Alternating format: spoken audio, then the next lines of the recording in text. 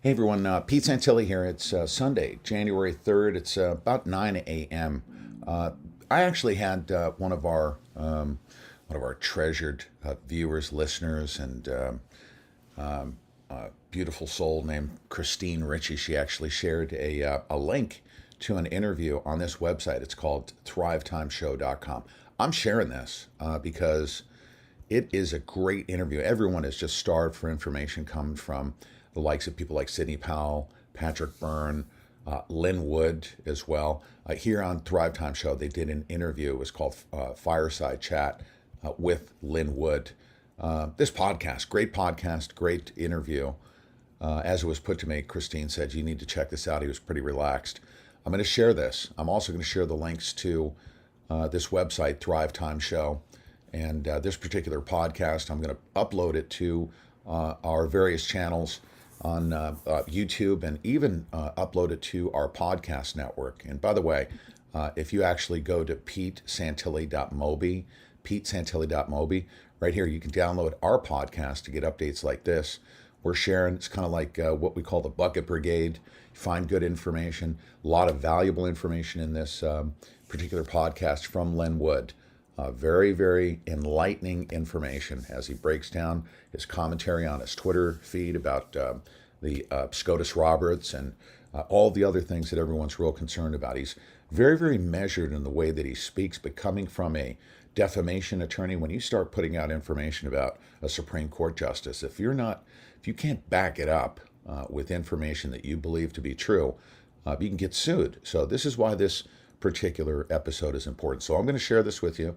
I'm going to provide the links to this particular website, the Thrive Time Show, and I want you to share this thing like crazy. As I say, I'm sharing it, sharing content. We need you guys to, subscribe, click that like button, thumbs up. I mean, wherever you can share and do that in this, what I'm calling the Bucket Brigade. You just grab the bucket and share it like crazy because of the amount of censorship that exists. And of course, you can find all of our links at petesantilli.mobi. Our latest place where I'm also going to upload it is Rumble. Rumble is a great spot to park our content. It doesn't get messed with. Tonight's show on this Sunday, I'm probably going to do a couple of updates like this and do a stream later on today about a very important topic. Here it is. You ready? S3418. President Trump signed it. Listen to this, okay?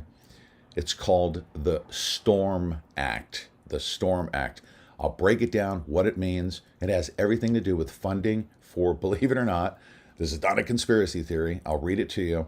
It has to do with FEMA camps. We'll be covering that in tonight's show. So be sure to click that, listen to this episode, click that share button, click the subscribe button wherever you can. Support us on all platforms from Facebook to Twitch to wherever it is that you're getting this message. So share like crazy, and we'll look forward to providing you continuing coverage of this January 6th historic meetup there with a couple million patriots in Washington, D.C. Stay tuned, and also get on our text alert system as well. Text range to 81257, and also get over to our Telegram if you go to petesantilli.mobi. Thanks, everyone. We'll be talking to you throughout the day here.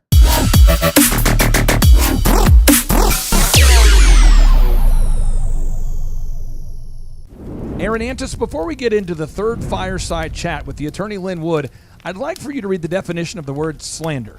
Okay, from Merriam-Webster, it is the utterance of false charges or misrepresentations which defame and damage another's reputation, or a false and defamatory oral statement about a person. James, as an attorney, as we get ready to introduce the fireside chat number 3 with Lynn Wood, as an attorney, why do you not want to falsely accuse people of things that they did not do, as an attorney? Well, because they could sue you.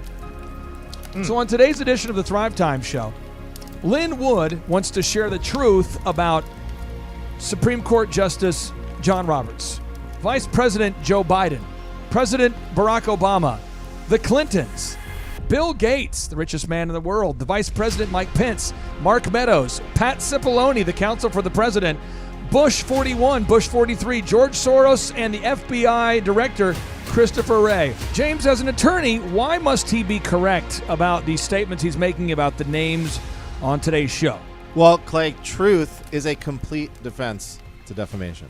So without fear, Lynn Wood joins us on the Fireside Chat number 3 to share the truth about the biggest names in the world and some of the most corrupt people on the planet as he shines a light on the truth about the names you need to know.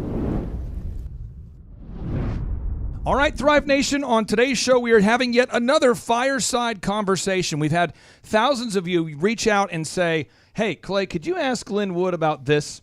Or could you ask Lynn Wood about that? And so, Lynn Wood, I appreciate you joining us here on the Thrive Time Show to answer questions from the Thrive Nation. Listen, Clay, I really appreciate what you're doing for this country and spreading the truth to so many people. And it inspires me to know how interested people in this country are. They are interested. They do care. Aaron Antis, you and your brother run Oklahoma's largest home building company, Shaw Homes.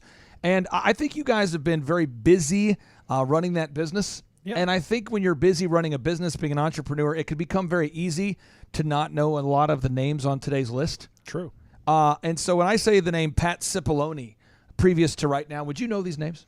I only heard about him recently. Okay, but maybe through the Thrive Time show. Yeah, other than that, I would not have known who he was. So on today's show, what we're going to do is we're going to unpack some of the names that Lynn has recently been tweeting about, so that way America can discover the truth about some of the biggest names that are in the media right now. Yeah. And you can understand which side of this election fraud these big names are on. Yes. Sound good with you? Sounds great. Okay, here we go. Aaron, now that we know that you don't have any objections with this list here, we're going to go over some of the names that Lynn Wood has recently, some of the names that you have recently tweeted out.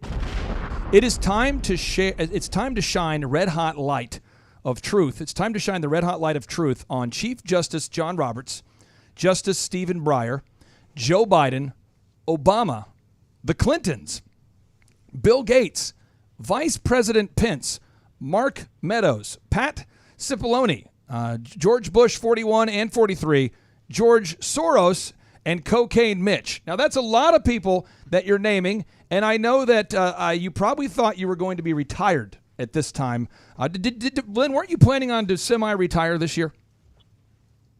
I actually told my family last Thanksgiving that I was going to semi-retire so that I could spend half my time finishing all of the Nicholas Salmon cases and then half my time writing. I've always had a number of books in my mind that I wanted to write, and it didn't work out exactly like I planned. So somebody else will have to write the books. I'm still busy practicing law. Well, by retiring, if you meant to double your hours and make half the pay or something like that, then you're doing a good job in retirement. So I'm mentioning that because you're certainly not doing this for the money. And before we go through these names, why are you unapologetically sharing the truth? Why are you doing this? Because I love this country, and I love freedom. I love the opportunity that this country provided me. As a young boy at age 16, having grown up in a household of domestic abuse and violence. My mother was dead. I found her when I came home from a high school function. She went to the morgue, and my daddy went to prison. Didn't have a dime in my pocket. I said this at the rally a few weeks ago. Wow. I would not have made it anywhere in the world, no matter how smart I might have been, the tools God gave me, the will, the drive. Anywhere else in the world, I would not have made it. But because America gave me the opportunity, I made it. I feel like I owe this country a lot. I don't have any tattoos, but if I did, I'd have "Made in the USA" tattooed on my spine. I love America. So you're right, I'm not doing this for money. I've had a 501c4 that's raised some money for expenses for investigators, IT experts, security people. I'm not taking one fee, not one dime in fee. I'm giving my time to the country. I'm giving my time to the people. And it's called paying back. I was asked this by a woman today. She says, ask Lynn how he deals with all the negative comments. So I'd like to ask you that, then we'll get into this list of names. Because as you share the truth, you're not slandering people. You're not making things up. You're just sharing the truth about people. But how would you respond to this woman? She wanted to know, how does Lynn handle all the negative feedback? Well, I don't know how much there's been. I'm assuming there's quite a bit. Anytime you're over the target, you're going to take flack. The more flack you take, that means you're straight over the target. If you can't attack the message, you attack the messenger. Now, am I perfect? No. I'm a sinner. We're all sinners. We all need forgiveness. But I faced my sins. I faced the good, the bad, and the ugly in my life, and I asked my God to forgive me, and he did. So I'm not running from any truth in my life. I have nothing to hide. So that anybody that wants to attack me, if they attack me with a lie, it's a lie. If they pull up something in my past and tell it accurately, it might not be flattering. They might take things and try to misconstrue them. I just can't get bogged down in the accusations, because at the end of the day, I don't really care what other people think about me. I only care about my reputation as it exists in the eyes of Almighty God. If I'm good with God, no matter what anybody else says or thinks about me, I'm good. So here we go. We're going into the truth canon here. Here we go. Chief Justice Roberts, as we fly over the target, you recently tweeted out, "I cannot imagine the pressures felt by the Chief Justice of the U.S. Supreme Court. Tough job. Bet it is even tougher when you know that Nancy Pelosi, Rod Rosenstein, John Podesta, and John Brennan have a damning and incriminating recording of you. Tough way to earn a living." What do you mean by that, sir? I believe that there's documentation that Chief Justice John Roberts was involved in discussions about the successor to Justice Anthony Scalia before Justice Scalia died. I believe that those individuals I named have recordings of that conversation. That was their protection against anyone ratting out the other one. One goes, they all go. I believe that exists. I believe that the evidence exists in a sealed document in a federal court in Maryland, but sealed under alleged national security. If that document is opened and the fake claim of national security is removed, we're going to learn a lot about the truth about Justice John Roberts. I also believe that John Roberts did know Jeffrey Epstein, that he did fly on his plane. I don't know. I've seen pictures that I don't really believe are John Roberts at the island. But I would say to your viewers, your listeners, what's the connection? Check out whether Jeffrey Epstein had anything to do with Justice Roberts adopting 2 children from Wales. I think you're going to find that John Roberts has a special place in hell waiting for him. And he has no business being on the Supreme Court of the United States. He's corrupt. He's evil. He needs to go. So let's move on to Joe Biden. Again, I think a lot of Americans up until this year probably been apolitical, meaning that they don't probably vote a lot, and if they do, they probably just show up and vote straight ballot. They vote, straight Republican or straight Democrat. A lot of people haven't really thought about, man, I wonder if the people running for office have connections to the communist Chinese. What does every American need to know about Joe Biden? Joe Biden is owned by communist China.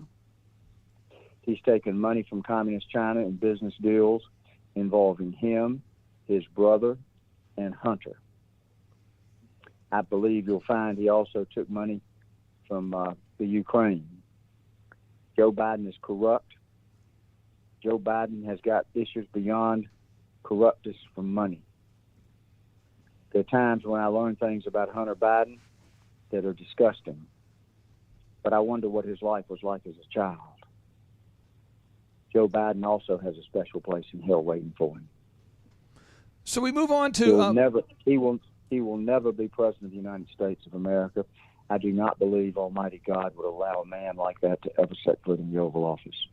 What you just said sounds crazy for someone who hasn't heard it before, and I have cited all of it. So if anybody wants to, if you heard what Lynn just said and you're going, I'd like to see proof of that, please text me. Don't text Lynn. Lynn is fighting for our country. He's doing lawsuits. I'm not that talented. Text me, 918-851-6920, 918-851-6920, and I will send you irrefutable proof of Joe Biden's corruption and Chinese connections. It's truly incredible.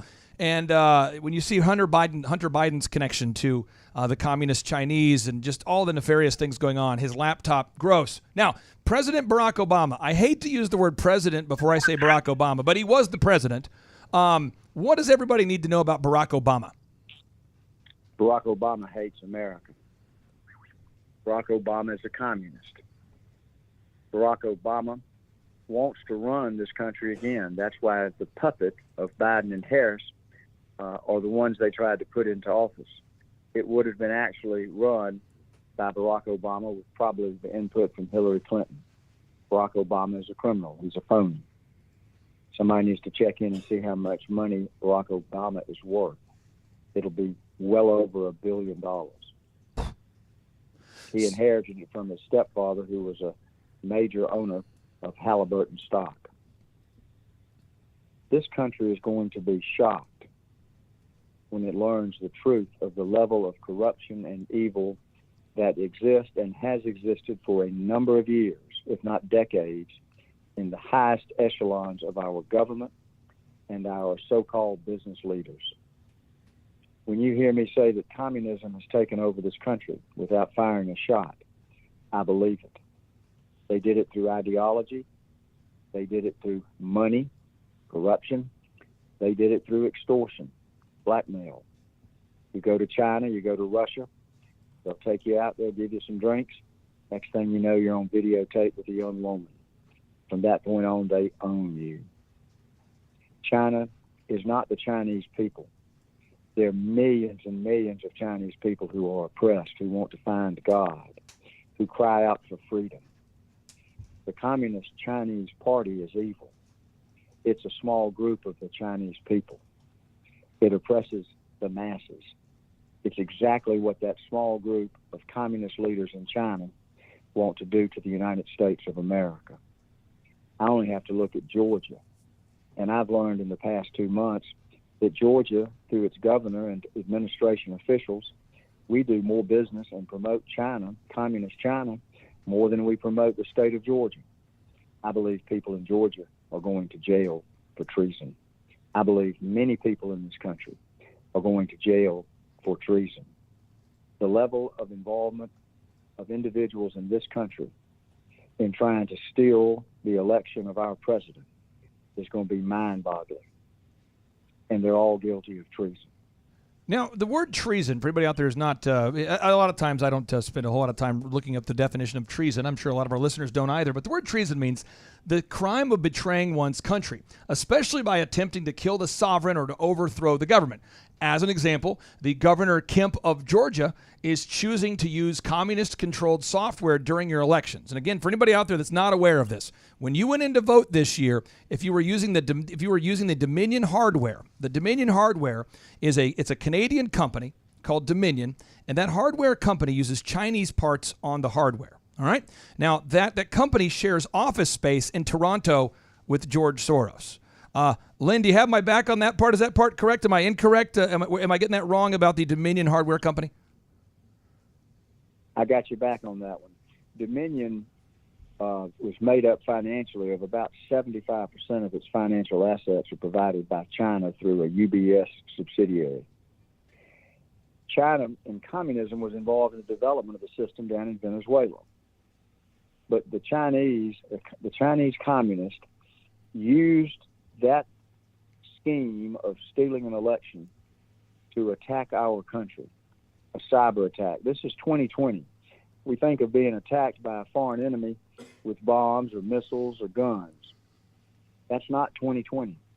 2020, we've been attacked with a biological weapon, COVID-19. We've been attacked in a cyber attack on our election. There are other cyber attacks that have gone on in this country in the last few weeks of our infrastructure, at least one or more of our military bases. We are at war with China, and we're going to be in a war for our freedom. What's going to happen over the next several weeks, only God knows. But I believe there's going to be civil unrest. That's part of a color revolution. Have a disputed election followed by violence in the streets. People are going to try to believe the brainwashing from the media that somehow Trump is trying to seize control. That's nonsense. He's trying to save our country and save our freedom. But I believe this country is going to realize soon that we have to come together against a common foe. Communist China, likely Iran, to some extent Russia. They've taken us over internally, just like they said they would. They do it without firing a shot. They've infiltrated our media, Hollywood, academia, our community organizations, our local, state, and national governments, our judiciary.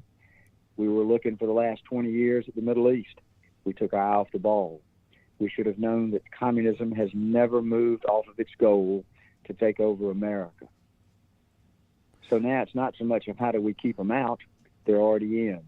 The question is how do we get rid of them? That's the swamp that Donald Trump promised to drain.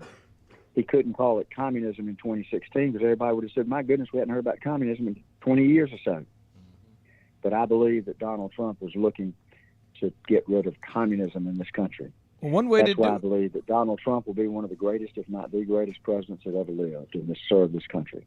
Amen. And I'll say this, the one way to get rid of a lot of bad guys at one time is to arrest these people of treason, because the punishment for treason in the United States, those punishments are harsh. They involve imprisonment. You can never run for office. There's actually a penalty of up to death.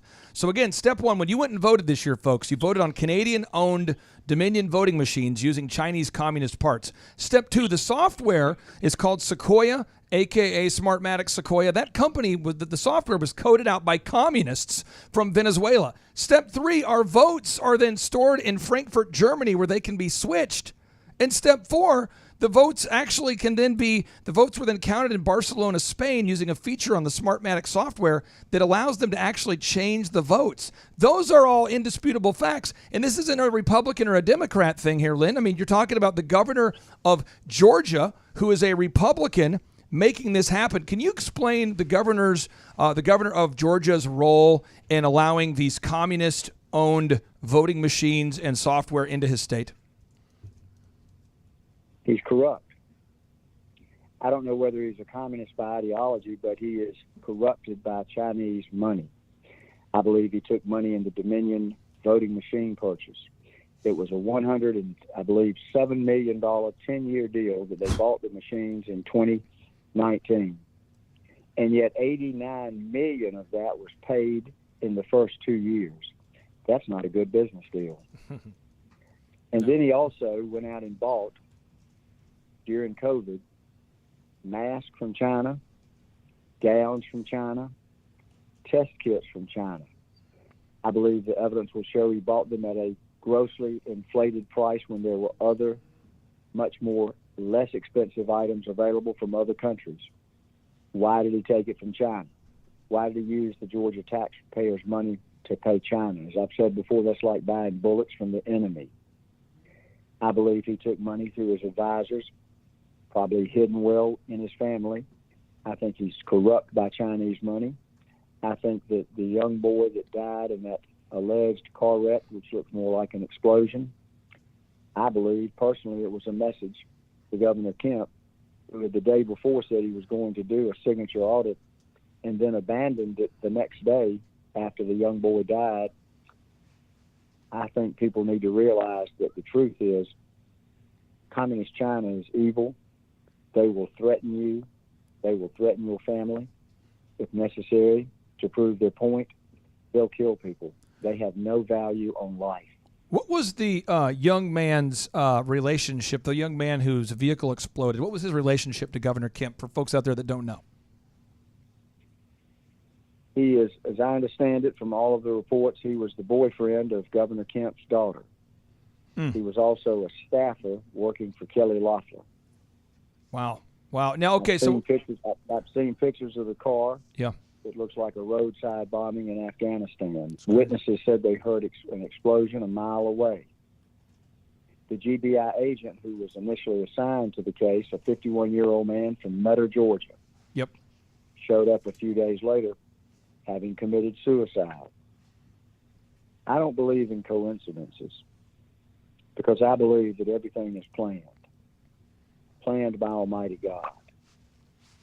So sometimes people say, how do you figure things out? I say, I connect the dots. If you don't believe in coincidences, the dots will always be connected. Now, a lot of people are hearing for the first time this stuff, so I'm trying to go at a medium pace so people can get it, but I want to make sure we're getting this. We know that the voting machines were communist controlled. The voting machines were made by communists. The software was made by communists, and the software has the ability to switch the votes. And if you're listening right now and you want irrefutable evidence of this, text me to 918-851-6920, 918-851-6920. And your friend, Sidney Powell, just released about, 48 hours ago, 72 hours ago, a 270-page report documenting all the voter fraud. I mean, that has actual affidavits. Can you maybe comment on that a little bit? Because Sidney Powell is an unbelievable researcher, and we're going to share this with all the listeners out there. But could you maybe share about the level of research that Sidney Powell has put into that report? Well, I can. I can tell you, for starters, that Sidney Powell is a truth giver, and she is also a woman of God. Sidney Powell, and I've seen it for several weeks, along with a team of very talented and dedicated young people. They have worked around the clock. I've worked with them many nights. They have assimilated the evidence. They've tracked down the leads. I have tens of thousands of emails sent to me where people have witnessed the fraud, and they track it down. Experts have submitted analysis. Sidney has just recently posted in the last 24 hours a video or two that shows you how easy the votes are changed by the computer software system. Yep. 2020 was not the first election in this country that was manipulated by computers. Hillary ran a program in 2016. Trump beat the algorithm. That's how he won the Electoral College. Amazing. If the truth were known about the real vote in 2016, Donald Trump won the popular vote. They ran it again in 2018 for the mid-year election. That's how they took the House. And then they ran it again this year just to make sure that 2016 didn't repeat itself. They used the COVID weapon to heighten the excuse for and the use of mail-in ballots. So that this year, in 2020, when the president once again badly beat the algorithm, they stopped counting almost in a coordinated fashion in the key swing states, and they started bringing in box loads of fake paper ballots by mail. The fraud was so great, they knew they were going to get caught. They never intended to make this about a lawful election. I've said it before. I haven't changed my mind. This is a color revolution, an attempt to overthrow the duly elected president of the United States. And if we let them get away with it now, 2020 will be the last election, because after 2020, they won't need to go to the time and trouble of creating a false election. They'll just tell you who the next leader of the country is going to be. That will never happen in America. Amen. Americans will not let it happen. Now, we have some great Americans here in the studio that want to ask you some questions, and so I want to fire through a few more names here because, again, I think a lot of listeners are hearing this for the first time. I think if you're somebody on the right wing, you might go, oh, it's obvious those dirty Democrats, those people are stealing the vote. If you're a Democrat, it's like, oh, it's obvious those Republicans. But let's get into the Republican Party a little bit because Patrick Byrne, who is the founder of Overstock.com, he's working to expose the mass industrial level election fraud. He's showing the technology behind it. He's been employing a team on his own dime of researchers to prove the election fraud. It's truly incredible.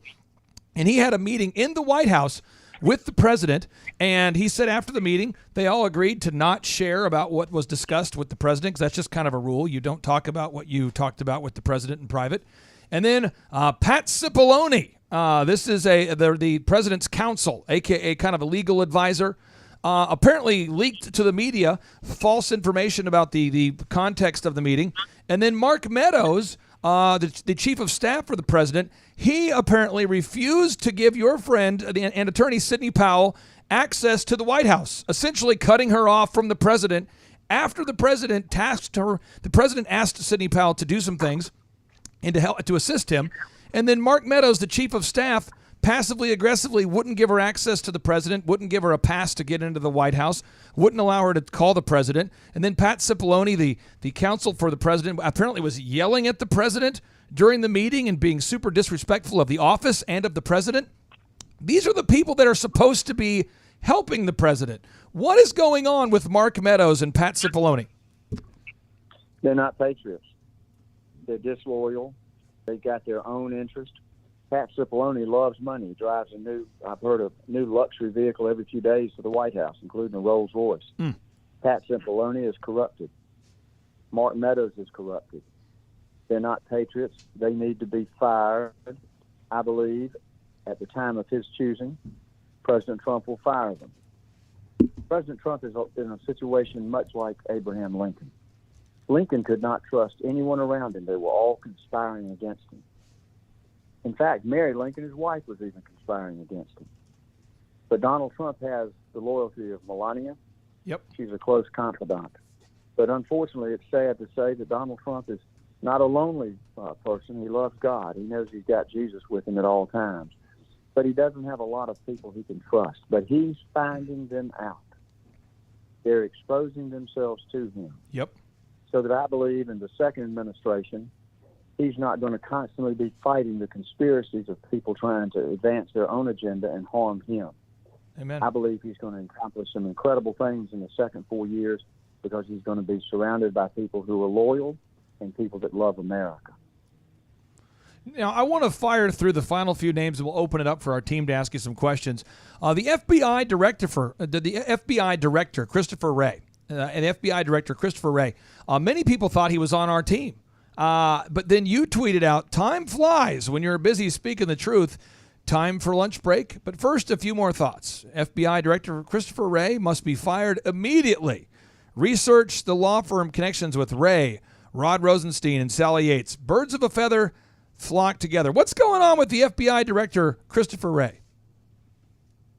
They were all partners in the law firm of King and Spalding. Rod Rosenstein is corrupt. Sally Yates is corrupt. Christopher Wray is right in there with him. He's corrupt. The FBI, I'm sure, is made up of some fine individual agents. Yeah. But the FBI has been corrupt at its higher echelons for decades. I saw it firsthand when Louis Freeh was the director, when they falsely accused and tried to literally railroad Richard Jewell. They don't care about anything but their own agenda. The FBI is probably covering for the CIA. The CIA is the most corrupt organization in the country. Donald Trump's getting ready to take the fangs out of the CIA. Amen. And he's going to turn them back into paper chasers. He's going to pull all the special ops from them. The CIA was involved in the election fraud, too. They've been doing it for years, decades in other countries. So let's talk about, we're going back to Republicans here, going back to more Republicans. Vice President Mike Pence. So many people that I know have put their heart and their soul and everything of Mike Pence. Oh, yeah, baby, Mike Pence. And yet Mike Pence worked closely with Dr. Fauci for months of this COVID-19 chaos. The models that said 2.2 million people might die, those turned out to be false. And by the way, if you're listening and you need proof of that, text me, I'll give it to you. The models turned out to be false. The actual COVID-19 tests have been shown to be falsely calibrated. Dr. Fauci's telling people to wear a mask. He says, don't wear a mask. Then you should wear a mask. He says we shouldn't shut down the borders. Then we should shut down the borders. He says we should never shake hands again. He says we can't go back to normal until everybody has a vaccine. And the man who spent the most time with Dr. Fauci, the head of the coronavirus task force, is in fact Vice President Pence. What is going on with Vice President Pence? I've never met Vice President Pence. I have had the opportunity to speak with people that have known him firsthand. I don't want to judge him based on necessarily what others have told me about his demeanor and how he treats people. Let's do this. Let's see what Vice President Pence does on January the 6th and whether he rejects a lie, the election of Biden, or whether he stands up for truth and rejects it. If he is a man of God, as he claims to be, he would never even consider validating a lie. if you don't live a life of truth, you will not see the kingdom of God. You've got to be able to accept that you make mistakes, the good, the bad, and the ugly. You've got to ask for forgiveness. If Mike Pence is a man of God, then he needs to stand up for truth. Yet no one's really sure where he stands right now. The fact that there's concern about it says a lot to me. But I believe that pressure will be put to bear on Vice President Pence, who I think was more concerned about 2024 and keeping in the good favor with all the moneyed people in the Republican Party who have been anti-Trump, that he was looking for his own agenda in 2024, and he was not putting his country and President Trump first. He better not let the American public down. They will not tolerate it. Final three people or people groups before we open it up for our town hall group here. Let's go with Bill Gates, the Bush family, and the Clintons. Let's go with Bill Gates first. Bill Gates. Bill Gates is the one, it turns out, who was helping to fund the models that said 2.2 million people might die of COVID-19. That turned out to be wrong. Bill Gates is the one behind the technology called Election Guard that turned out to have the ability to nefariously adjust the votes. Election Guard is on many voting systems, on most voting systems. Bill Gates spends a lot of time in China. Bill Gates chose to be a longtime good friend of Jeffrey Epstein, and he didn't become a friend of Jeffrey Epstein until after Jeffrey Epstein was convicted of pedophilia. What are your thoughts on Bill Gates? He's going to have that same special place that Roberts and Biden are going to have, and many others. Bill Gates is evil. He wants to depopulate the world so that the ruling elite can be served by a controllable number of the masses. Look him up. Depopulation. He's trying to control people through use of chips. Microsoft had a chip done where you could have it put in your arm, and it would regulate allegedly your exercise level, and you exercise enough, you get cryptocurrency. It didn't go over very well. So now he's developed an invisible tattoo that goes on your forehand or your forehead with an invisible ink called luciferase. Bill Gates wants to weaken the natural immune system of our population by giving them vaccines. Vaccines of which the contents we do not know. Some people believe that it's DNA altering. I wouldn't get near within missile range of anything that Bill Gates promoted.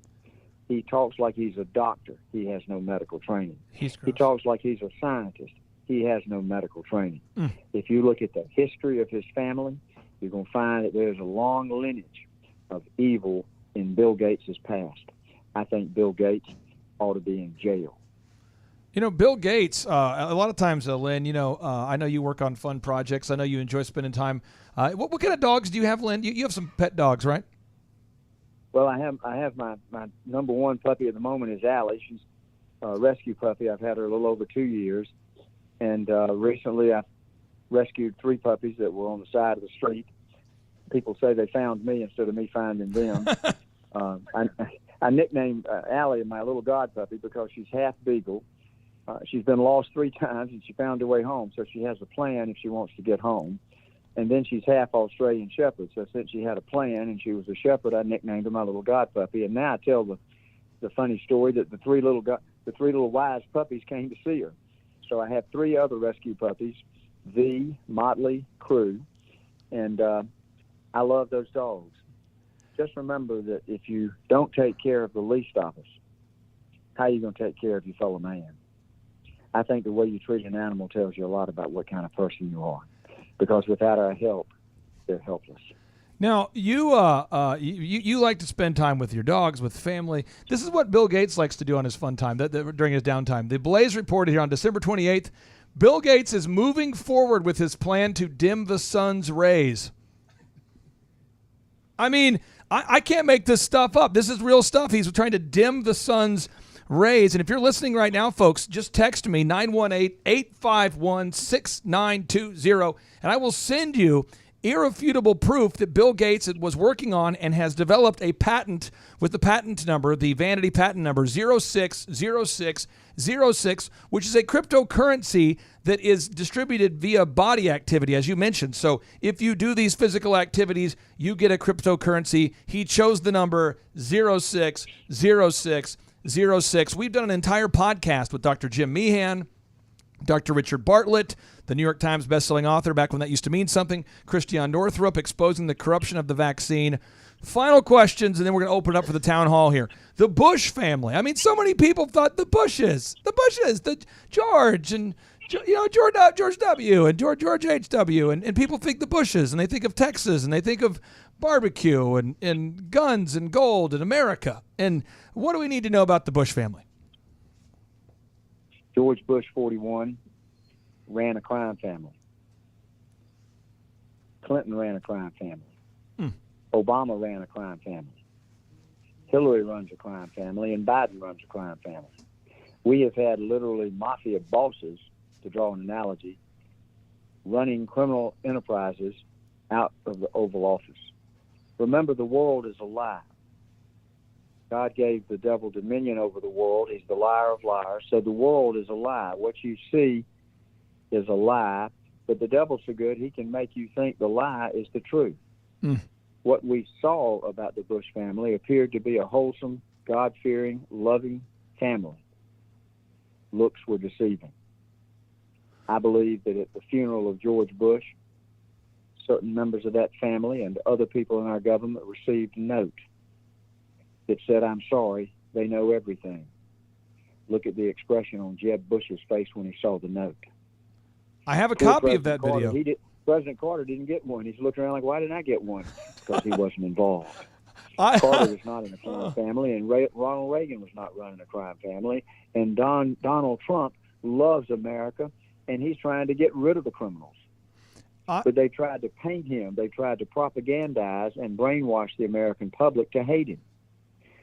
And the public has bought into the lie because they've been brainwashed by communist propaganda ever since he was elected. In the summer before he was elected, they couldn't praise him enough when he was running. True. Because they thought he'd be easy pickings for Hillary. Hillary Clinton is evil. Bill Clinton is evil. Sadly, Bush 41 was evil. Bush 43, apple didn't fall far from the tree. If people want proof of the interaction where at the George H.W. Bush funeral they were given an actual note and they didn't react positively to receiving the note at the funeral, I can send you a copy of that video. I have that. There's just so much to unpack here. You're blowing people's minds. So I'm going to open it up now to the town hall. We have a guy named Jonathan Kelly here. He works with me. He manages a team of about 100 people, does a great job. Happens to not be a fan of communism, and he's also, Lynn, I vetted him. He's not a member of Antifa last time we checked. Jonathan, what question or questions would you have for Lynn Wood? Yeah, I want to go back to the 6th. We keep hearing about how important this day is going to be, and I just want, what's your opinion on what's going to happen on the 6th? I don't want to speculate when I don't know. So at first blush, it's clear that President Trump, I believe, has said that he wants the people to come to Washington by the millions to celebrate. I think he said it's going to be a wild party. So I would like to believe that between now and the 6th of January, President Trump is going to reveal the truth to the American public. And they're going to celebrate because I don't believe that anybody in the Congress is going to vote for a criminal like Joe Biden to be in the White House. I even believe it could be unanimous. But that may be the plan. I know there are other plans from the nefarious people like Antifa and Black Lives Matter. And so I'm always worried that they might try to strike back at the American people who love freedom and Trump. But I also believe that President Trump is way ahead of these people. I believe that he has positioned our National Guard to protect our citizens. I believe he has positioned our military forces to protect our country. So let's see what happens between now and January the 6th. But I believe your President of the United States has been working long hours. I believe my own belief is that on Christmas Eve, he crossed the Delaware. We haven't heard from Bill Clinton since the middle of December. We haven't heard from Hillary Clinton since the middle of December. We haven't heard from some other people that you would expect to be in Georgia campaigning for the most important please tell me. Democratic Senate election. Please tell me Where they're are in they? Gitmo. Tell me they're in Gitmo. I know you can't speculate, but I know you can't tell me. You're not going to hop on the show and speculate, but Thrive Where's Nation, Hunter Biden? I want them to be in Gitmo. I can't. We have no proof they're in Gitmo. The president has made several comments. Where's Hunter? President Trump is a genius. But God named him Trump because he's going to trump them all. And I believe he's the trumpeter for the walls of Jericho. You've heard me say it before. Yes. Our country is praying like it's never prayed before. Jonathan, does that God satisfy is your going to tear question? down the walls, and we're going to take our country back. Yeah. We're going to have to fight. Half of our country doesn't even know what's going on.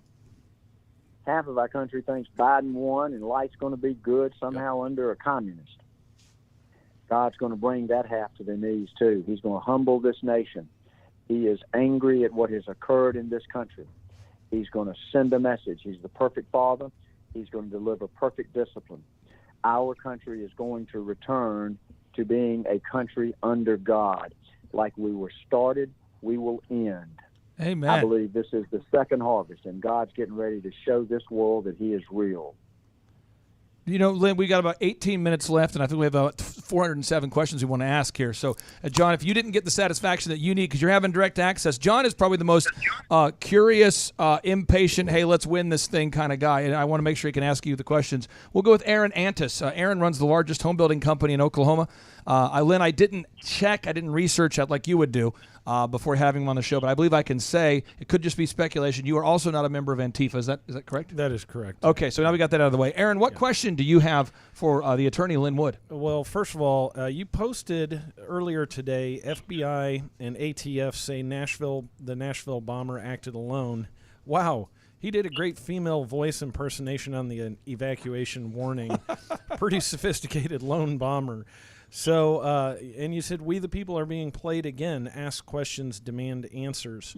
What thoughts do you have on? I know I had actually a dinner years ago with Frank Gaffney, who was the former Assistant Secretary of Defense under Ronald Reagan, and he told me some of the most mind-blowing stuff about other governments being infiltrated into our government, and I thought at the time that he was a crazy man. But he talked about attacking the electrical grid, and that the most vulnerable spot of America was the electrical grid. Oh, now you're taking the room down. What thoughts do you have on what was going on behind that bombing of the lone bomber? Well, let me give you just a quick background. They accused my client Richard Jewell, who I fought for 16 years, of being the lone bomber of Centennial Olympic Park. It turned out it was bombed by a man named Eric Rudolph. It took the FBI years to bring Eric Rudolph to justice. So I'm a little suspicious when they wrap up a bomb case within 24 hours and put a bow on it and say everything's fine. Oh, yeah. I also am a little suspicious about, while you can synthesize a female voice, it's still a fairly sophisticated warning for people to evacuate. Right. If you look carefully at the video coverage, where the explosion occurs, it doesn't seem consistent with the RV. I think there could be any number of explanations. It could have been a distraction. It could have been an effort to destroy evidence of wrongdoing in the Dominion data that was run from Georgia through the Nashville AT&T facility. There's a number of explanations, but let me say this.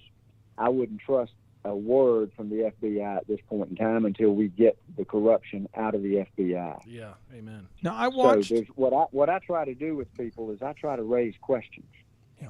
Because we're so used to accepting at first blush what we hear in the media or hear from our government that we've gotten lulled into not thinking for ourselves, not raising questions and having a curious mind.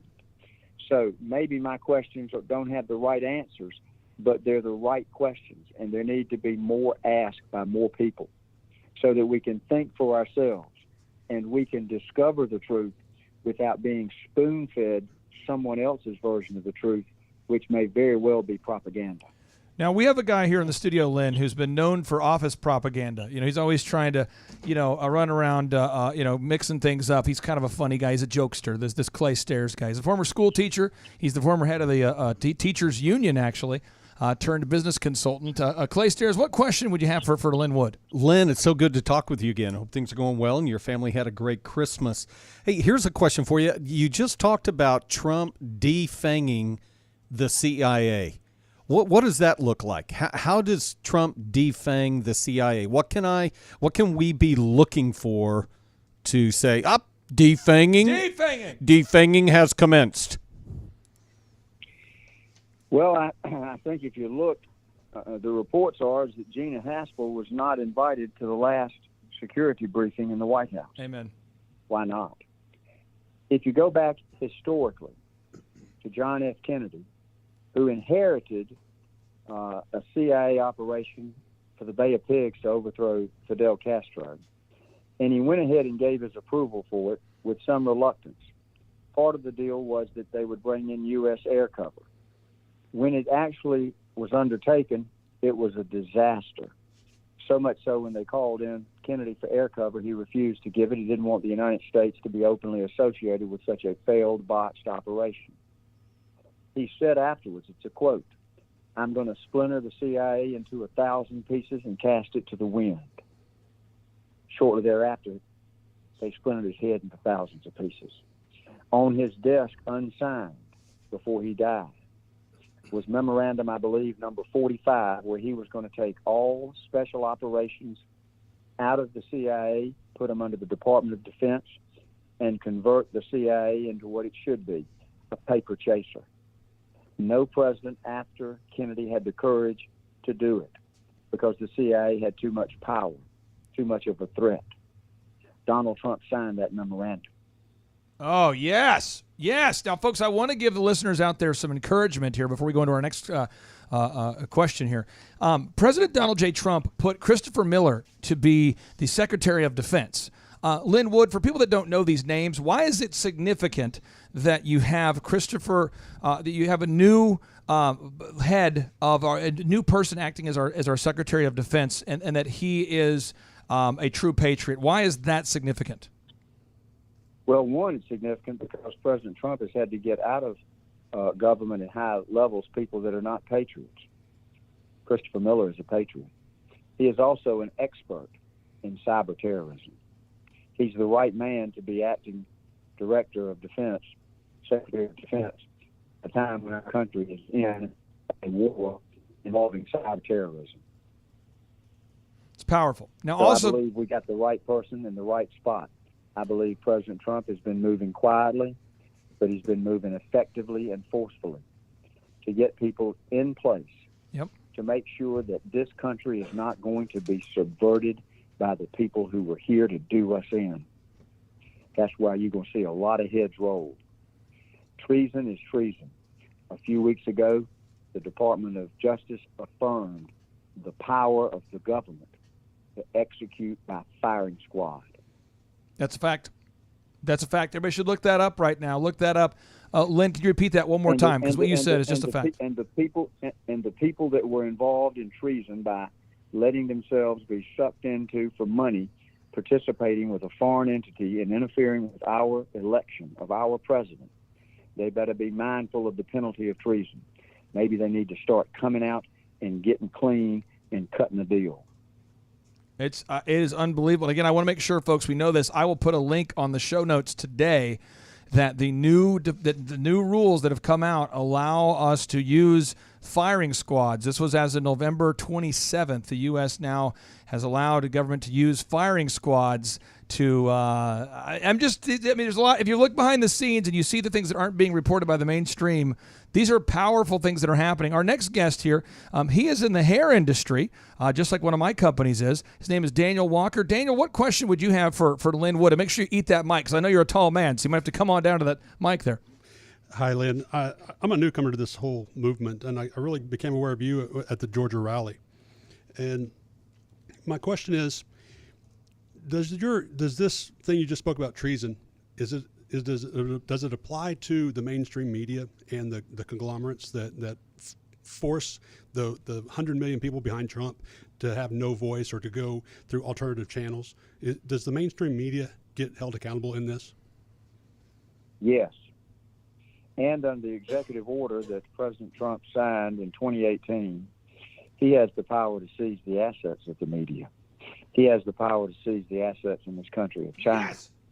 He has a lot of powers that he needs to execute that order if he finds, as the DNI Director Radcliffe found, confirmed by Peter Navarro, that China, Iran, and Russia interfered in our election in a materially adverse way.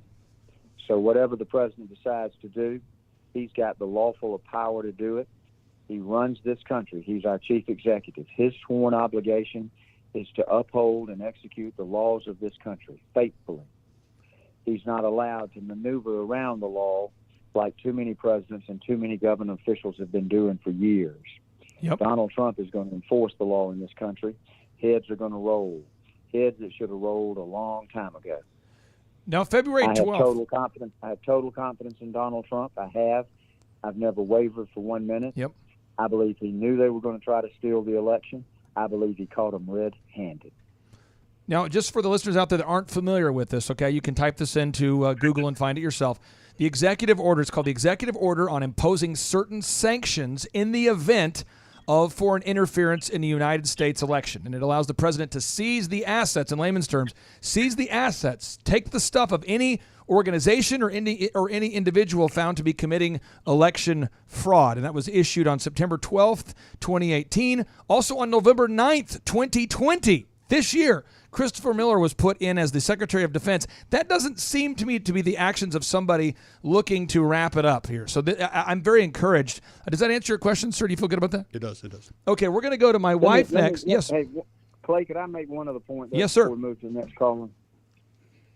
I would urge your listeners to look back at a tweet that Joe Biden posted in October of 2019, where he literally was forecasting the idea that we were unprepared for a pandemic and blaming the Trump administration.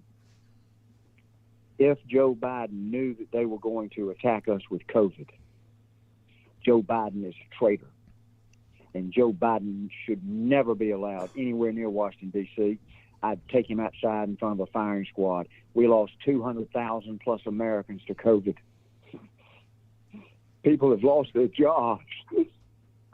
They've lost their businesses. And if that SOB did that and knew it was going to be done and was complicit in it, then he has a special place in hell, worse than Bill Gates and John Roberts and some of these other people. I'm sorry if I'm emotional about it, but I believe he was complicit. I believe it was an attack that he knew was coming because he's owned by China. Yeah. I hope that says it all. No, it does. And again, I want to make sure listeners understand this because there's so much that you and I understand because we've been researching this without ceasing for months. But can you briefly explain, China infused $400 million into the Dominion voting systems before the election. Is that correct, sir? 400 in November of 2020, or right before November of 2020, and 200 a year or so before. So they put 600 million into Dominion. And I'm putting a link to it on today's show notes. I fact-checked all this stuff, folks. Vanessa, my incredible wife of almost 20 years, and she just turned 21, Lynn. It's amazing. It's kind of weird. But Vanessa, so mother of 5 kids, what questions do you have on behalf of the Clark family and all the moms out there? Yes. Well, thank you again, Lynn, so much for being on and for keeping us all up to date. It really is. You feel closed in because you can't just turn on Fox News or any of these networks. And so you can't get news anywhere unless you're going to the source. So I had a question, just being really curious about this RV that blew up or / the missile strike that happened in Tennessee. I feel like that the deep state and Americans who are awake to what's going on know that we're at a war basically for the survival of America. And my first thought, seeing that was, I felt like that was I feel like most of America is asleep, but for everyone who is awake, and I felt like that was an act of war, like the war going on behind the scenes, and we're not being told what goes on. I don't, it certainly didn't look to me when I saw the videos like that was an RV blowing up. That looked like, the fire was coming from elsewhere. It looked like there was a strike. I put video footage on today's show notes. Yeah. So just my question is, do you think as we approach the 6th or between the 6th and the 20th of January that we should expect to see more of events like that, which are maybe things happening behind the scenes, but then playing out in this war, which we're kept in the dark about? I do believe there will be increased incidents of violence. What people have not talked about with respect to that bombing is that there were eyewitness reports of a gunfight. Wow. There were shots fired. We may even find that the good guys intercepted that bombing, and that's why it may not have been able to effectively destroy the evidence they were trying to destroy. Okay. No need to speculate on it, but we know there were gunshots fired. That's not consistent with this lone bomber, suicidal guy. We know that nobody else, from what we've learned, died except this man, whose remains were quickly found. DNA was quickly identified. Man, they're good. Mm-hmm. They weren't that good in 1996, and recently I haven't seen them that good in solving any crimes. But they sure were good there. So I would just have a very suspect view of that bombing until we learn more of the facts. I think eventually, I've said it many times, every lie will be revealed. Yeah. We'll have to wait for the truth to come out, but I think we have legitimate reasons to raise questions as part of our search for the truth. I'm a lawyer. I discover truth by asking questions, sometimes open-ended questions, sometimes questions on cross-examination that are intended to be rough and tumbling. Because when you confront somebody with the truth, sometimes you have to work them over verbally on cross-examination before they'll admit it. Mm-hmm. But I do believe that truth does prevail. I believe that God is truth. I believe that God is in charge and controls and plans everything. So what you're seeing happening is God allows, in effect, evil to exist so that on his time, in his way, he will defeat it. And we give him all the praise and all the glory for when he does so. Because he's Almighty God, the perfect Father, he wants to be glorified by his children. I believe that God is going to win. He always does. He won at Calvary. I believe that good is going to win and truth is going to win. President Trump will be the president for 4 more years. Joe Biden is a liar and a criminal. He will never win over Donald Trump, who represents America, freedom, and truth. Lynn, we have 3 final questions in final 5 minutes, so here we go. Josh Wilson, you served honorably in the military. Were you a cabin boy, or what was your role in the military, sir? Were you security forces, basically base police, essentially in the Air Force. Okay, so it was you were a part of the real military. Well, Yes. not like me. Well, I just a love lot the of people military. say the Air Force is not a part of the real military. Well, I didn't have the courage to serve, or whatever that was, but you honorably served. What question do you have for Lynn Wood? So for me, Lynn, all the people, and thank you so much for joining us, sir, but for me, all the skeptics out there, all the people who are tuning into this, say, hey, let me listen and see what's here. Where would you advise the people who maybe don't believe it or are looking or searching for the truth, like you were saying earlier? Where would you advise that they go do their independent research? Where would you say that they go and hunt for the truth to get to this conclusion? Well, first you got to search hard for the truth because it's obfuscated and hidden by decades of lies. And you're not going to find the truth in the mainstream media. Stay away from that one. If you want to do research online, go to DuckDuckGo. Use that web search site. Don't use Google. Google manipulates the information in there. Before the COVID attack, you could go on Google and you would find any number of treatises about masks not being effective. And then after the COVID attack, you go to Google and all of those pre-2020 articles were gone. And all you saw were 2020 articles saying that masks were effective. Stay away from Google. Yes, sir. Go to DuckDuckGo. I think OAN is still giving you some legitimate information. Newsmax, I'm not so sure anymore. So there are not many solid sources, but you got to look for the truth givers. Go to Sidney Powell's Twitter page. Go to General Mike Flynn's Twitter page. Go to Donald Trump's Twitter page. If you're of the mind, go to mine. If I tell you something there, I believe that I'm doing my very best to tell you the truth. I try to live a truthful life. It doesn't cause me any benefit, in fact, great detriment, if I go out and spread a lie. If you're a liar, you won't see the kingdom of God. Amen. You've got to be a truth giver. It's unbelievable the sacrifice you're making by sharing the truth. I know you receive a lot of. What I see is 2 out of 3, 3 out of 4 people are very positive and thankful they hear the truth, and then that 1 out of 4 they're super negative. But you're pushing through the pain to share the truth. I appreciate that. Nace, you run a machine shop. You're one of our final 2 guests here. You have a machine shop called Master Machine. Yes. You make parts for everybody from like the U.S. military to Tesla, etc. What question do you have for Lynn Wood?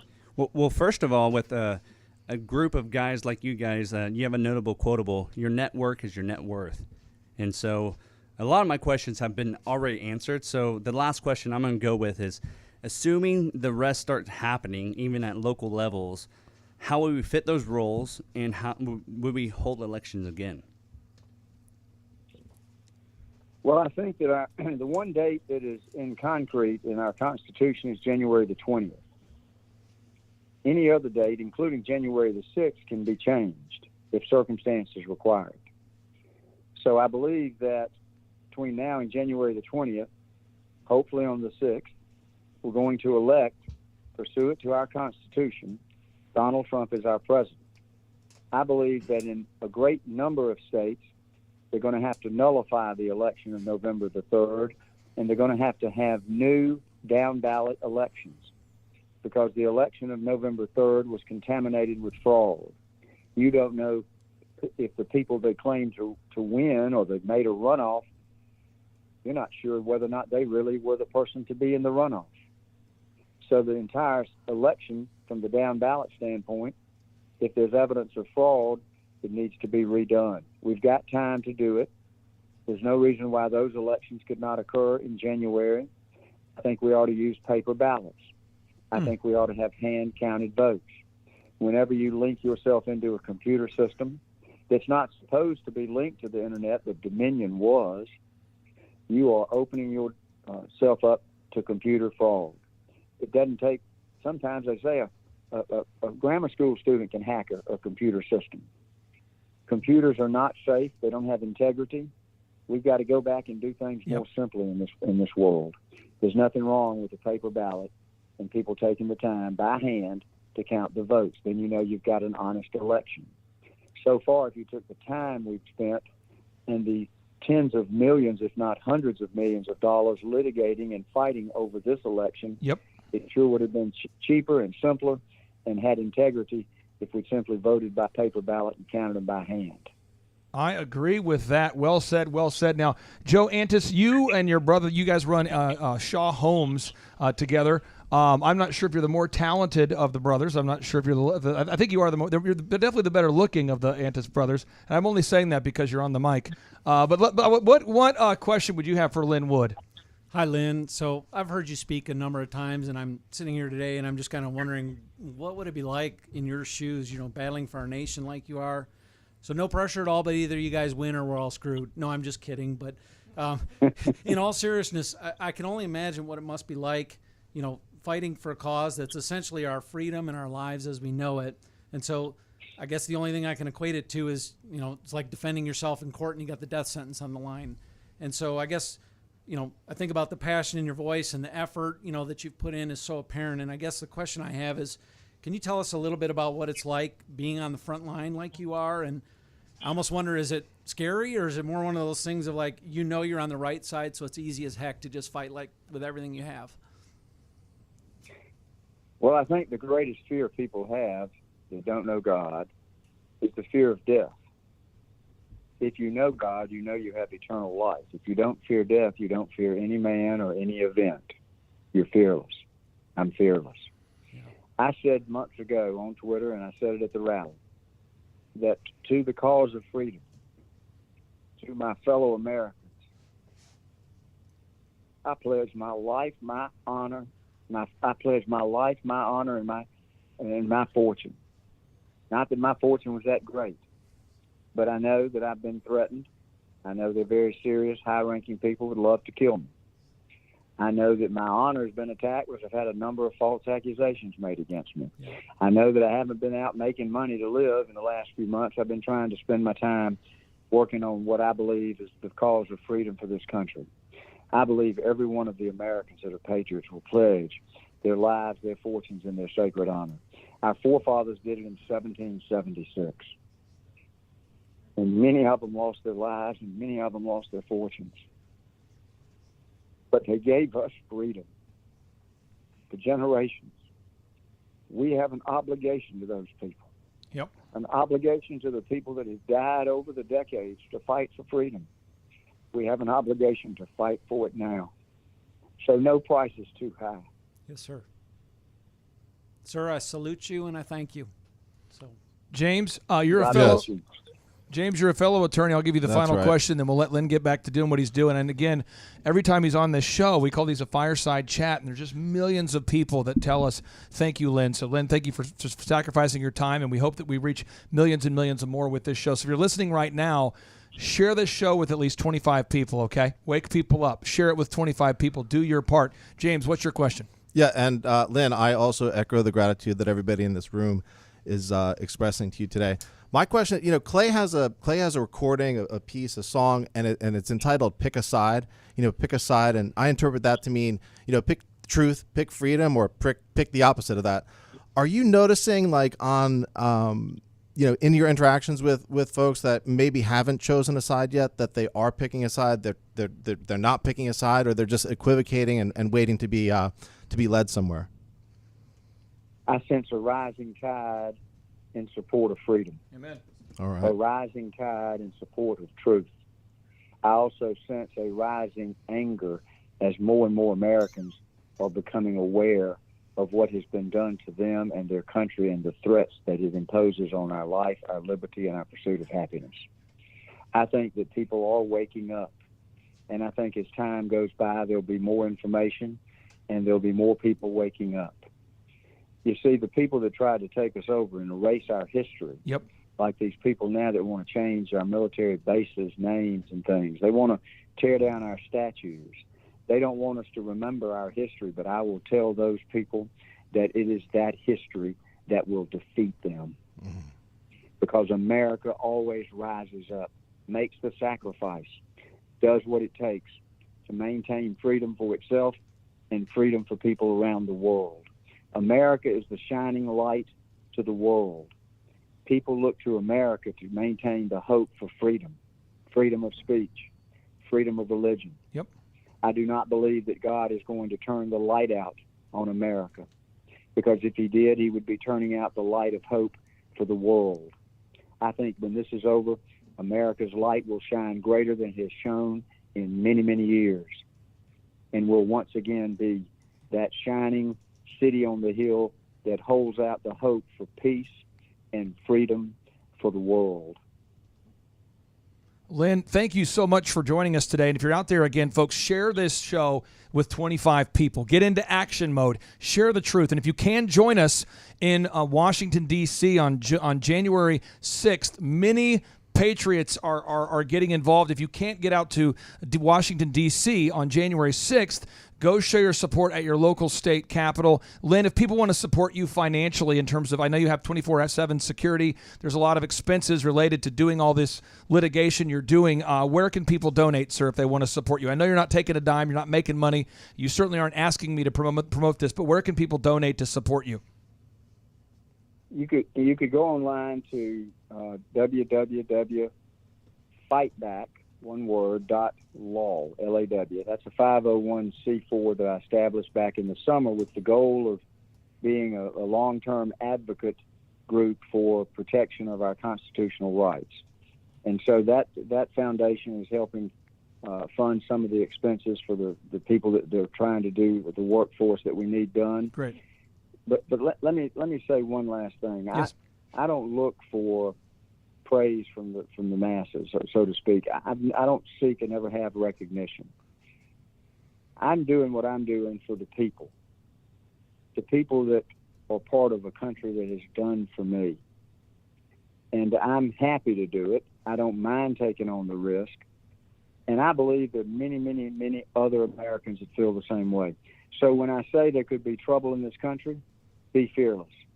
Don't hide in your houses. Don't hide behind a mask. Stand up for your rights. Yep. Have the courage to go out and talk to your representatives. Call the Supreme Court. Call your governors. Call your congressmen. Call your senators.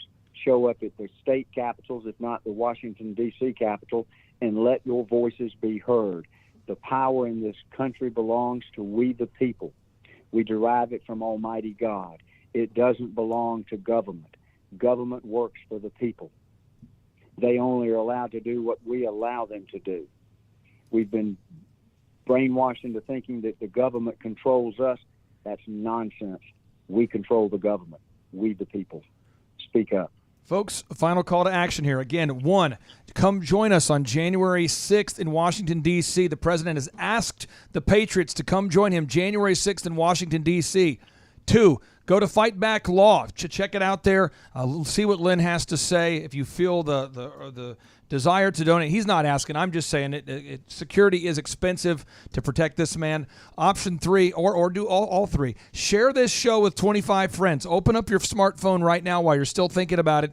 Text it to everybody you know. Go through your contacts. We got to wake people up. Lynn Wood, thank you for joining us for another fireside chat, my friend. I appreciate you. Thank you very much, Clay, and God bless you and God bless all your listeners. Take care. And now, without any further ado, 3, 2, 1, boom! If I lived in China or even Russia or any totalitarian country, maybe I could understand some of these illegal injunctions. Maybe I could understand the denial of certain basic First Amendment privileges because they haven't committed themselves to that over there. But somewhere I read of the freedom of assembly. Somewhere I read of the freedom of speech. Somewhere I read of the freedom of press. So just as I say, we aren't going to let any dogs or water hoses turn us around. We aren't going to let any injunction turn us around. Gotta pick a side, man, it's do or die.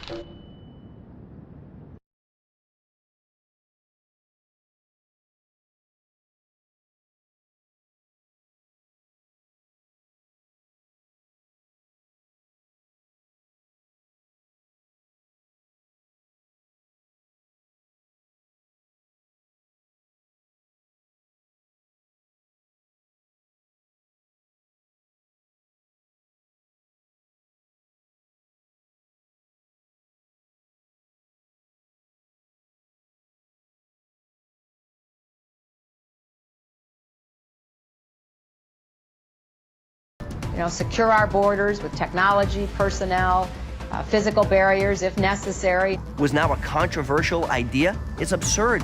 When we went out to the American people and the president started talking about bringing our jobs back, under the Obama years, those jobs were decimated, and he promised to bring those manufacturing jobs back because middle America had been left behind. We will bring our jobs back, Sean. We're going to bring our jobs, as sure as you're sitting there, we are going to bring our jobs back into this country for the first time. If we don't have a wall, we don't have a country.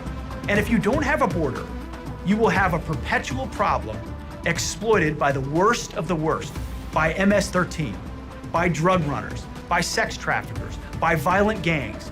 All of these groups who have created problems across our country that then left-wing politicians give sanctuary to. Reaffirming its reputation as the sanctuary city of all sanctuary cities, San Francisco is doubling down on its defiance of federal immigration law. To me, the border wall is as close to an immigration litmus test as there exists. Find me a politician and ask them what they think about the border wall. We are 5 days away from fundamentally.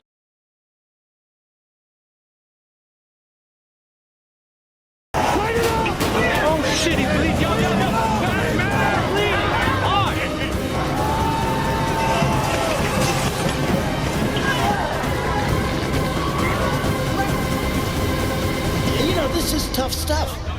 We're fighting a war. No Trump, no wall, no USA at all. No Trump, no wall, no USA at all. No Trump, no wall, no USA at all.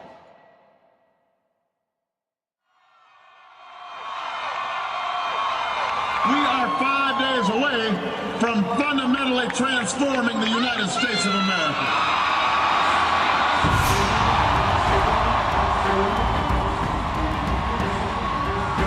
Barack Obama had tried to fundamentally transform our country. And I didn't understand yet how far our country had gone, how much Obama had given away our nation. Taking a look at the labor force participation rate, it's the lowest it's been in decades and has been on a steady decline during the Obama presidency. Where the country was before Trump got into this race was, it was a dismal economy. We're still living on the Obama economy, and we're in the worst shape we've been at in the entire post-World War II period. Unemployment was high, people were downtrodden, people were disappointed, and we became the laughing stock of the foreign policy world because we had an American president who was an apologist for leading the greatest country in the world. And what we saw was this president go overseas and start bowing to foreign leaders and being apologetic for having the greatest superpower the world has ever seen. What we needed was not a litigator, we needed a fighter. We needed someone that understood this is a cultural war, that the left wants to undo our country. They want to take down America. No Trump, no wall, no USA at all. No Trump, no wall, no USA at all. No Trump, no wall, no USA at all.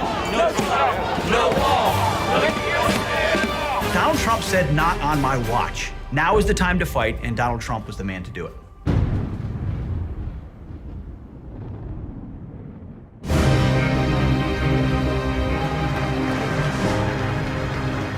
We don't have victories anymore.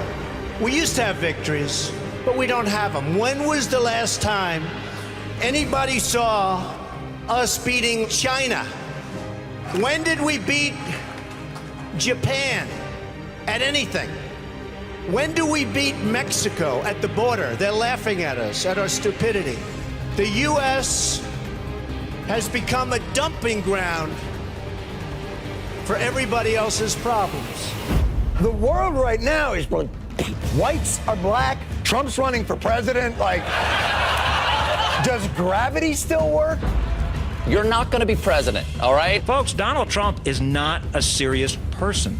That he might be leading the Republican ticket next. I know you don't believe that, but I want to go on. Let's not mince words. Donald Trump is a bigot and a racist. I'm sorry, he's a racist. He's a belligerent, loudmouth racist. There is zero chance we'll be seeing you being sworn in on the Capitol steps with your hand on a giant golden Bible.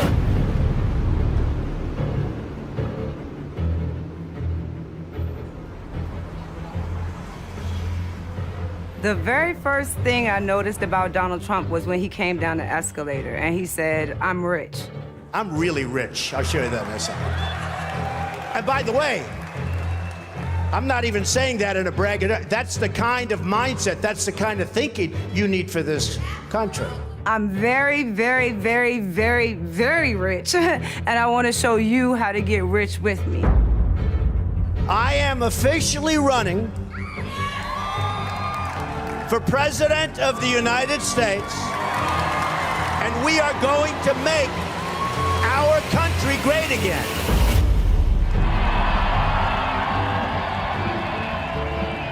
So this began as 500 people in a ballroom in Phoenix. And the hotel called us up.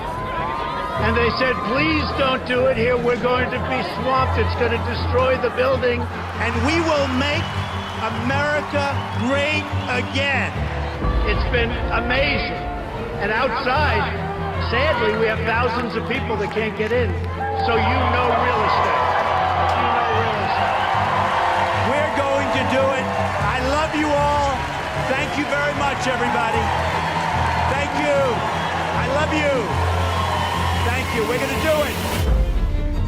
I think in the primaries, the candidates that were fielded by the Republican Party, it was the best group of candidates that I've ever seen run for the Republican nomination. And it's one that Trump was able to dispense with very quickly and I think very easily. And that's because he connected to voters in a way that they didn't. I was told by everybody, do not go to Iowa. You could never finish even in the top 10. And I said, but I have friends in Iowa. I know a lot of people in Iowa. I think they'll really like me. Let's give it a shot. They said, don't do it. I said, I have to do it. And we finished second. And I want to tell you something. I'm just honored. I'm really honored. And there's a reason his support collapsed in the final days. You look at all the entrance polls, people decided the last week, last 2 days, last day. They went to Rubio and Cruz. Donald Trump is the here today, gone tomorrow candidate for president. Fox News can now project that Donald Trump will win the Republican presidential primary. Because as entertaining as Donald Trump is a liar. And which Republican candidate has the best chance of winning the general election? Of the declared ones right now, Donald Trump. Donald Trump, the billionaire real estate magnate, will win the South Carolina Republican primary. There's not going to be a President Donald Trump. CBS News is projecting that Donald Trump is the winner in the state of Florida. So here you have two sides within the same party battling over who's going to be right when this is all over. Your words were, among Hispanics generally, Trump polls only slightly better than cancer. Well, I mean, at least it's slightly better, right? Trump claimed big wins in the South, a 22-point margin in Alabama, 14-point victories in Tennessee and Georgia, with tighter wins in Arkansas and Virginia. The RNC has booted National Review from co-sponsoring a Republican debate next month. This after the conservative magazine assembled a group of prominent pundits with a single goal: stopping Donald Trump. Donald Trump will never be elected president of the United States. He is not a typical politician. Fans were flooding Trump events, turning out in record numbers. People there were groupies. They would go to 7, 10, 15, 30 rallies. They'd travel around the country to see him. They would wait in line for 8, 9, 10 hours in the rain, in the snow. This evening, his last opponent dropped out. Trump is the Republican Party's presumptive nominee for president. Donald Trump is, in fact, the party's presumptive nominee. And I could not be more proud tonight to present to you and to all of America my father and our next president, Donald J. Trump. Our convention occurs at a moment of crisis for our nation. The attacks on our police and the terrorism of our cities threaten our very way of life. Any politician who does not grasp this danger is not fit to lead our country. The crime and violence that today afflicts our nation will soon, and I mean very soon, come to an end.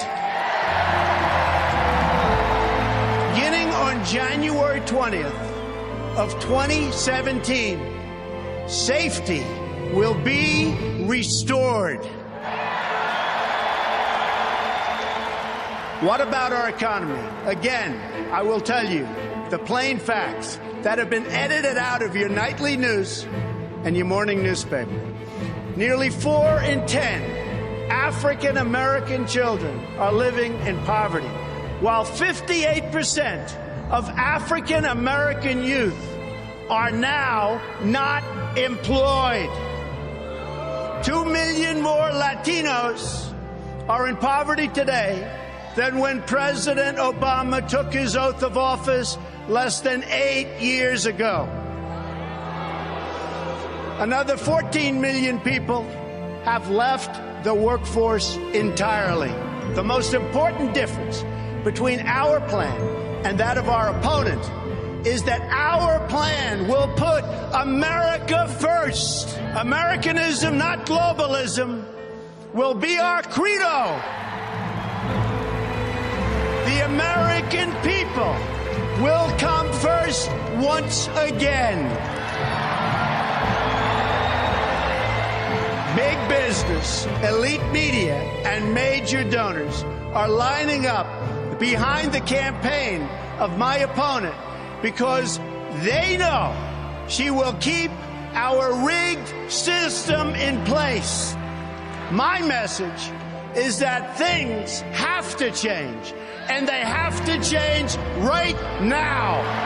Every day, I wake up determined to deliver a better life for the people all across this nation that have been ignored, neglected, and abandoned. I have visited the laid-off factory workers and the communities crushed by our horrible and unfair trade deals. These are the forgotten men and women of our country, and they are forgotten, but they're not going to be forgotten long.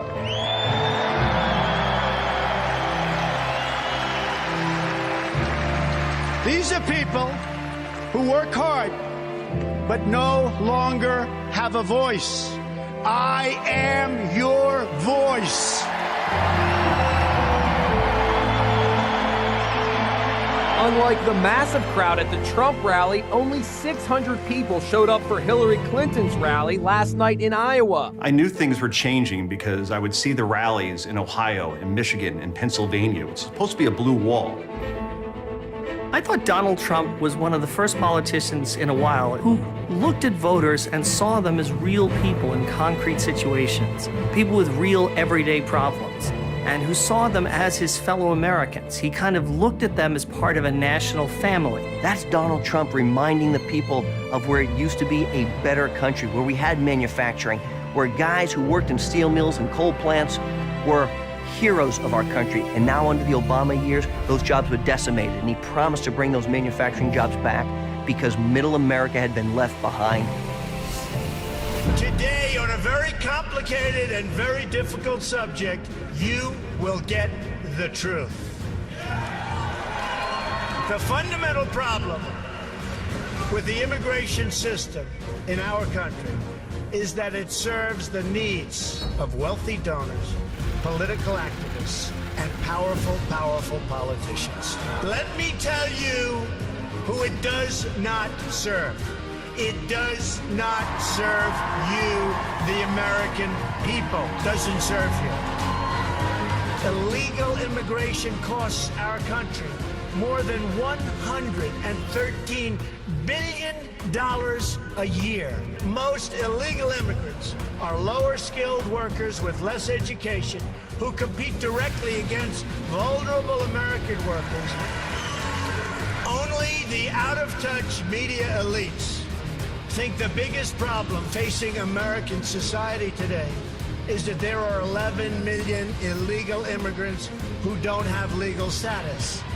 To all the politicians, donors, and special interests, hear these words from me and all of you today.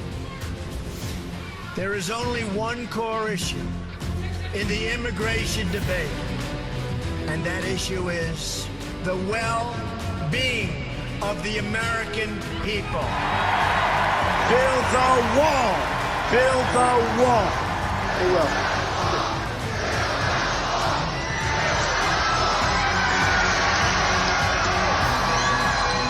Oh, we'll build it. We'll build it. Who's gonna pay for it?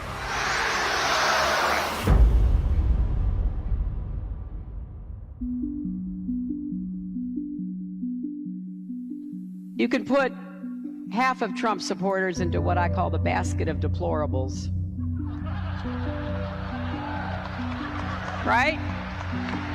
The racist, sexist, homophobic, xenophobic, Islamophobic, you name it. When Hillary Clinton called our voters and our supporters deplorable, I think it helped change the dynamics of the entire race. So what does she get out of criticizing a quarter of the country, presumably some of whom she'd love to have vote for her?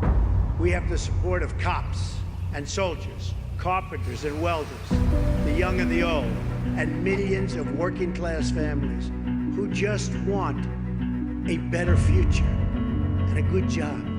These were the people Hillary Clinton so viciously demonized. These were among to countless Americans that Hillary Clinton called deplorable. What Hillary Clinton has done here is she's created a community. Our next guests are Trump supporters who are embracing the deplorable label. We wanted to show everybody that we're not deplorable. We're normal middle-class women. We don't win, we lose.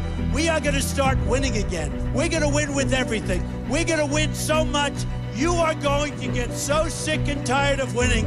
I say this kiddingly, but I love saying it. You are going to get so tired of winning. You're going to say, please, please, Mr. President, we can't take it anymore. The people of New Mexico cannot take it. You're winning too much. We can't stand it. Please, don't win so much. And I'm going to say, I'm sorry. We're going to keep winning. We are going to make America great again. New polls just out tonight nationally. Hillary Clinton, after the first debate now at 47 to Donald Trump's 42. Clinton is polling now at 49%, Donald Trump at 44%.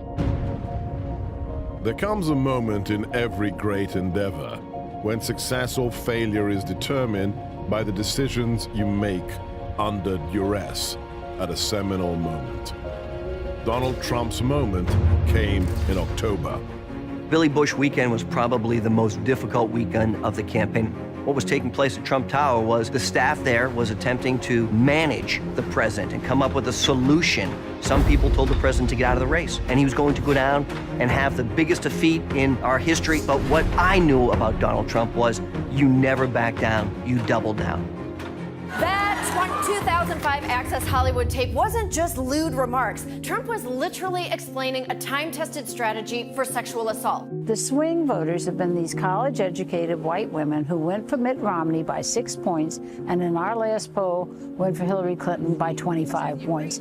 They last night saw nothing to bring them to Donald. Could I just cut through? I have one thing to say, one thing only, and that is that this race is over. Basically, this was just going to be a coronation now for Hillary Clinton, and Donald Trump had no shot.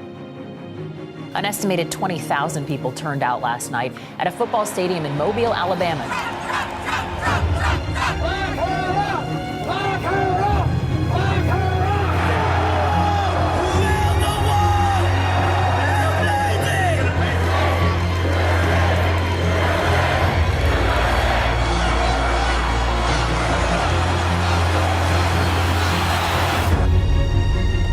NBC News SurveyMonkey poll is out today. It puts Hillary Clinton up by 10 points over Donald Trump.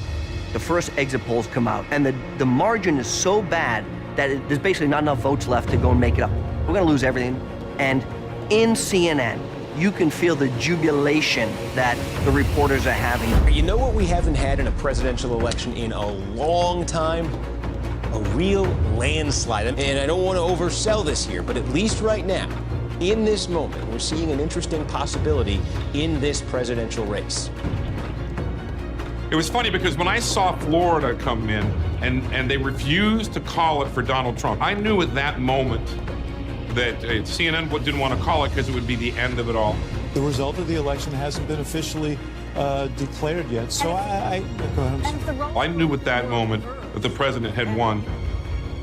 I did not think the swamp could be beaten. I did not think that the Hillary Clinton machine could be beaten.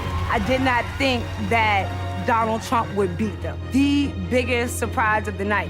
But if I had to say secondary to that, it would definitely be the response of all the pundits and the pollsters as they saw their whole brand just melt around them when they were proven 100% false on everything that they had been saying for the last 6 months. And all of a sudden, by 10:30 at night, I know Trump's going to be the president-elect of the United States. And I've got to go back on CNN, and it was an amazing feeling.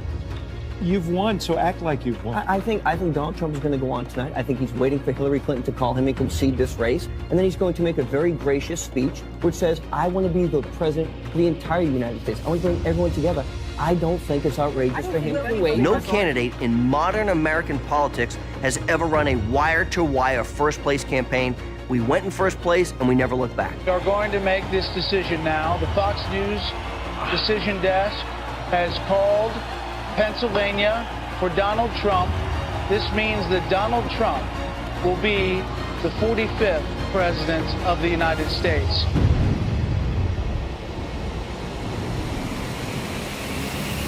There are demonstrations in major American cities across the country tonight over the election of Donald Trump. Tens of thousands marched in streets across the United States on Saturday. Protests held in big cities such as Los Angeles, New York, and Chicago, but in Portland Saturday night, it turned violent.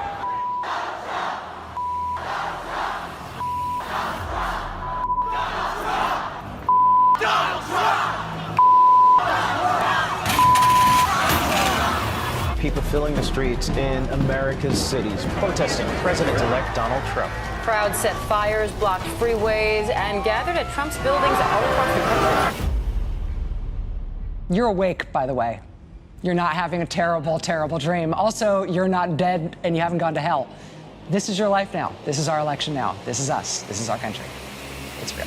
The Washington Post is now reporting that a secret CIA report concluded, quote, that Russia intervened in the 2016 election to help Donald Trump win the presidency. The most important thing to understand about what happened in 2016 is that it wasn't about a man, but it was about a message and a platform. Both left and right had betrayed the nation. The GOP didn't understand that Donald Trump won despite the Republican Party, not because of the Republican Party.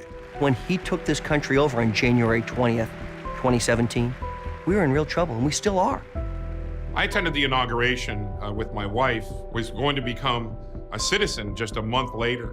She had never heard a politician speak like this, and she mentioned that this is going to be a presidency like we'd never seen before. And when you listen to that inauguration speech, you understood that he was getting ready for battle. We will reinforce old alliances and form new ones and unite the civilized world against radical Islamic terrorism, which we will eradicate completely from the face of the earth.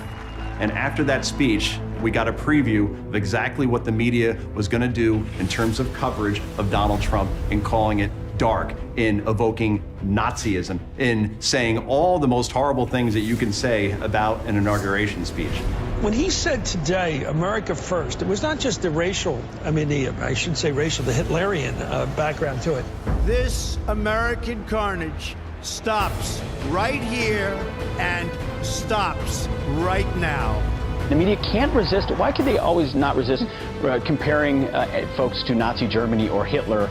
From this day forward, it's going to be only America first.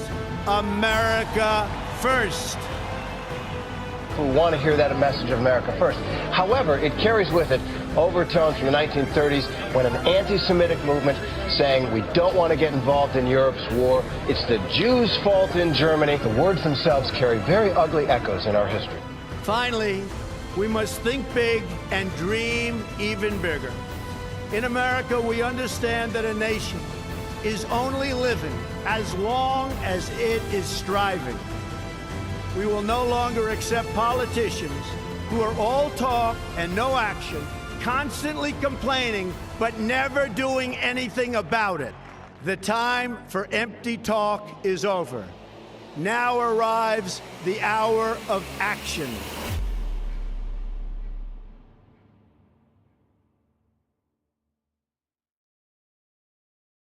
President Trump signing executive orders in his first few days in office. Just moments ago in the Oval Office, as he did sign two executive orders, one to officially ease the burden on Obamacare. American worker hiring freeze except the military. What does that mean, Mark? Tamron, it's about, saying that there should be no more civil servants in the federal government, that they're not going to grow the size of the government with federal workers. What do you make of the signing of these executive orders and the president withdrawing the United States from TPP? Well, he's making good on a lot of campaign promises. What he's trying to do here is follow through on a promise to take action on day one. We're going to move on now to the chaos, confusion, and anger growing in the wake of President Trump's immigration ban. Overnight outrage from coast to coast. This is not about religion. This is about terror and keeping our country safe. There are over 40 different countries worldwide that are majority Muslim that are not affected by this order. What we did was we focused on, instead of religion, danger. the areas of the world that create danger for us. Besides the opposition media, now that Donald Trump holds the most powerful seat in the world, he is faced with opposition from all sides. The Democrats, never-Trumpers inside his own party, and the so-called deep state. You know, people call it the deep state or the administrative state or entrenched political class. These are the people who are making millions off the political system of the United States. Washington is a swamp, and it's filled with people, Republicans and Democrats, who don't have the country's best interests in mind. And these are the people who oppose Donald Trump. Because he has his own people working against him. They're not part of the solution. They're part of the cabal, they're part of the swamp, and they're part of the problem. Trump needed the time to learn how the swamp worked. All of us want the swamp drained, but you cannot drain a swamp without actually knowing how it works first. And that's the same thing with progressivism. You can't pull it out by its root if you don't understand how it got there in the first place. The Democrats are suffering from a massive identity crisis and haven't been able to get their hands around the fact that they lost to Donald Trump, which has created a political vacuum in this country that the mainstream media has jumped in to fill. And they just can't get over the fact that they lost. So right after the election's over with, we start getting all these stories about Russian collusion.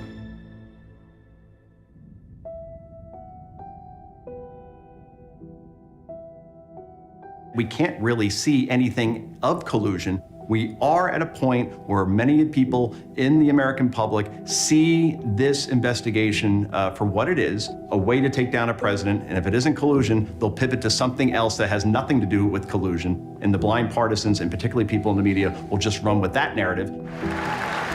They have phony witch hunts going against me. They have everything going. And you know what? All we do is win, win, win. I don't think the people of the United States wanted an investigation. I think this was an investigation brought on by a conspiracy of people within the entrenched political class in Washington to get rid of Donald Trump. Now that I've been through my own sit-down with the Mueller team, it becomes very obvious to me that this isn't about Russia collusion. It's about getting Donald Trump. Despite the media's desire to hype the Russian collusion narrative, Donald Trump has kept his focus and has managed to secure a number of important victories in less than 2 years. If you look at what this president has been able to achieve in the first year, historic tax cut, the repatriation of money sitting overseas, African-American unemployment, Hispanic unemployment, record lows because of what this president's policies are. He stayed laser focused on the things he said he would do, on the tough calls, on the Paris Climate Accord, on the Iran deal, on moving the embassy from Tel Aviv to Jerusalem, on staring down the trade agreements that have been terrible for our country, on crushing ISIS. People didn't understand the importance of small business in this country.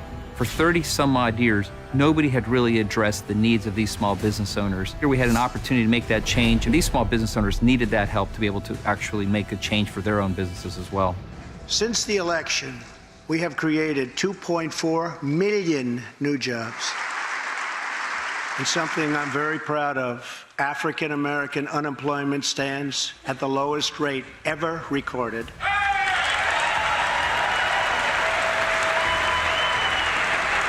Unemployment for Hispanics hit an all-time record low in June, and new polls showing that Trump's approval rating among Hispanics rising rapidly.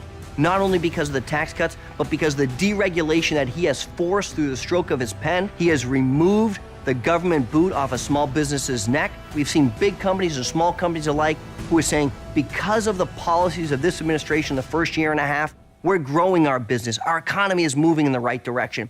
That alone would be enough for any other president to secure a re-election right now. You couple that with the success that he's had in getting a Supreme Court justice on the court, more federal bench justices than any president in his tenure at this point ever in history. You look at the Conservative Heritage Foundation, they say, in his first year, Donald Trump has done about 64% of our mandate for leadership. So we were quite encouraged, and for anyone who doubts whether or not we have a conservative president, we in fact do. I've been astonished to watch what it looks like when you see the speed of business versus the speed of government, the speed of action versus the speed of promises. Donald Trump is a businessman who has unleashed the climate of business in this country. He has said, I believe you know how to spend your money better than the government does. I want to cut your taxes so you can invest in your own lives. You can invest in your employees.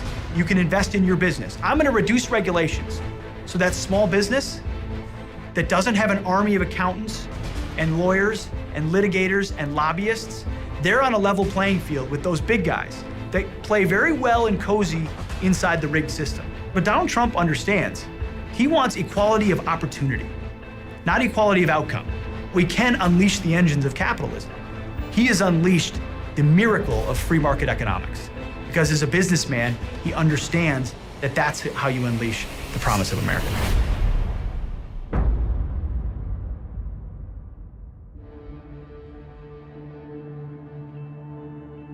Today, I want to talk about how to grow the African American middle class and to provide a new deal for Black America.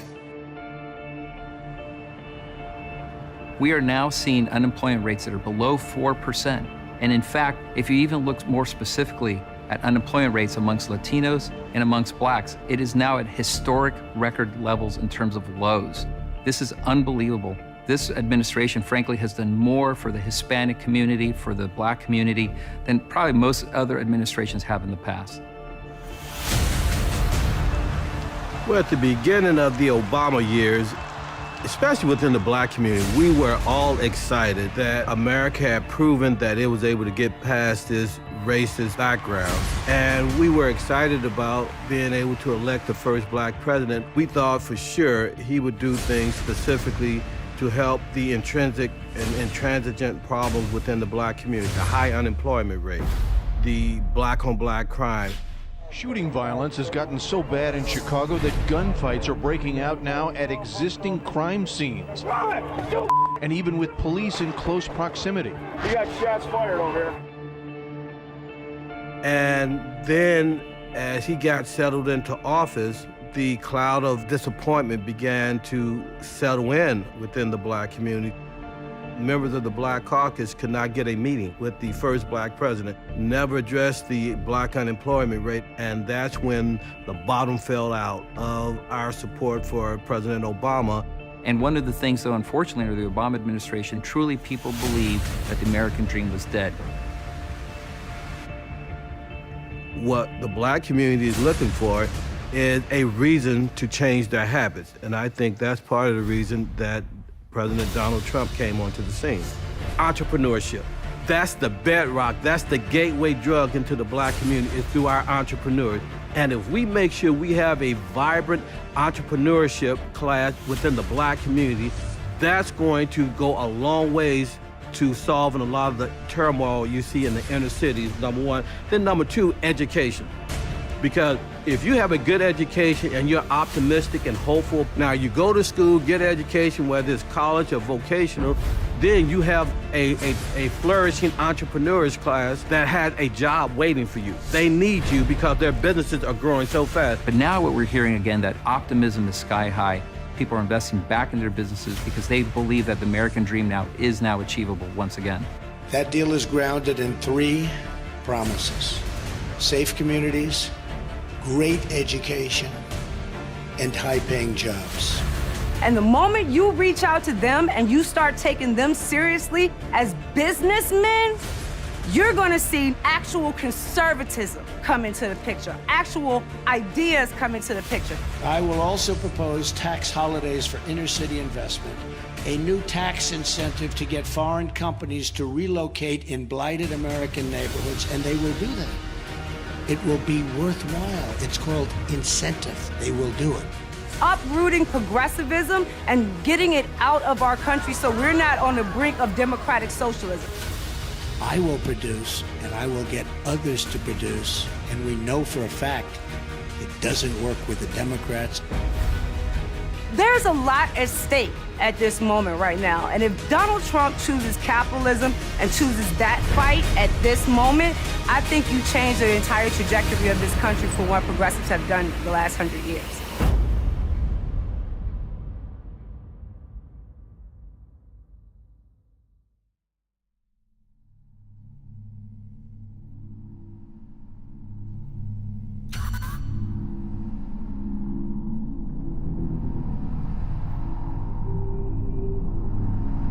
They want to kill not only our civilians, all over the world. And it's going to be stopped. It's going to be stopped. Somebody criticized me the other day because they asked me what I'd do, and I said, I'm going to bomb the shit out of them. It's true. I don't care. I don't care. They've got to be stopped. The most underreported story of 2017 was the decimation of the caliphate that is ISIS in Syria and Iraq. 98% of that caliphate has now been destroyed. President Trump, as a candidate, said that we'll bomb the hell out of them, and he got ridiculed for that. Well, where are we now? We see a caliphate that's decimated, yet most people wouldn't even know that 98% of that caliphate is destroyed because simply it's not being reported. There have been hundreds of modern jihadi organizations that wished to bring back the caliphate that was dissolved after World War I. But every single one of them failed. All of them failed until a group called ISIS reestablished the caliphate. President Obama warns that the fight against Islamic State will take time. The president went to the Pentagon for a briefing with the country's top military commanders. He called the fight against Islamic State a generational struggle. This will not be quick. This is a long-term campaign. ISIL is opportunistic and it is nimble. In many places in Syria and Iraq, including urban areas, it's dug in among innocent civilian populations. It will take time to root them out. Meaning your children, my grandchildren, would have to fight these jihadis decades from now.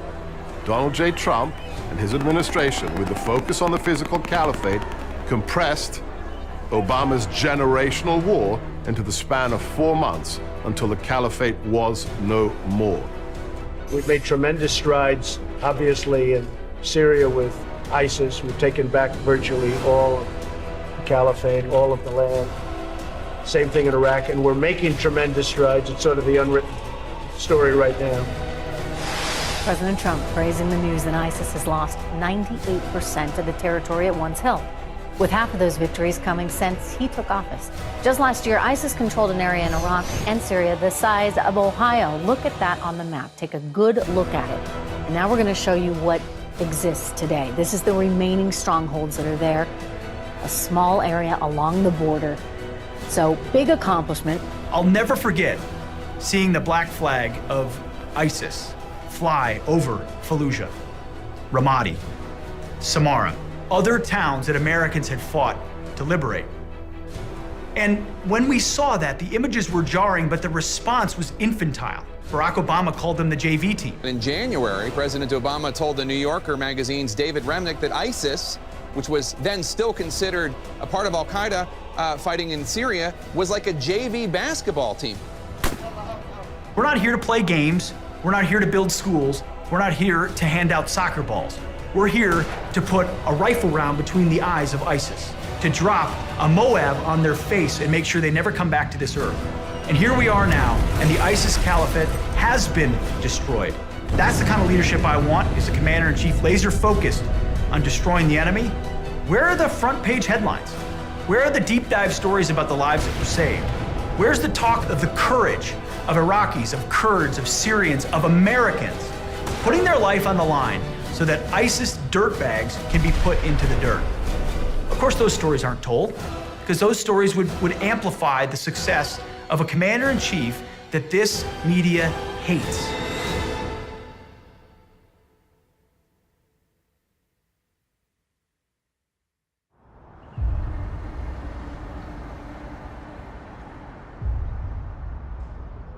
The Iranian regime is the leading state sponsor of terror. It exports dangerous missiles, fuels conflicts across the Middle East, and supports terrorist proxies and militias such as Hezbollah, Hamas, the Taliban, and Al-Qaeda. Therefore, I am announcing today that the United States will withdraw from the Iran nuclear deal.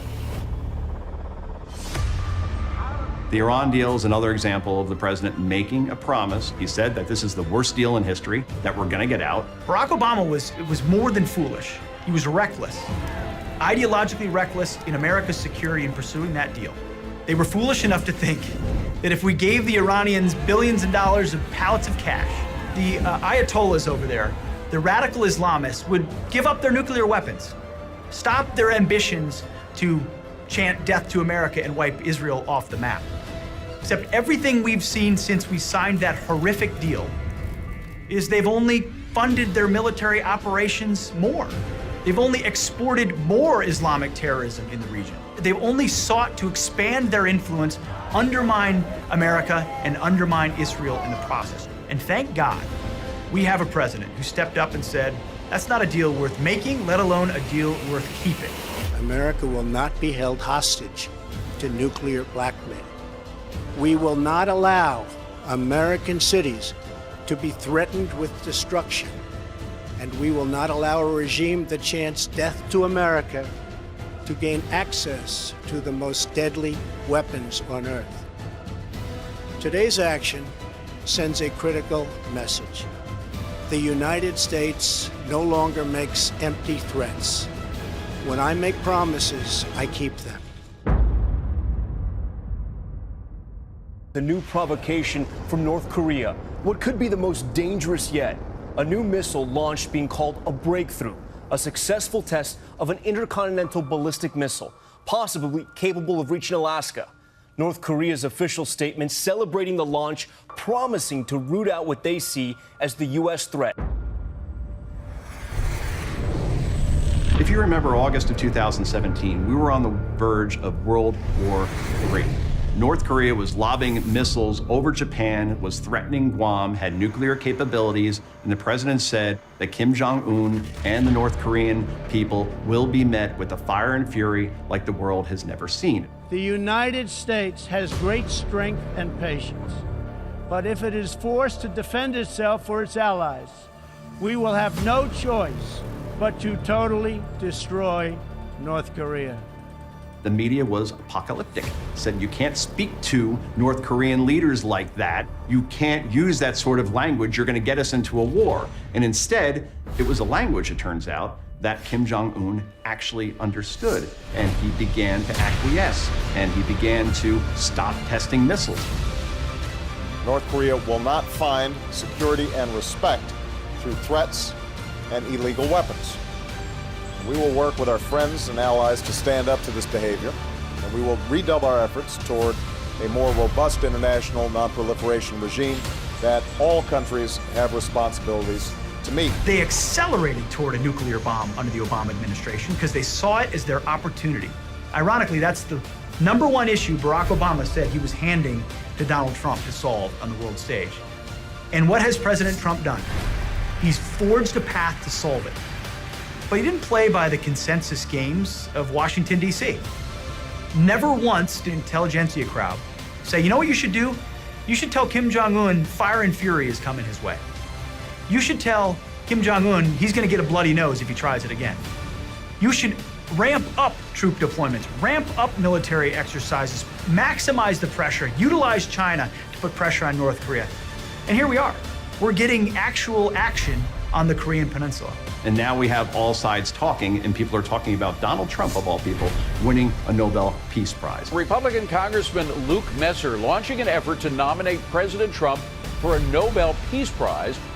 That could end up being his legacy. That could end up being his biggest accomplishment as president if he is actually able to denuclearize the Korean Peninsula.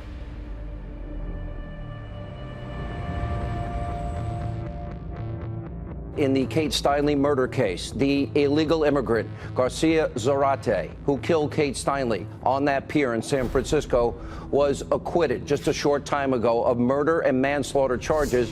When Donald Trump took that escalator down in Trump Tower, as soon as he honed in on immigration, I knew that he was speaking to an America that had been told that they weren't allowed to talk about these issues, that they were verboten, that they had to be censored in public discourse for the sake of social cohesion. Donald Trump was having none of it. Donald Trump stood on that stage and said some of the most extraordinary and true and revelatory things about mass migration. But I speak to border guards, and they tell us what we're getting. And it only makes common sense. It only makes common sense. They're sending us not the right people. It's coming from more than Mexico. It's coming from all over South and Latin America, and it's coming probably from the Middle East. Let me tell you something the mainstream media will never tell you tonight. It was San Francisco's sanctuary city policies that killed Kate Steinle. Our campaign was outlined immigration, and that means stopping illegal immigrants from coming into the country. The notion of a wall on the southern border, which had been proposed years before that the Senate had voted on, including Hillary. You know, secure our borders with technology, personnel, physical barriers if necessary. Was now a controversial idea. It's absurd. When we went out to the American people and the president started talking about bringing our jobs back, under the Obama years, those jobs were decimated, and he promised to bring those manufacturing jobs back because middle America had been left behind. We will bring our jobs back, Sean. We're going to bring our jobs, as sure as you're sitting there, we are going to bring our jobs back into this country for the first time. If we don't have a wall, we don't have a country. And if you don't have a border, you will have a perpetual problem exploited by the worst of the worst, by MS-13, by drug runners, by sex traffickers, by violent gangs. All of these groups who have created problems across our country that then left-wing politicians give sanctuary to. Reaffirming its reputation as the sanctuary city of all sanctuary cities, San Francisco is doubling down on its defiance of federal immigration law. To me, the border wall is as close to an immigration litmus test as there exists. Find me a politician and ask them what they think about the border wall. And if they say, well, maybe we need it, maybe we don't, they still don't get the idea of immigration today. They still don't get the idea of a nation state. They still don't understand how central it is to the future of our country. People who really don't believe America should have borders, people who see immigration as simply a factor of production, who see immigrants as future Social Security taxpayers and nothing else, people who don't send their kids to public schools where 14 or 17 languages have to be taught, and the Latin kings are battling it out with MS-13 over the turf and driving out African Americans whose ancestors have been there for 100 years. America has never been a race, a gender, a social class. It is a set of ideas that we have perpetuated, but it starts with the rule of law. Without the rule of law, everything else falls apart. Without the rule of law starting on our border, we don't have a country. When I talk with a lot of my friends in the Congressional Black Caucus privately, I chastise them. How can you be black and you're supporting amnesty for those in the country illegally, when then at the same time you complain about the high unemployment rate in the black community? So your solution is to bring in cheap labor? Really? The black folks I talk to do not support amnesty for illegal. Even most of the black liberal Democratic staffers I know and talk to, privately, they don't agree with it, but they are terrified to go public and say they disagree with it. Why pay an American engineer $150,000 a year when you can import them and pay them $80,000 a year? We need to get back to putting Americans first and not worry about trying to be president of the world, which we had 8 years of that. Now we have a president that's singularly focused on, if it's good for America, then it's good for the world. That's a total paradigm shift. What President Trump is doing with this issue of illegal immigration is resonating in the black community. What we have to do is do a better job of giving these people a microphone to talk about how they feel about that issue.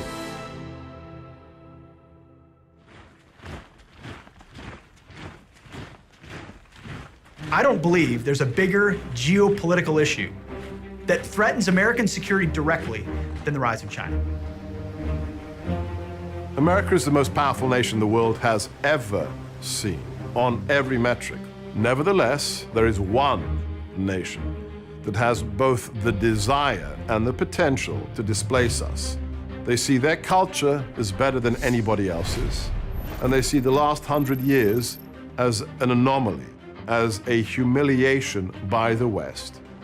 What we have today is a modern-day economic superpower. The Chinese today are becoming more communist. They're becoming more oppressive at home. They're becoming more expansionist internationally. China's goal is to diminish the United States at all costs because China's rise and ultimately China's world domination is to make sure that the United States is defeated. And they're doing everything in their power by using information means as well as supporting America's enemies, stealing America's technology. The amounts that have been stolen by the Chinese have just been extraordinary, in the trillions of dollars of valuable U.S. technology. And they're using that technology to build up their military as well as their diplomatic, economic, and intelligence infrastructures. Once you work in the White House, once you have access to the intelligence that the most powerful intelligence community in the world can provide, you tend to see things differently. I came to realize that the only truly strategic long-term threat that America faces is, in fact, from China. China has a plan to displace us by the 100th anniversary of the Chinese Communist Revolution in 2049.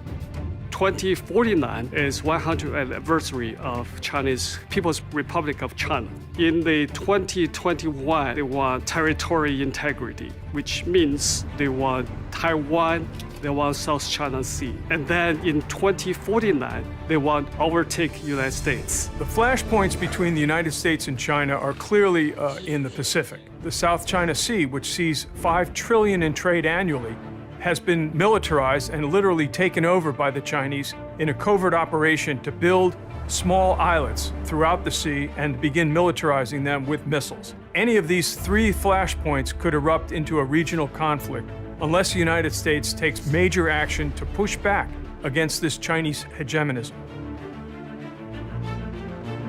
Mr. Xi, for years, he was a very cautious guy.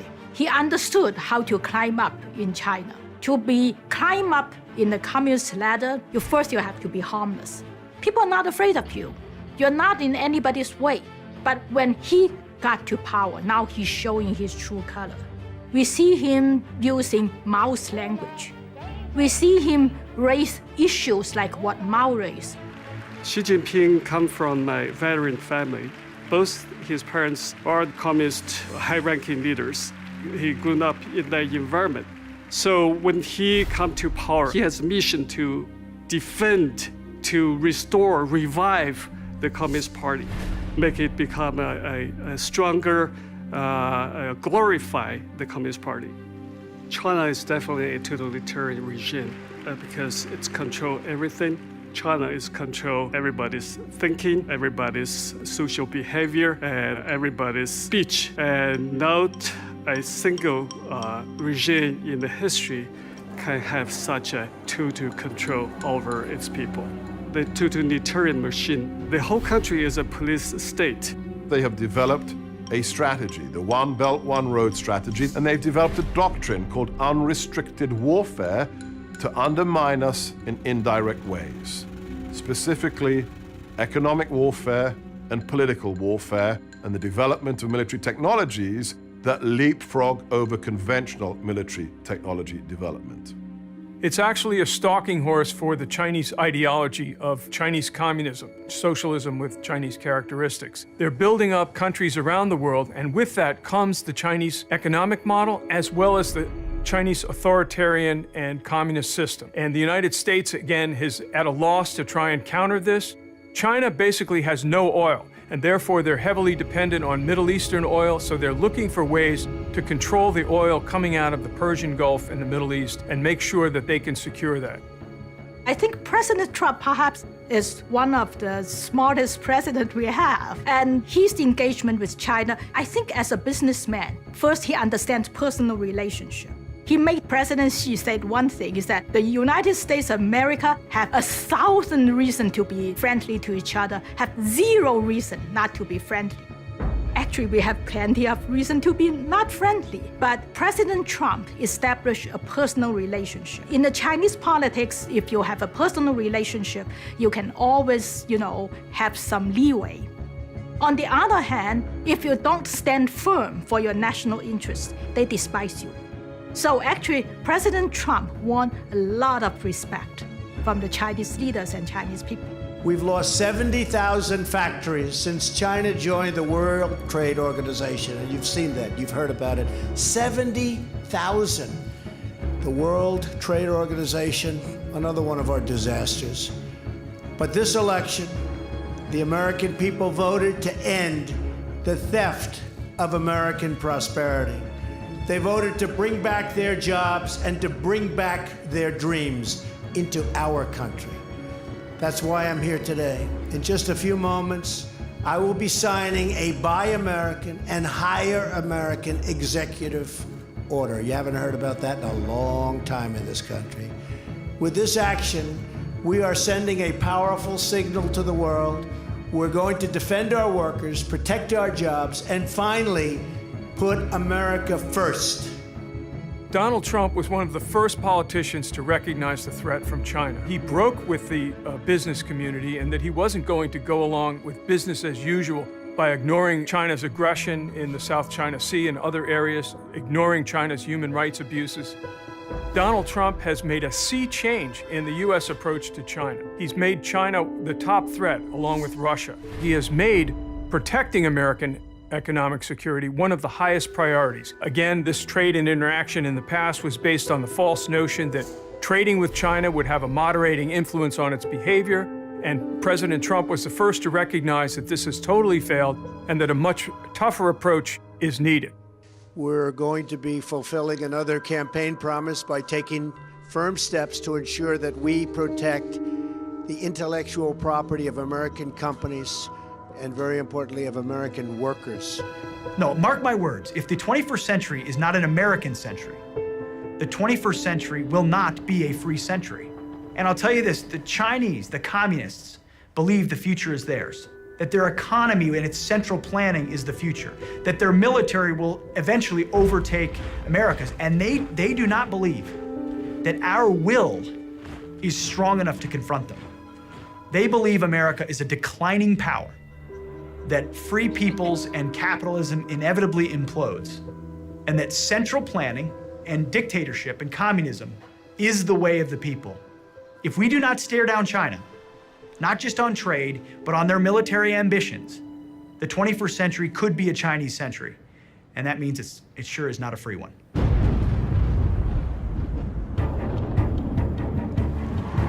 The deplorables know that they've been doing the heavy lifting for a long time. They're the guys from the small towns across America whose parents have the 9-to-5 jobs, make just enough to get them off to college, but infuse in them the values that matter the most.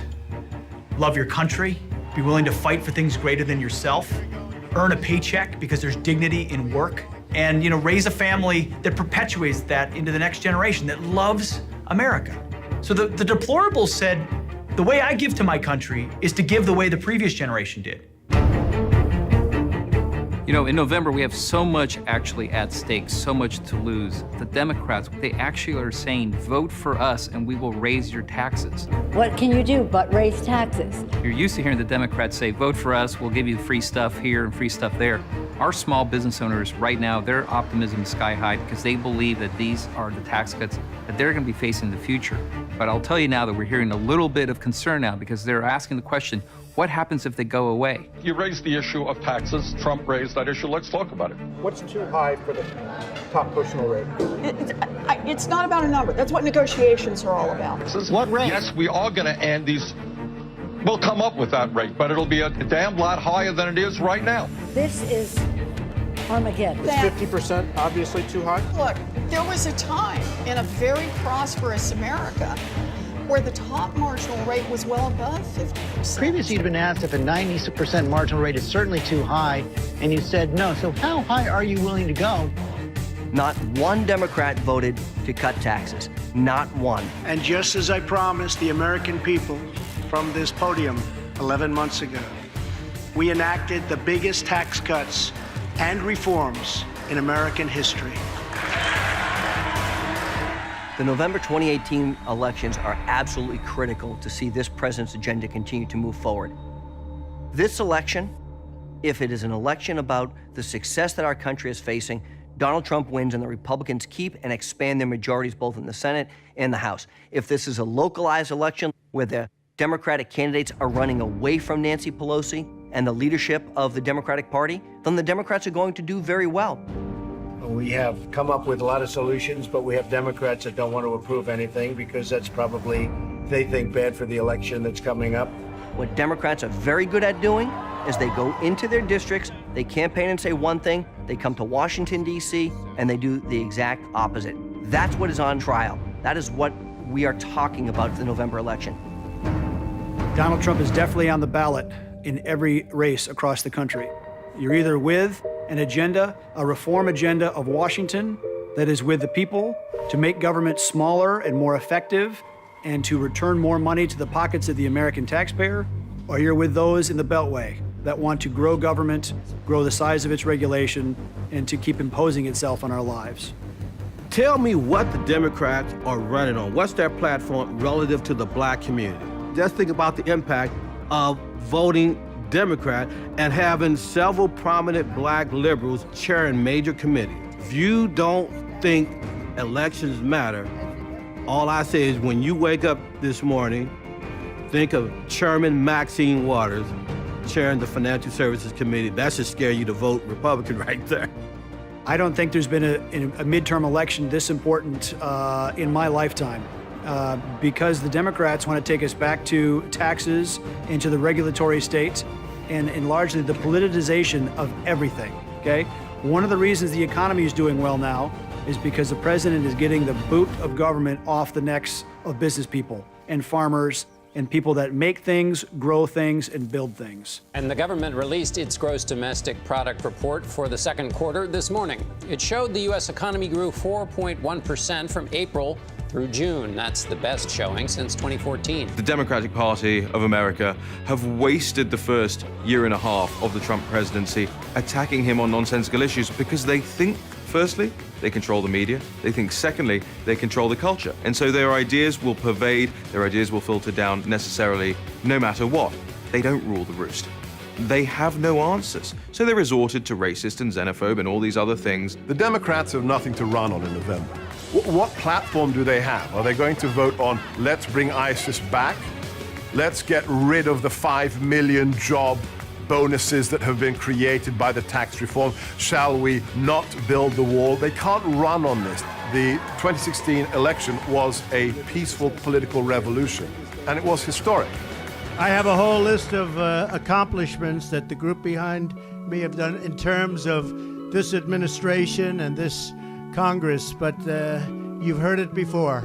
We are making America great again.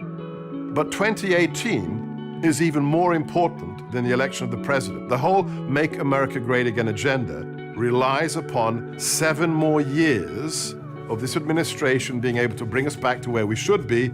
So yes, without a doubt, this election cycle is about the highest stakes possible for our nation. There is a lot at stake in November for the American public, and it really comes down to one question, which is, who do you actually best believes deserves to make the choice for you? Do you make the choice for yourself, or do you allow the government to actually make the choice for you? 2018 is another election about Donald Trump. What they want to do is shut up the deplorables. They want to shut you up because you know what? They're scared of him. They are scared of what he's done. They're scared of the economy that he's created. It scares them that our allies in the world love us and trust us more than ever because they were supposed to hate this president, according to the elite media. They are terrified of President Trump because they're terrified of you and your values. There's a new Gallup poll that shows President Trump's rating are on the rise, and 90% in fact of his party supports the president. That's the second highest rating in modern history for the GOP. What is glaringly obvious is that the left and the opposition party in the media, they do not have any answers against the Make America Great Again agenda. They don't have any policy solutions. They know that Trump is on the rise out there in the polls because he's doing what he was elected to do. He's delivering jobs, he's securing the border, even his foreign policy, probably the greatest foreign policy we've seen in decades. 2018, therefore, represents a vote for Donald Trump or a vote for impeachment of Donald Trump, because they cannot defeat this agenda at the ballot box. Impeach 45! Impeach 45! If the Democrats win the midterms, they are going to go after Donald Trump for impeachment. The only thing they can run on is hatred and the impeachment of the president. It is a foregone conclusion that if they lose the House and the Senate, impeachment proceedings will begin almost instantly. We have some real big issues that we're going to be losing on. One is infrastructure, which was another big campaign promise. Building the wall is going to be imperiled. And depending on what happens in the Senate, the whole judicial nomination could come to a complete and grinding stop. We're going to have some Supreme Court vacancies that are going to determine the future of this country for the next 50 to 60 years. Those are critical nominations, and they need to get confirmed by the Senate when they're made. And if we lose, if the Democrats take the Senate as well, we're going to lose all those judicial nominations. And that's why we must do everything in our power to block this appointment. Let's take a page out of Mitch McConnell's book and not have a vote on this until the midterm elections. If they take the House, we will have a divided, impotent government where nothing gets accomplished. It will be ugly and horrible, even beyond the ludicrous and dishonest impeachment hearings, which manifestly corrupt Democrats will be conducting in the full light of day, with everyone knowing that it's purely a partisan exercise. I don't respect this president. I don't trust this president. He's not working in the best interest of the American people. His motives and his actions are contemptible, and I will fight every day until he is impeached. We have to keep the House, because if you listen to Maxine Waters, she goes around saying, we will impeach him. We will impeach him. Then people said, but he hasn't done anything wrong. It's time for his agenda to be enacted fully. And we need the midterm elections to stay with the Republicans for that agenda to continue. Otherwise, you're going back to more regulation, more taxes, and more state control from an Obama-Clinton approach to government. Going out in 2018 is like going out in 2016 or going out in 2020. This is a referendum as to whether or not the forgotten man will be remembered and whether or not the deplorables will still be heard. And whether or not we live in a system where a duly elected president is allowed to do his job. The president is unstoppable. What he did when he ran for president wasn't done for money and wasn't done for fame. He will never give up, but he's only one man. For the last 30 years, our nation has been covered in an ice blanket of political correctness that froze solid the media, the arts, and politics. We allowed that blanket to fall. But then, 2 years ago, along came a man, the kryptonite of political correctness. I will always put America first. And like an ice-breaking ship, he slammed into that ice and broke a pathway and freed that sea lane up. But if you understand the physics of ice breaking, when that tungsten hull rides down on that ice and breaks it free, if you don't have a flotilla of ships that comes in right behind the icebreaker, in real life what happens? The ice comes around the bow, around the hull of the ship, and then almost instantaneously re-knits itself and closes off that waterway. America must create the flotilla.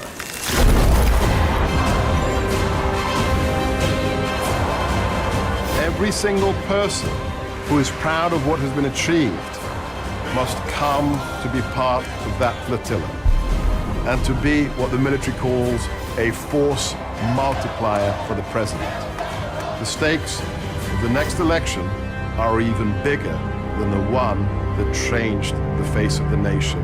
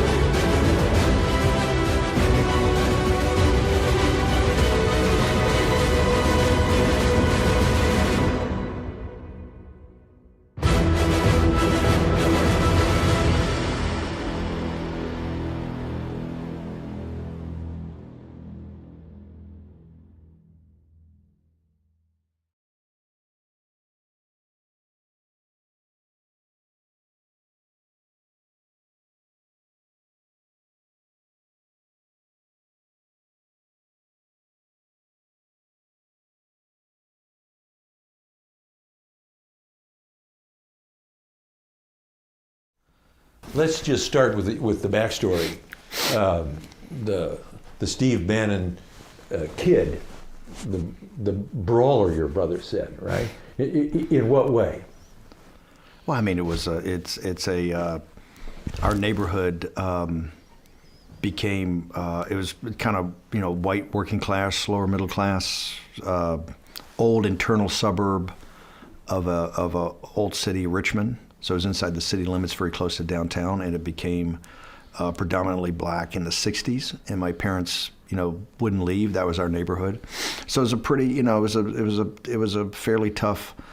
North side of Richmond is a fairly tough section of town, and you just kind of, I was raised in a, working class Irish Catholic family. Went to a military prep school, and it was just kind of a, just raised to not back down. If you believe in something, you believe in something, and you can't.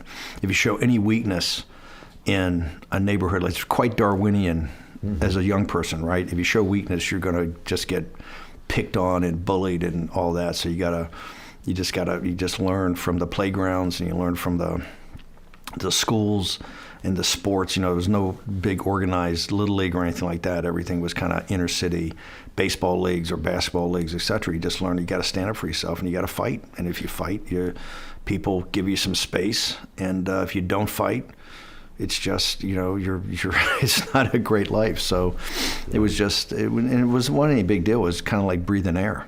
So I remember the story about your dad that you told that almost felt like a one switch gets turned on, and young Steve Bannon, or you're a grown up by then, but it goes to this idea of trust in the government, trust in your company, trust that your dad had for his retirement accounts. And well, look, we're Irish Catholic. The Catholic Church, the Bell.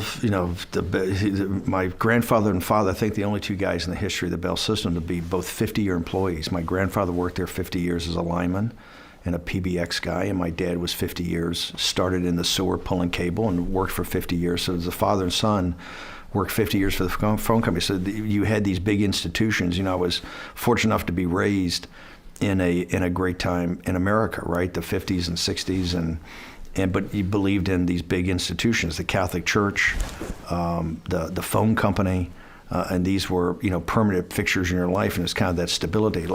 I came from a neighborhood that was a little bit tough, but it was not like it was a very solid, great background. As I go throughout the world and meet these very wealthy people I deal with all the time and see their kids, the greatest thing you can give a kid is that kind of basic core loving family that's there and rock solid. So the family, the church, the community, the phone company, these are institutions. And so institutions are everything. It's a very institutional life when you think about it, and quite hierarchical, but it gives you a set framework that you can grow and be, get to be an adult, and there's a real sense of something that's solid there, something that's real. And I think that's what broke down the financial crisis. I mean, my father he would tell me stories back in the Depression about one of the things about his father working at the phone company is that they never laid anybody off during the Great Depression.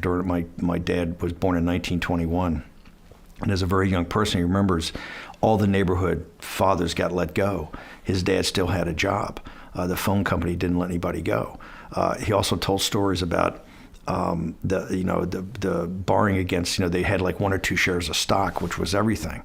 And they would borrow against the stock to like buy the house and buy, I think the house cost like $2,500 or something in the 30s to build. They borrowed against their AT&T stock. AT&T, the Bell system, incentivized working class people to put X amount of their income away and actually become a shareholder. And being a shareholder in the phone company, that's where my dad's entire net worth was. And so when after the collapse, a couple of days after the collapse, when Kramer went on TV, Jim Cramer went on TV and CNBC, and that morning just goes, hey, if you need cash in like the next 5 years of your life, I mean, he's in full panic. If you watch the video, it's quite shocking. It's shocking CNBC actually let him on.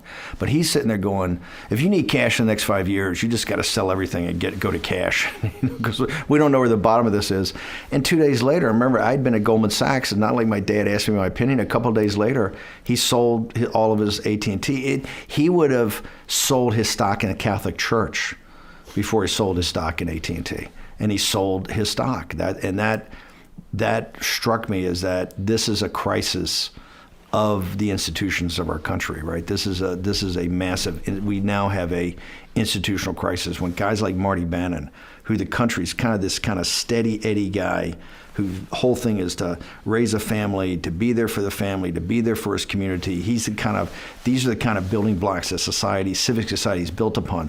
When guys like that are questioning the system and dumping their ownership in the system can't go on like that. You're now in a real crisis.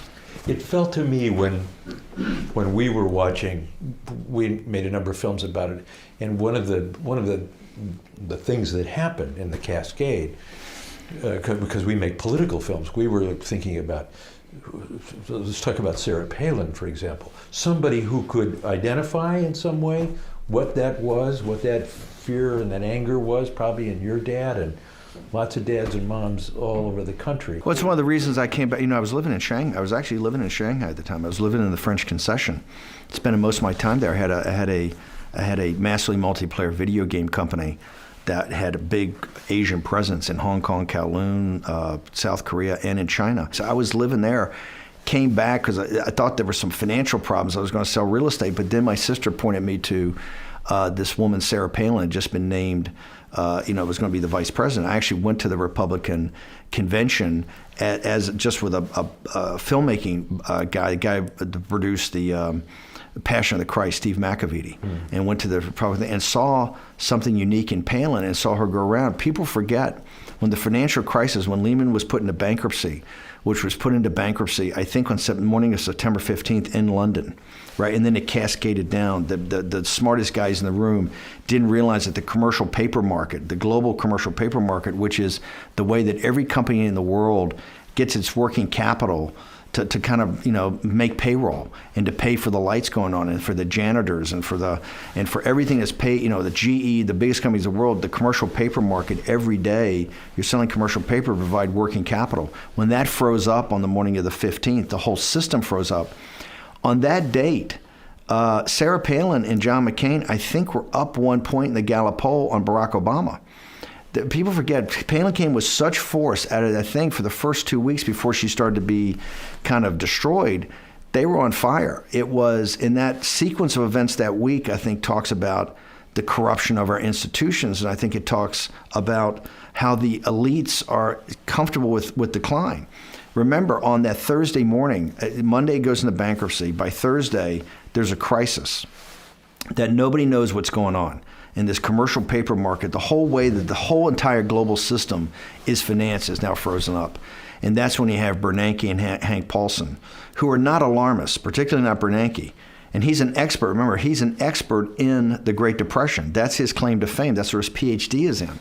They go to the Oval Office to go see Bush, and they have a meeting, and they tell him, hey, and we know all of this by congressional testimony later. So these are the facts. They go to him and says, hey, by 5 o'clock today, we need $1 trillion of cash infusion into the system, or the American financial system will collapse in 72 hours.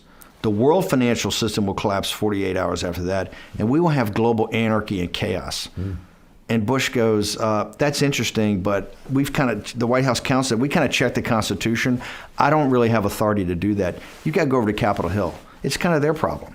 And so they go up to Capitol Hill. They go to Nancy Pelosi's office in the afternoon, and they have the same meeting.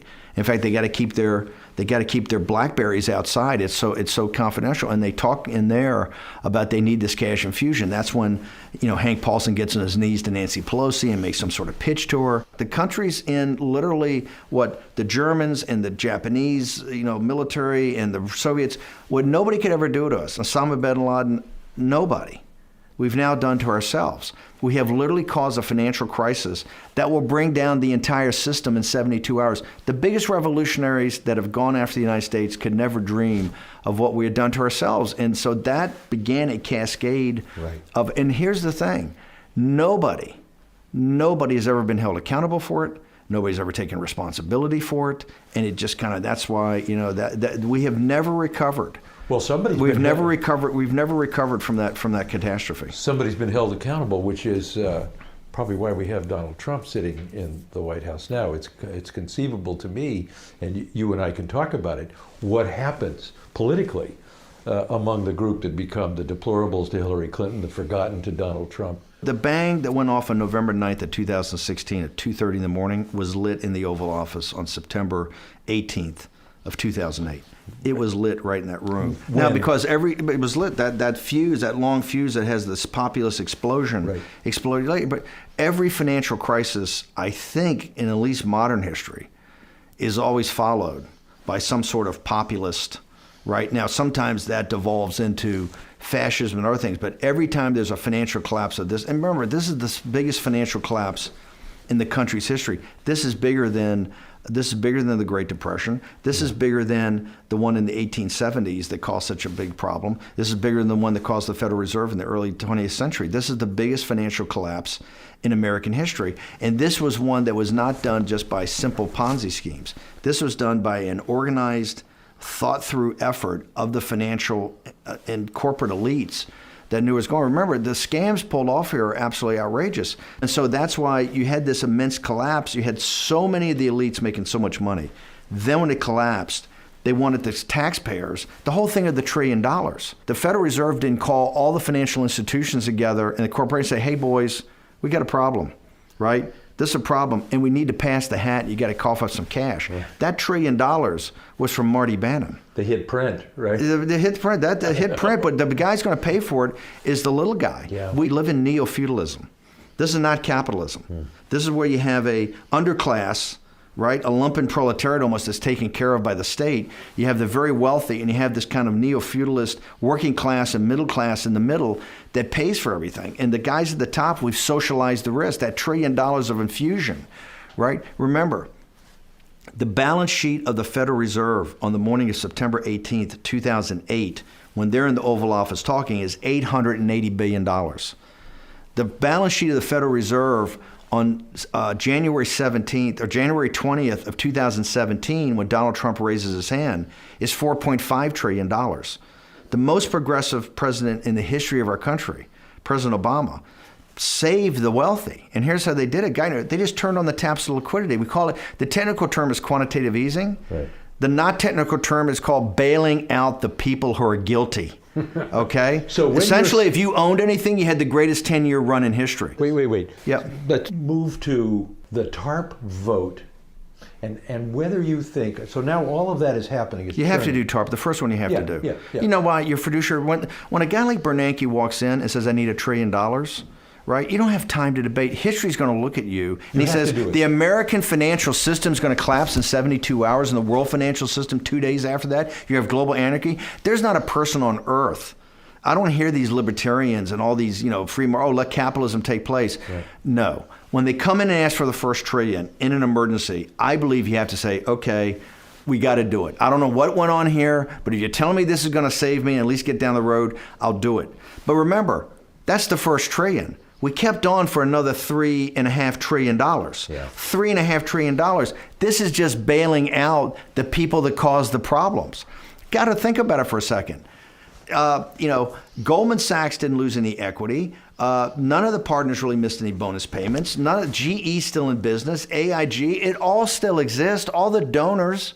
Okay, the reverse side of this, remember, there is a corollary to this. It's quite powerful. And we know from the notes of the Federal Reserve, a guy named Richard Fisher, the president of the Federal Reserve of Dallas, argued this in the room constantly. He said, by doing this quantitative easing, which you're just flooding the zone with liquidity, we will save the institutions.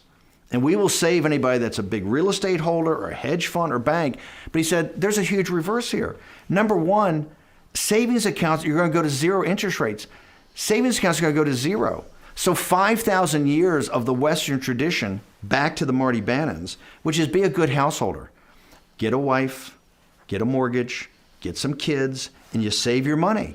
Well, now if you save money, you're a sucker because it's broken the trust. That's the trust is broken. If you save money, you're a jerk because you're not going to get any interest payment. In fact, the bank's going to charge you. So there's been you can't put money away to save into the system. Number two, the pension funds. The pension funds are going to be destroyed. Today we have a $9.5 trillion gap between the obligations of the pension funds and what we've earned off the pension funds. Why? Because it went to zero interest rates, and the bonds that they can buy have no juice in them. Right? The other thing is public schools and all this. Even communities that are not leveraged can't issue bonds because there's no juice in the bonds because the negative interest rate is 1.5%. We've essentially put the burden on the bailout on the working class and middle class. That's why nobody owns anything. Right. But the millennials today are nothing but 19th century Russian serfs.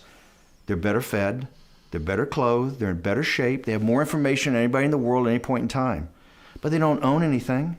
They're not going to own anything, okay? And they're 20%. If you mark in time against their parents, they're 20% behind in their income, and there's no pension plan in the future. They're all gig economy.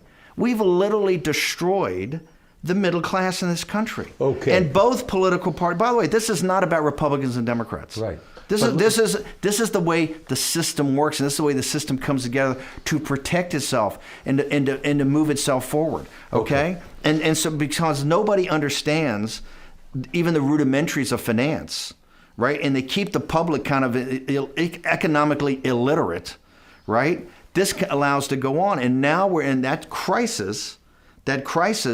What Trump understood. Wait, don't go to Trump yet. Okay. So we've created this world of unhappy people. The middle class is shrinking and destroyed in lots of ways. We're going to catch back up with it in a minute. Okay. But now let's go to you, Breitbart, coming out of Los Angeles, coming to Washington with what kind of a plan, what kind of an idea? What was Breitbart in Los Angeles, and what does Breitbart become in Washington? Well, Andrew had been Matt Drudge editor. He had been one of the launch editors for Ariane Huffington and the Huffington Post. He always had a vision of what a news site could be. At the time, he was a blog, right? And kind of people posted stuff that were citizen journalists. Andrew had this big vision of what a real news site could be.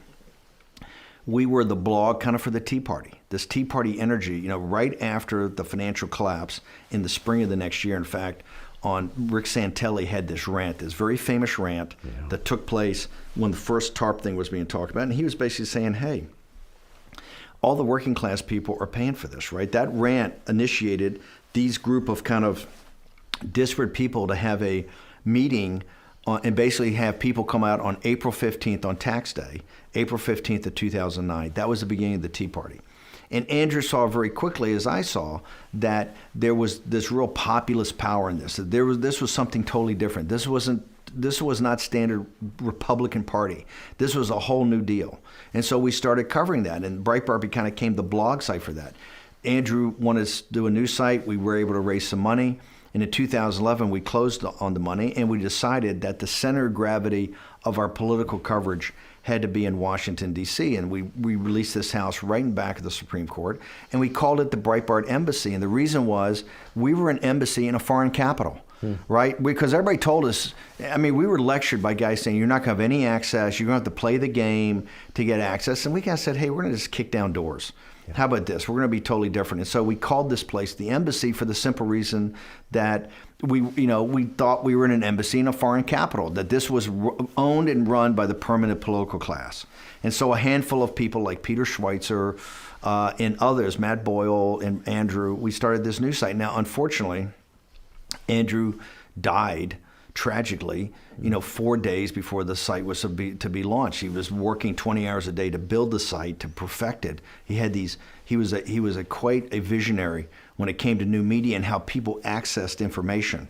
And so the whole site you see today was really his creation. He created every component piece of it, including how news flowed through the system, how we promoted things, et cetera. And so that was this kind of rowdy, and remember, the decision we made very fundamentally, and I kind of was, I think, a big influence on Andrew on this. I said, look, we're attacking Nancy Pelosi and Barack Obama, we're so far removed from having any influence over that, because this time we're a very small site. Yeah. I said, we're the populist, kind of economic nationalist part of this. let's attack the real enemy. And the real enemy is the Republican establishment. What we're going to do is just go after the House leadership. We're going to go after the Mitch McConnells. We're going to go after the donors. We're just going to go hard at kind of this kind of Paul Ryan philosophy. Why did you think Boehner and Cantor were vulnerable?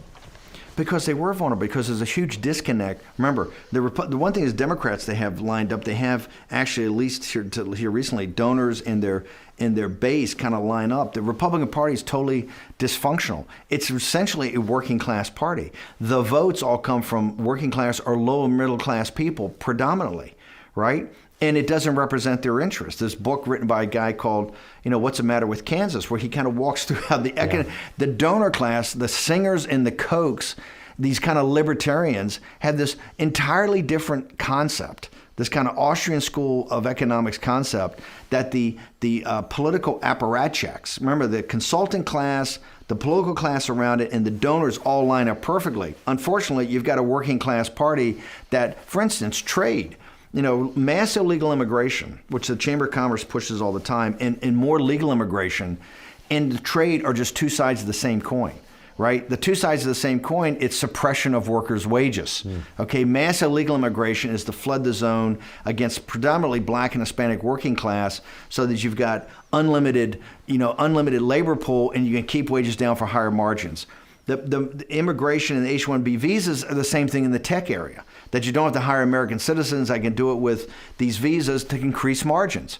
Trade is the same thing. Trade is just you're competing against foreign labor in foreign countries unfairly. And so all of it is to suppress workers' wages and to have higher margins, therefore higher stock prices, therefore more wealth, of which the workers don't own any piece of. And so our thesis was, the not just the cultural stuff, but the economic stuff. Right. You have an ability to reform this Republican Party and make it a true populist entity. But they weren't going to let that happen. They were going to resist that in almost. They did, and we took them down. We took down Cantor. Remember, we took down Cantor with Dave Brat. We took the first time in the history of the Republic that a sitting majority leader had ever been beaten. Remember, he was beaten in a primary. That Cantor was up here in D.C. on the day of the primary and schlepped down there last night. Fox News, and they came on last night, didn't even know Dave Brat's name. This was unknown, and we had worked it with Laura Ingraham. I mean, Breitbart had been all over this. We had Dave Brat on our radio show, I think, every week for the 10 weeks run up to the election. We saw real vulnerability. Did you know it was coming? You definitely knew it was coming. That was also happened to be my home district, but I could feel it. I knew that a guy like Brackett, they were very weak. They were very weak. They didn't have a grasp, and this Tea Party revolt was picking up. So, you had the huge Tea Party revolt in 2010, which we won 62 seats. The Republican Party didn't see that coming. That was all grassroots oriented, which played out over time. Remember, today, Obama's 2008, in particularly the primaries, in the 2010, I think changed American politics pretty fundamentally, because the concept got to be mobilization versus persuasion. I don't believe we live in an era of persuasion anymore. People are so saturated with this all day long, they kind of know where they come out. You just got to motivate them to get out there and vote. You got to motivate them to go door to door. So the 2008 Obama primary that completely caught Clinton by surprise was all about mobilization. The 2010 Tea Party, particularly the House part of it, that was absolutely, the biggest in the history, I think, since the Great Depression, 1932, was about mobilization. That's why Romney didn't want to have anything to do with it in 12, right? He washed his hands of it. And that's why in this very room in January of 2013, they had this huge controversy between the Republican Party did the autopsy that said, the reason that Romney lost was because we didn't reach out to the Hispanic community, we didn't talk about DACA, we didn't talk about open borders immigration policy. And a young guy named Stephen Miller, who was on the staff, he'd been with Michelle Bachmann for the Tea Party revolt, we were very close to. Stephen Miller and Jeff Sessions and myself had a dinner in this very room at basically the same week that Rupert Murdoch and Roger Ailes had this dinner with Schumer and Rubio in New York to talk about the Gang of Eight bill. And we just came down and looked at this. There was a lawyer at Hunt and Williams in Richmond that wrote a 3-part piece, I believe it was, for Real Clear Politics. His name is Sean Trendy. Yeah. He looked at the same analysis coming out of 2012, which, remember, all the donors thought Romney was going to win in a landslide. He looked at the same thing and said, the inability of the Republican Party to connect with working class voters is the single biggest reason that they're not winning. And that's where Sessions and I talked about, we're going to take trade from number 100, right? It's not an issue. The whole Republican Party's got this fetish on free trade. They're like automatons. Oh, free trade, free trade, free trade, which is a radical idea, particularly when you're against a mercantilist opponent like China. So we're going to make trade from number 100 to number 2, and we're going to take immigration from about number 3 to number 1. The 1 and 2 issues will be immigration and trade, and that will be focused on workers, right? And we're going to remake the Republican Party. In fact, I'd ask... Wait a minute, that's like the anti-autopsy... the 180% out. Autopsy, and I told Ryan Slater to his face, it was a total joke and another donor-driven lie, okay? No statistics in the victory in 2016 showed that. And by the way, all the guys in the verticals, the Jeb Bushes and the Marco Rubios and all these other guys, Chris Christie, all the geniuses and their staffs all bought into the autopsy. Remember, they thought we were crazy. You know, we had Palin in 8 and hoped that she had run in 12, and it just didn't work out. I actually worked with Lou Dobbs and tried to get Lou Dobbs to run in 12 as a populist, because it was Lou Dobbs' economic ideas on his TV show all the time, particularly China and immigration and trade. And Lou Dobbs, for a host of reasons, didn't do it. And here, I actually tried to talk Sessions into doing it. I told Sessions, just like I told Palin, you're not going to be president of the United States. But remember, if we win the primary, and you will win the primary, you control the Republican apparatus. You take over the RNC for the whole next cycle. You can turn the RNC, you can turn the Republican Party into a worker-based party. The goal is to get control of the party. You're not going to win the presidency against this. That'll take time. And Sessions goes, I remember he said, it was about 5 hours, we walked down those front steps, and he turns to me and goes, it's not me, I'm not going to do it. He says, but our guy will come along. We'll find our guy. And that guy, a couple of years later, turned out to be Donald Trump. So you go hunting for a guy, and 100%. You're banging him hard. You're banging Boehner and everybody else hard on the front page of Breitbart. And so help me with the understanding of the growth of Breitbart through those 2 years while you're... Oh, it was fun. I think when Andrew passed away, the night we opened the site, I think if you go back and check, I think we were at 10 million. I think we were 10 million uniques. Excuse me, we're 10 million page views a month. I think we're 1.5 million uniques. I think the total time on site, total time was 90 seconds, and 70% of our traffic was coming from Drudge, okay? At the height of the game, I think later in August, when I left in August of 2016, I think we were, 300 million page views a month, 40 million uniques, people staying on site 5 minutes. It was a whole different deal. It was a combination of... We were, number one, we were new. Andrew's site, it was news, not opinion. We didn't put our opinion was in the news. Yeah. Well, but it's like the editorial page of the New York Times is on the front page. Yeah. Okay? If the New York Times didn't publish, CNN would be a test pattern every day. Okay? Look, it's all partisan. It all comes from what I call an angle of attack. We're partisans. And we put it right into our news, and people read it and know it. The facts are the facts. You're going to dispute the facts, but the angle of attack is right in there. So it's going to be hard hitting, populist, nationalist. We're going to have heroes and enemies. Who's reading it? Who's reading that then? We caught on with this kind of working class, middle class audience. We made this stuff very intelligent. We had these radio shows that were listener based. We got people engaged. The comment section, which is not for the uninitiated. Mm-hmm. I took off almost virtually all controls on the thing. We had monitors to stop the really bad guys, but I got lit up more. The reason that all the conservative media had gotten away from comments is that most of the comments are attacking the writers and the editors. And, we took it off and said, hey, we're building a community here. And it was the comment section that started to build some of the power of Breitbart, coupled with, we were just smarter. We had amazing search engine optimization. There was a merger of technology and content. Search engine optimization, and particularly I had an entire team that did nothing but deconstruct the algorithms of Facebook.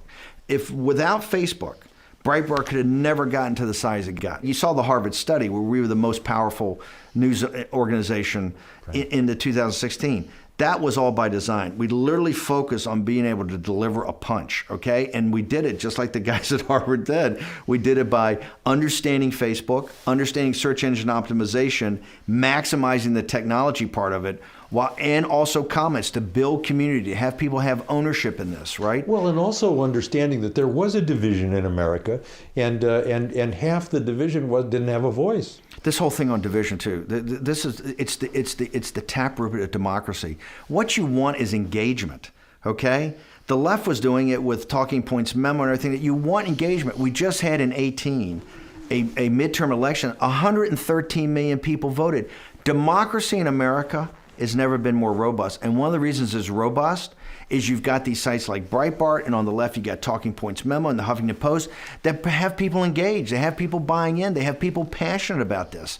Okay? Now it's permeated not just political culture because of Trump and now people like AOC, et cetera. It's permeated popular culture. We now have the most engaged the country is all about politics. Every dinner party you go to, every conversation you have, Saturday Night Live, all the late night comics. If you look back at Johnny Carson's era, and you look back at the Tonight Show and all this he have maybe a few jokes about Reagan or such at the beginning, but now the heart of the nightly setup of Kimmel and all the Tonight Show and all that is politics. And why is that? You now have people that are engaged. They've bought in, and it's aspirational. It's part of their lifestyle. It's like you wear a certain brand of shirt, you have a certain brand of politics. Right. And this is what I mean by mobilization. We're not in an era of persuasion anymore. Everybody, there's so many, since the social media has disintermediated the traditional media aspects. And that's one of the things Andrew understood, is that now it's part of your life. It's an aspirational lifestyle brand that you're either a progressive Democrat, a reactionary Republican, a Trump guy wearing a red hat, or somebody that believes in AOC and thinks Trump's a devil. That's all fine. You've bought into that, and that's where you go. So people say it's divided. Yes, the country's been divided before, and people got to come to this and make their own decisions. But it's very divided, and the media has definitely added to that by reinforcing and also presenting to people the news in a certain way. Fantastic. So, thank you. That section's done. Next section, Trump. The campaign, all of that. Does he find you, or do you find him? Are you two guys looking for each other? What is it?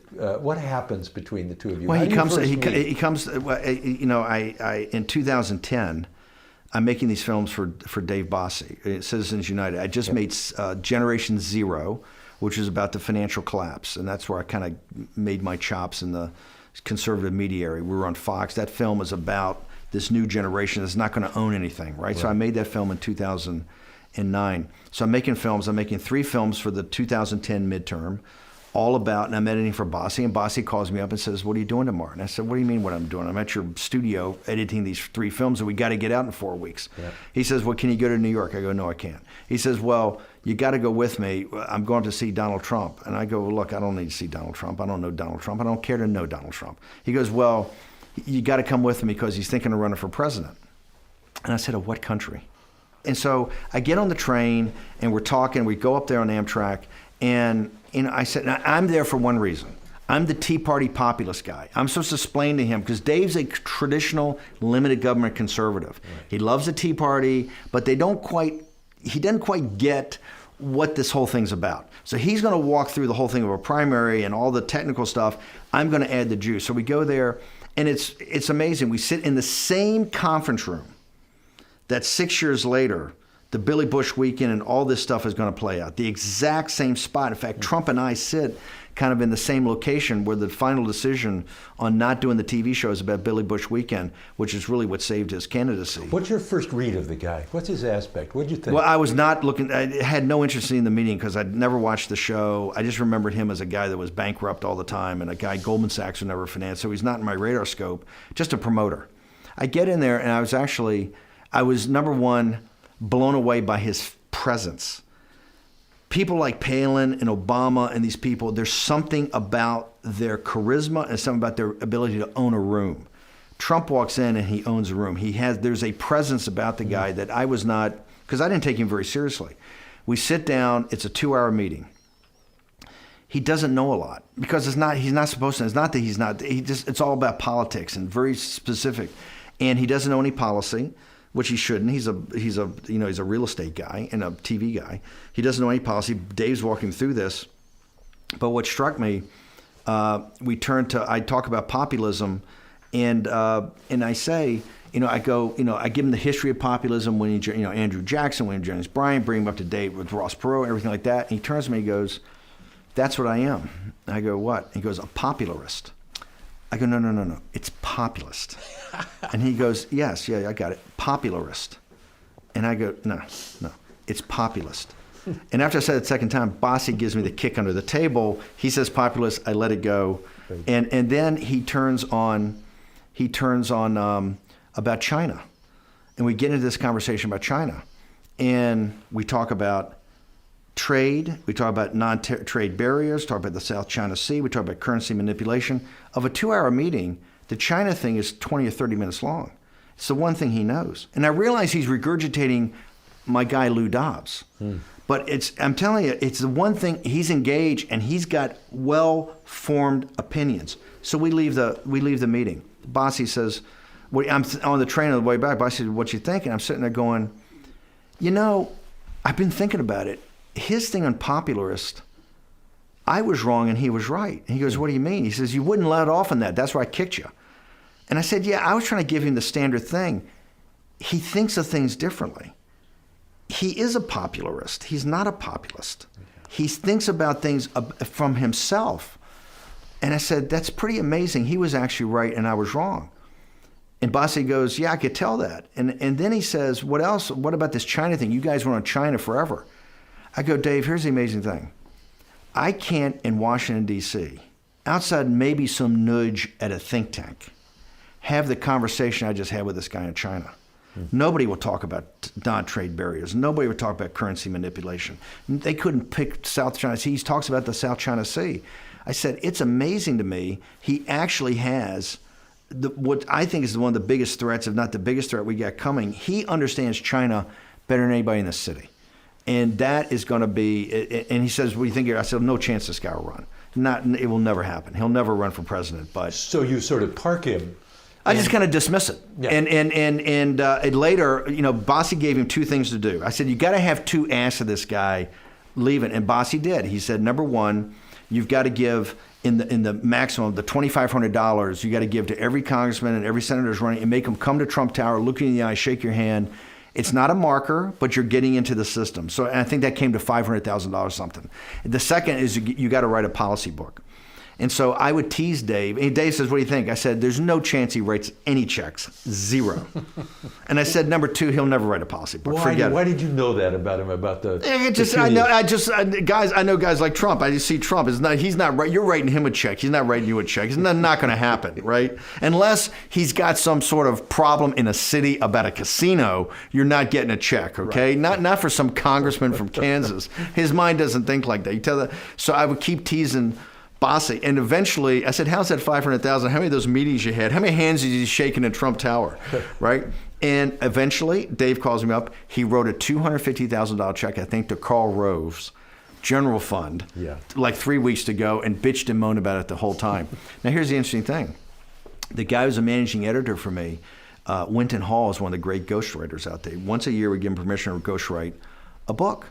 And Winton calls me up at like the end of this year and says, "Hey, I need time, and this one's going to take a little longer." I go, "Fine." I said, "How long you need?" He says, it could take up to 4 months or 5 months. I said, "This crap you type out for these conservatives takes 30 days. I said, "Who takes 4 months?" He says, "I got a guy that's got the biggest advance in the history of Regnery." And I go, "Regnery, advance? They don't give advances. I mean, It's not their business model. What is this?" He go, "It's Trump." I go, "Are you kidding me?" He says, "Yes, it's to write a policy book." I go, "You're kidding me."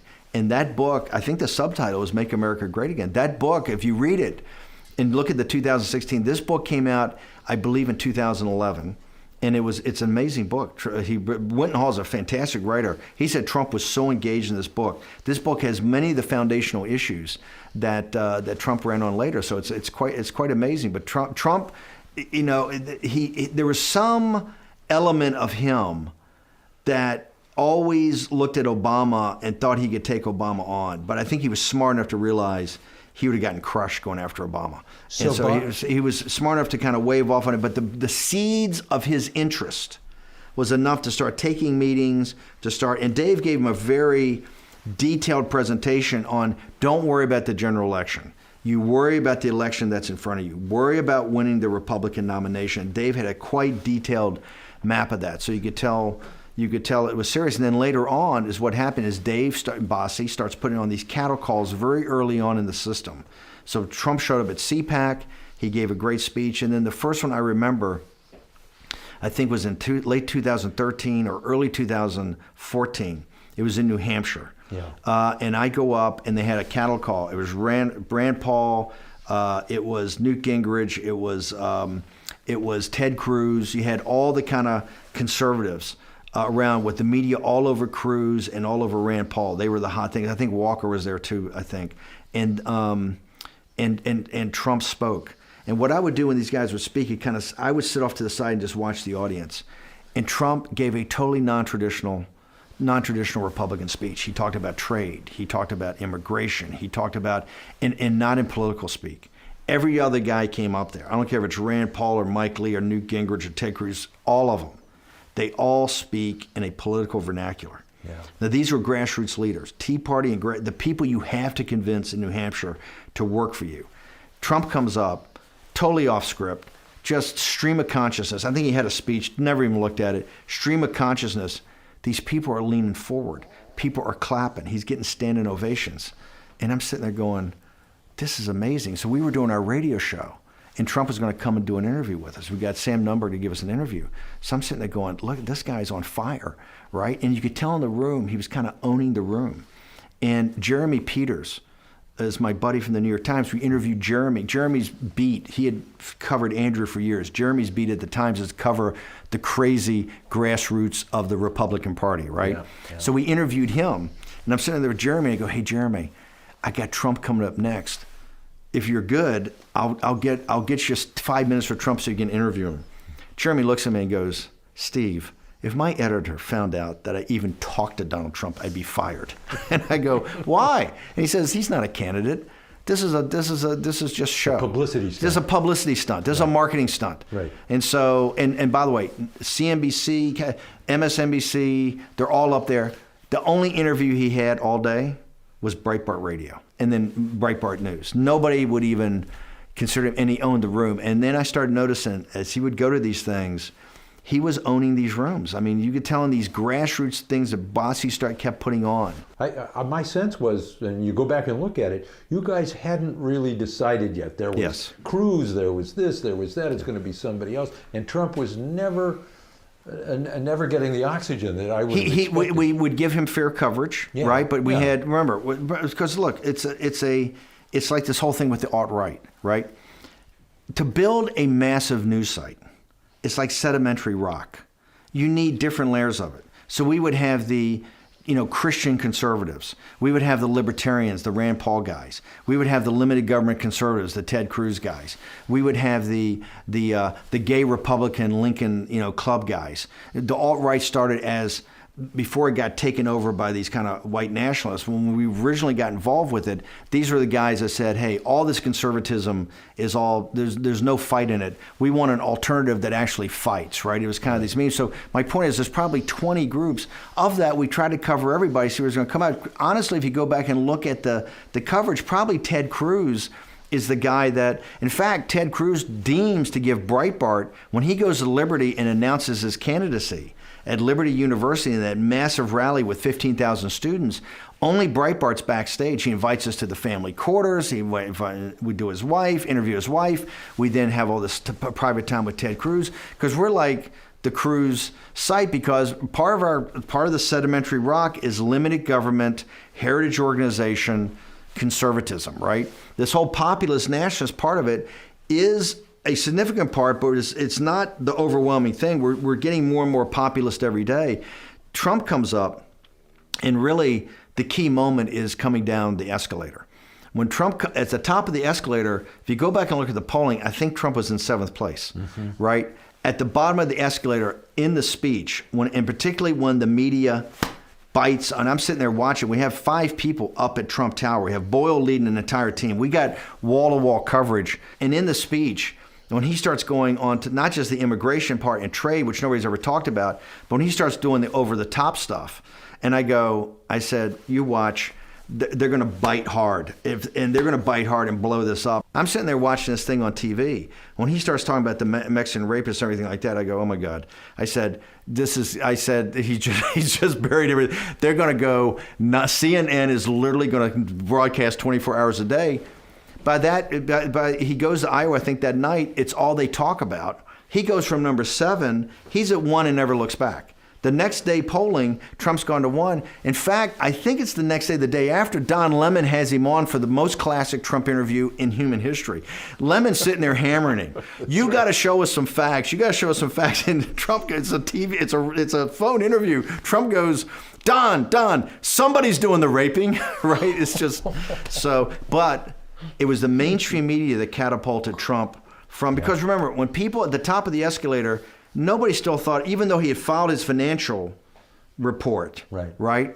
Which in hindsight, is the financial report, but nobody thought this. They thought it was a marketing ploy to get a better deal at The Apprentice, etc. The mainstream media catapulted him to the number 1, and then it was within 30 days we had the Fox News. The first on August 1st, I think it was the debate when Fox News, when Murdoch and Ailes, or particularly Murdoch and Ailes, being the part of the Bush apparatus, decided they were going to kneecap Donald Trump right out of the box. And that's what Megyn Kelly, they went through his Twitter feed, they went through all the Apprentice tapes, they went through everything and came out and did a hit like the left would do on somebody. And that's when all war broke out. That's when Breitbart, that's when you had to choose sides. Who's in the war? Well, the war was Fox and all the conservative media, National Review, Weekly Standard, the Republican, basically, it's a racket. Okay, it's a racket because the people are over here. The voters are focused on illegal immigration, trade deals, jobs, why income inequality, where's my pay raise, basic nuts and bolts stuff that people, the sovereignty of the country. The National Review, Weekly Standard, neoliberal neocons are kind of a donor, beck and call the donors. It's a total disconnect on foreign policy. And remember, one of the powers of Trump and the basic thing is that America's in decline, and the elites are okay with that. This is about managed decline. So whether it's healthcare, the southern border, NATO, China, Iran, pick it, right? The education system, we're in managed decline, and the elites are fine with that. And what's looked at as the Republican elites are okay because they're kind of the junior partner in the punching bag of Obama and these progressive Democrats, and they don't do anything. They kind of agree with them at the end of the day. Remember, after 2014, the reason Obama becomes a hero to the Breitbart staff, we call him, honorary honey badger, and because we're humping this thing in 14, Ebola, the border, and all of a sudden he gets smoked in the midterm elections. Okay, what does he do? He calls a press conference for the next day. Press conference, everybody shows up. This is the shellacking? He gets shellacked. Right. He loses the Senate. He shows back up. He gets smoked. He calls a press conference, and all CNN and everybody, New York Times, is he going to listen to what the people are saying? The country going a different direction? Obama going to listen? He gets up there and he goes, okay, guys, here's how it is. I'm president of the United States and you're not. He goes, here's 10 executive orders I'm going to sign immediately. And by the way, you know that DACA thing? I got a DAPA. I'm adding the parents onto it. How do you like that? I'm sitting there going, this guy's my role model. I said, he just got smoked and he comes out and hits you right in the mouth. Right. This is a leader. Remember, Boehner collapses. We get the omnibus. Everything we fought for, we just won. And Boehner does this omnibus bill, gives him Planned Parenthood, gives him DACA, everything he's wanted and more. That's when he realized the Republican apparatus is the Washington Generals to their Harlem Globetrotters, right? You're just set to lose. And so, but that is this thing that builds up. And so when you get to the Fox situation, Fox has chosen a side. It's so evident in that debate that they're there to kneecap Donald Trump, okay? They're there to take him out. And that's when we go, okay, so we run 20 stories on Megyn Kelly. I get Tony Lee and Matt Boyle, my two hammers. They go right after Megyn Kelly. We're going to Linsky her, right? We're going to call her out from the herd and just hit her nonstop. And after about 48 hours, I get a call from Ailes, who was kind of a mentor. But remember, in building Breitbart, I never allowed anybody at Breitbart to go on Fox, ever. I went on a couple times about films. Because National Review, Rich Lowry, Tucker Carlson Time, Daily Caller, none of those guys existed unless they were on Fox. All they're on Fox. Their guys are on Fox. They're a subsidiary of Fox. When Ailes calls them up, they got to line up in a certain way, and this was the payoff. He calls them up. They all got to line up and back in the Megyn Kelly. We're independent. We don't need Ailes. I don't need Ailes financially. They're not going to do anything for me, right? So we never had anybody. I was never on Fox. None of our reporters are on Fox. If you want to come here and get some story and get a Drudge link and go on Fox, you're in the wrong line of work because it's not going to happen. We're Breitbart. And we got our own point of view. We're going to do it our own way. And this is where it came down to. All of the rest of them line up with those with anti-Trump. And Ailes calls me up and says, "You got to knock off these stories." She's crying. She's all upset. She's getting death threats. I go, "It sounds like a personal problem." I said, "We're not backing off. We're gonna put more stories up tomorrow." And he goes, "You got to come. What are you guys? He says, "No, you're not going to pull what the left pulls. This is the typical drive-by. You're going to go into a guy's Twitter feed.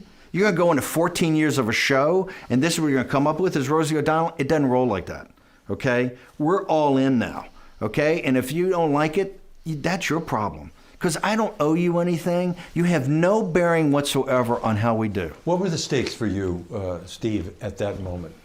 Well, the stakes was the countries. To me, it's about the country. You finally have somebody in Trump that is now giving voice to kind of this voiceless working class and lower middle class that's had no representation. They've been voting for Republicans that work exactly against their economic interest. Look at these trade deals.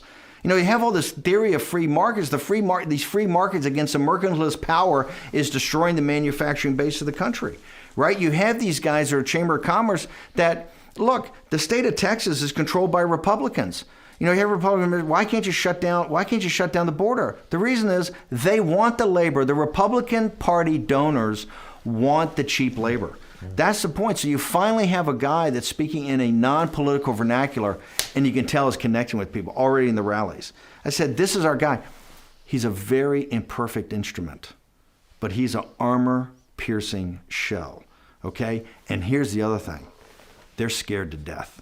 Right? They don't know how to handle this guy.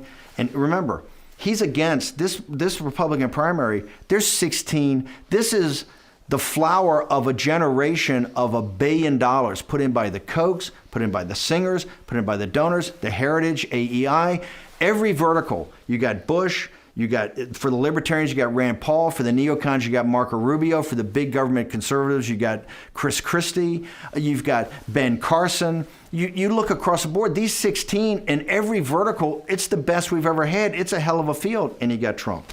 And Trump is going to tell the guys, he's going to go through this thing like a scythe through grass, right? Because he's talking about what the voters care about. These other guys are kind of, you know, mumbo jumbo and all this stuff that you can't win national elections anymore. The kind of the Heritage Organization talking points, the Paul Ryan, you know, limited government.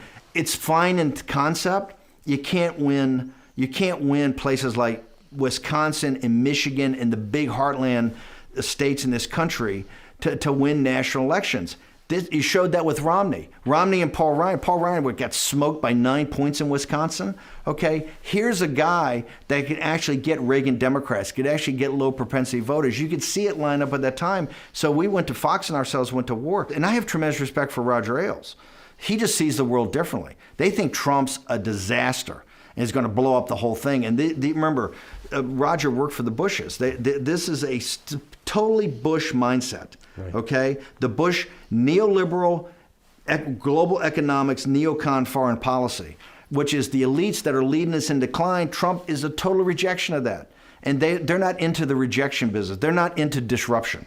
And Trump is a huge disruptor. He sends his lawyer down here the next day, who I know pretty well, his personal lawyer, to come down and kind of like in The Godfather, give me some bad news. You guys have got to stop. This is going to start getting ugly. And I said, we're not stopping.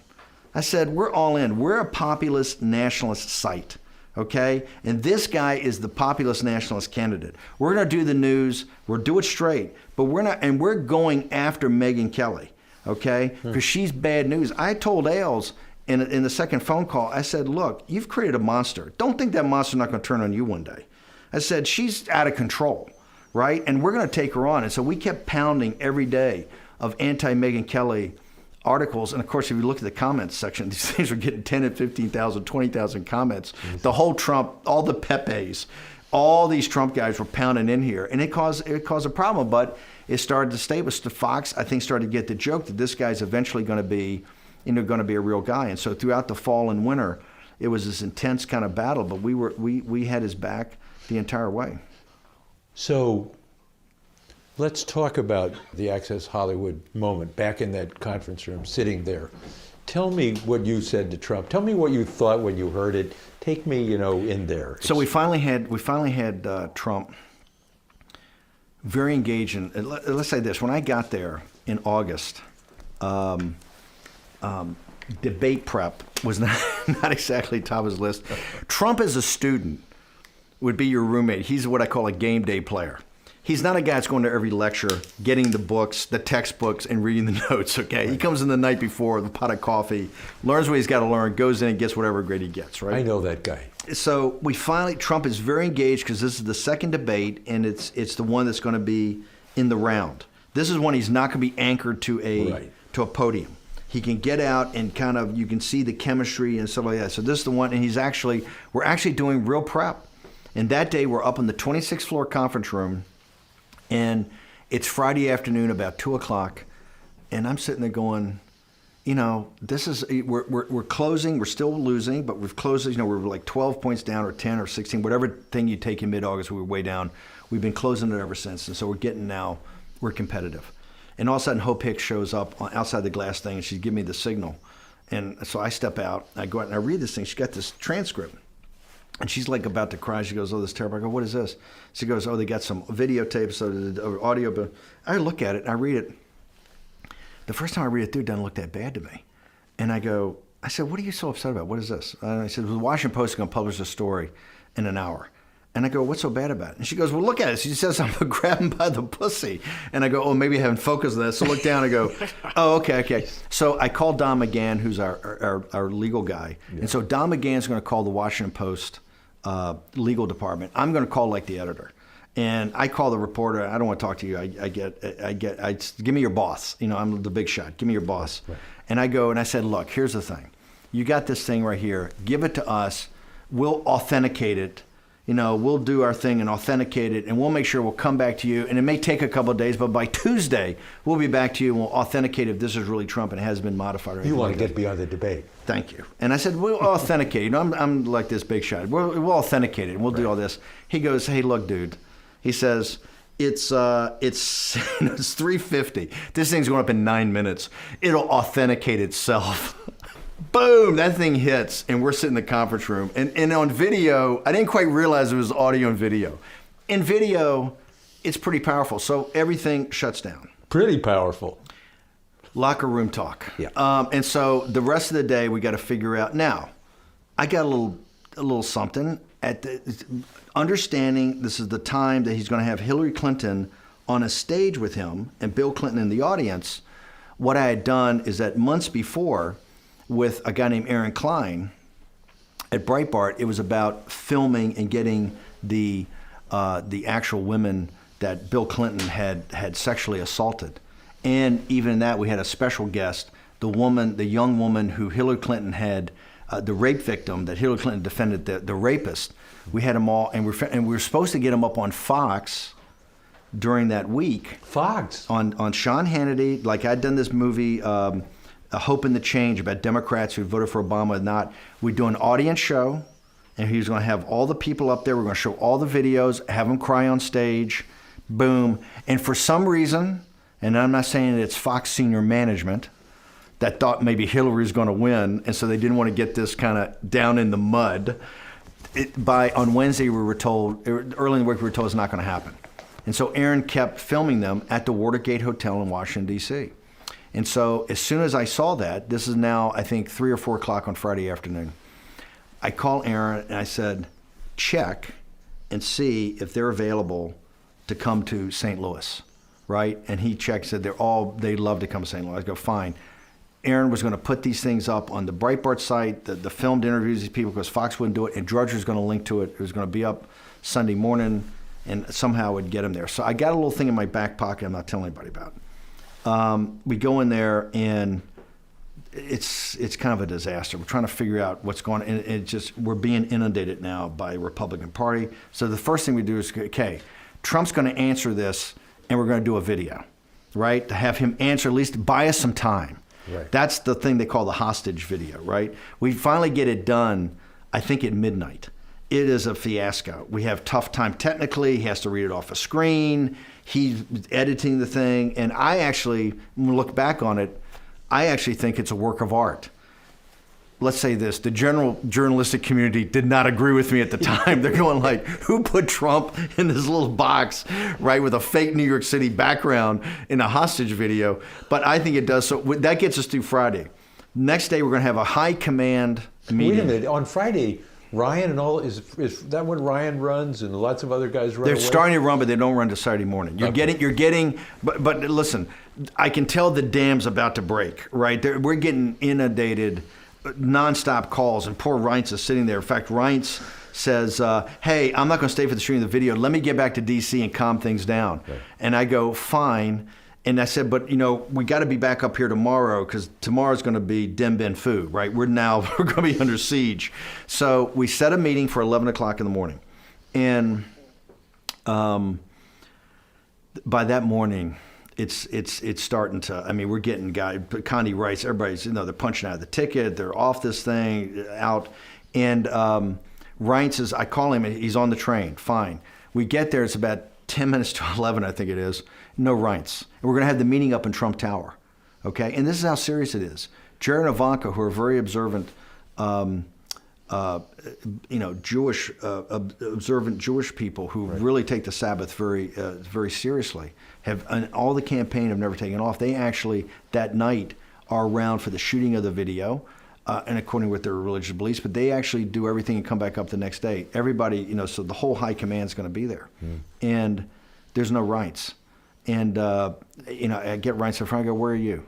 You got it, where are you going to be? He says, well, I'm at Penn Station, but I'm going to get back on the train. I go, what do you mean you're going to get back on the train? He says, look, I've talked to the donors, it's over. I can't, if I go there, I'm going to get fired as RNC chair. And I go, dude, you're showing up. And he goes, I can't do it, man. It's over. This thing's over. Oh. And I go, what do you mean it's over? It's not over. We're going to power through. He says, you're not going to power through this. Thing's over. We get in this huge argument, and I'm pretty close to Reince. Reince is a solid guy. I said, you got to show up here. If you don't show up here, you're going to get torched worse than you ever think you get torched by the donors. Yeah. And you're going to have to do the perp walk. You're going to have to come through Trump and that thing with all the TV cameras. You're going to have to get in the elevator bank, and you're going to have to come up and join us. And he does. And so we get up there, and then, it's Rudy and Christie and all the traditional politicians are saying it's over, and you gotta, Trump's going around and saying, give me your percentage, and what do I do? And they're all like, 0%, 20%, and they want to have him go on 60 Minutes. They want to have him, Kellyanne comes with an idea that David Muir would come in, would do a live ABC News thing, and, with Melania and Ivanka, and they're not interested. So the whole thing's kind of a fiasco. So he finally comes around to me. He says, what's your percentage? And I've told him from the day I've taken this job on and thing, you have 100% metaphysical certitude that you will win if you just stick to this populist nationalist message and hang her as the representatives of the elite. We hang that around her, that she represents the elite, you represent the people, you're a populist, and we hammer, you're going to win. I don't care if you're 16 down. It doesn't matter. The key number is 70% of the people think America's in decline. You're going to return America to her former glory. Comes to me, he says, what do you think? I said 100%. He goes, 100% what? I said, 100%, you got this. It's a metaphysical certitude lock. He goes, knock off with the 100%. He goes, I got to hear your real number. I go, it's 100%. And he goes, I said, listen, they don't care. This is locker room talk. They don't care about vulgarity or anything like that. They care about they're losing their jobs. They're losing their country. They see their country going away from them. They don't have anything to pass down to the kids. That's what they care about. Jared and I we're basically rented the Hilton Ballroom 2 blocks over, and at 6 o'clock we're going to go out at noon. We're going to go out here in a half hour and put up on your Twitter and on Facebook. We're holding a rally for everybody who shows up in a red hat, and we'll pack it with a bunch of hammerheads. And you're going to throw down and just go after the Washington Post and the media. And that's how we're going to power through this. No excuses, just let's power through and see Hillary and thingamajig. let's say this, that didn't exactly get voted. There was not a unanimous consent we should do that plan.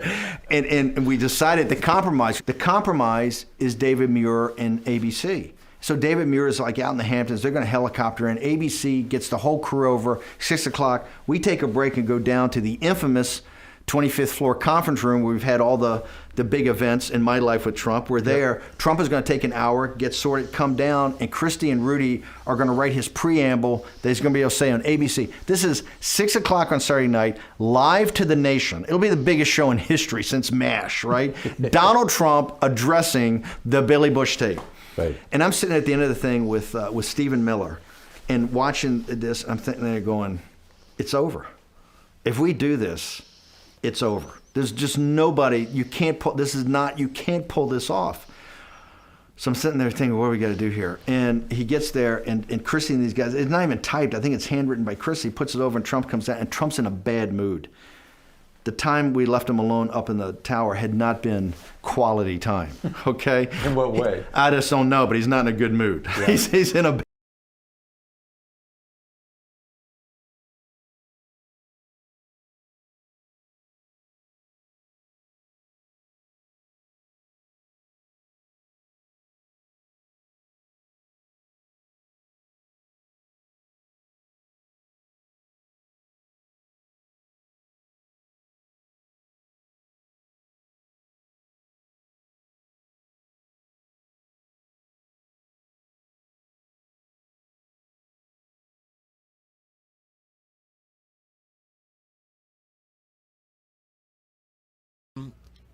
we picked certain cities because we wanted to pressure the senators that we pretty much knew that we could count on to do the right thing. But at the time, we didn't know if they would or wouldn't. And then when Josh Hawley jumped on board, and then when Ted Cruz jumped on board and Marsha Blackburn jumped on board, it became, instead of a pressure rally, it became a thank you rally. And Tennessee, you guys are leading the way because both your senators are going to contest this election.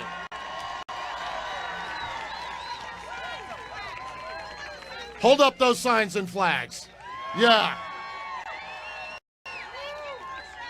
Thank you, Marsha. Be enthusiastic because you have a right to be enthusiastic. Wave them. Here's the last thing I'll close with. As I serve Jesus Christ of Nazareth, He is my Savior. He is Messiah. He is the Lamb that takes away the sin of the world. If any person will repent of their sins and call on His name, they'll be saved. They'll be forgiven. Their home will be heaven and not hell. He's here and He's for you. All you have to do is call unto Him. He is the Lamb. You know, but He's not just a lamb. Jesus is the Lamb, but He's not just the Lamb. Come on, I said He's not just the Lamb. Let me say it one more time. He is not just the Lamb. I'm telling you, He is the Lion of the tribe of Judah, and He is coming back. Amen? What wisdom teaches us to do as Christians, it teaches us when to be the Lamb. Some of us are very loud and boisterous. I'm one of you. We got to learn to be lamb-like and know when to shut up. Can I get an amen? Some of us are very lamb-like, and we don't speak up. And we need to know when to be the lion. Can I get an amen? Right now in America, what we need is we need the Lion of the tribe of Judah to rise up on the inside of every one of you. And right here in Nashville, I see a group of lions. Come on, lions, give yourself a hand clap tonight. The lion's going to roar out of you, and it's going to save America. Here's the last thing I want to offer to you. I don't just want to preach to people, I want to empower them. We have PG.today, PG.today. I have free legal counsel for any church leader that wants to know how to open your church. We'll resource you, we'll help you, we'll get you going. Man, God bless you, God bless America, and God bless Tennessee. Can I get an amen?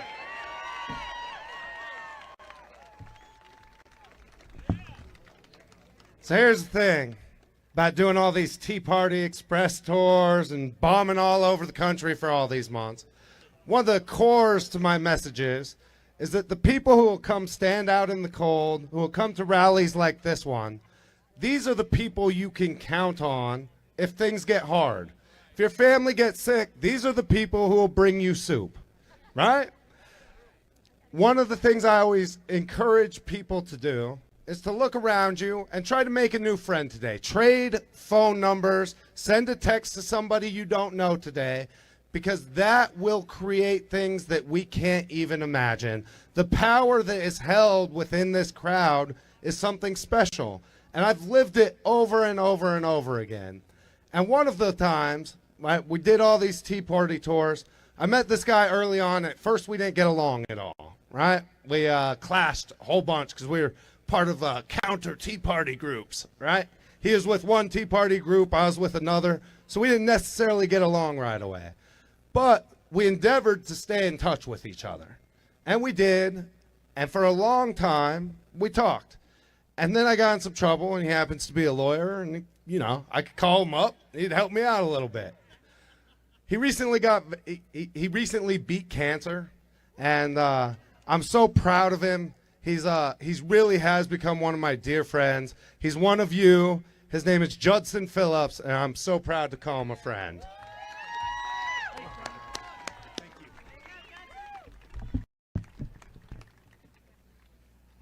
12 years ago, I had the privilege of being...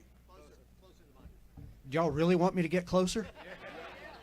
12 years ago, I had the privilege of being a part of the group that launched the Tea Party movement in the United States. Amy was there, James was there, Dustin was there, Jen was there, gentleman standing right here, Don Thompson from Fayette County. Yeah, Don! He was there. These people are friends for life. We've been in the trenches together. We've been on Tea Party Express tours together. We've gotten the Tea Party Express flu together. It's been a lot of fun. And I can't thank them enough for everything, literally everything. But my fellow Tennesseans, I bring good news today. You haven't even heard it yet. Liberal Lamar Alexander is no longer our senator.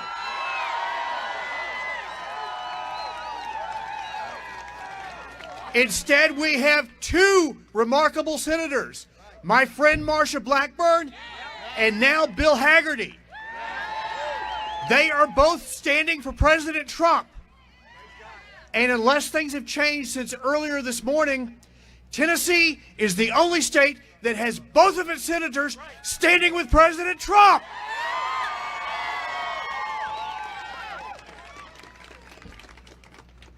You know, I do have one question.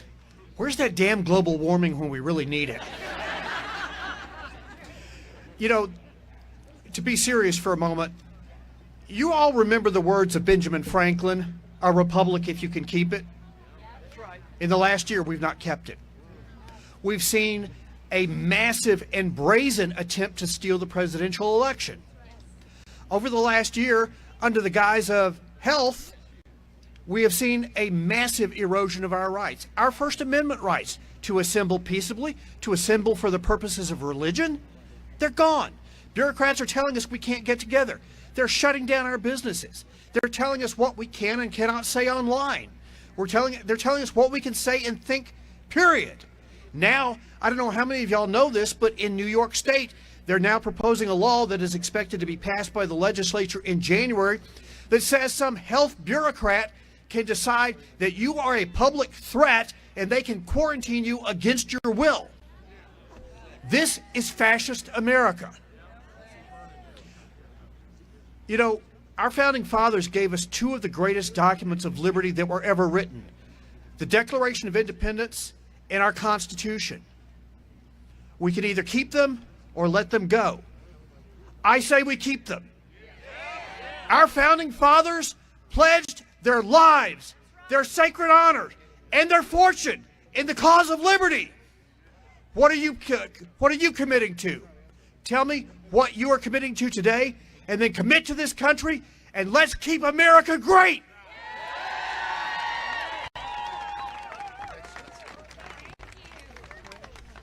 All right, the next person coming up has probably logged more miles on a horse than most of you have logged in a car this year. All right. Please welcome Coy from Cowboys for Trump. Hello, Tennessee. Man, y'all are looking good out here today. I tell you what, since we started this deal back in El Paso, we've hit a handful of stops, and y'all are by far the biggest crowd we've had yet. So give yourselves a hand. It's a good day to be as excited. It's a good day to be involved, and there's not a more critical time than right now. As we stand on this uncharted area and these uncharted waters, we're standing on truly historic days. Our country has never been here, and we've never been faced with this type of a reality that we're faced with today in regards to these fraudulent elections. Now, how long they've been going on, Lord only knows. But by the grace of God, through the presidency of Donald J. Trump, we're starting to learn a lot, aren't we? Amen? Are we starting to figure things out? So as we move forward, as we look at this is a battle that we're not going to lose, y'all. I'm not. I know that there's many. I've been measuring some men up out here in this crowd, and I know that there's a bunch of them that a guy could call on and they come to it. Because we know what's at stake. What the period in history that we're in right now is not about us. It's about our children. It's about our children's children. It's about the future and the blessing of America. You know, many of us here was raised in America where the freedoms were bountiful and abundant, and we had opportunity, and we had security, and we had a future. And now we're entering into this place, this dark, cold winter, as Joe Biden called it, and the Democrats are closing in like they never have before. But let us not get too caught up on the Democrats, because truly today is not about Democrats. Today is about China. We're a nation at war right now with an enemy that has embedded itself inside of us, and that is communist China. We used to go and we used to fight communists in foreign lands, and now we've turned our food supply over to them, and we're letting them feed us. It's not. This is not an option about win or lose. We're going to win this deal, and we are going to charge through to a new America, a brighter America, more prosperous America. But we've got to understand and realize what the deep state and the Chinese are doing to us. As I look across this crowd, I see a very diverse crowd. I see a very patriotic crowd. I see a very American crowd. And when I look, I see men and women of all different colors, of all different ethnicities that are coming together under the umbrella of America.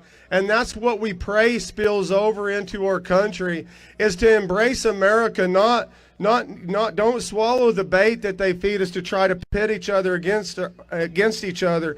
You know, back in June, I rode here in Franklin, Tennessee, beautiful Franklin, Tennessee. And we came and we had a stop here as we went through the South around June. I rode in Atlanta on June 20th. If you remember back, that was a day of great racial divide and racial tension in our country. But when I rode around Franklin, I carried the Dixie flag.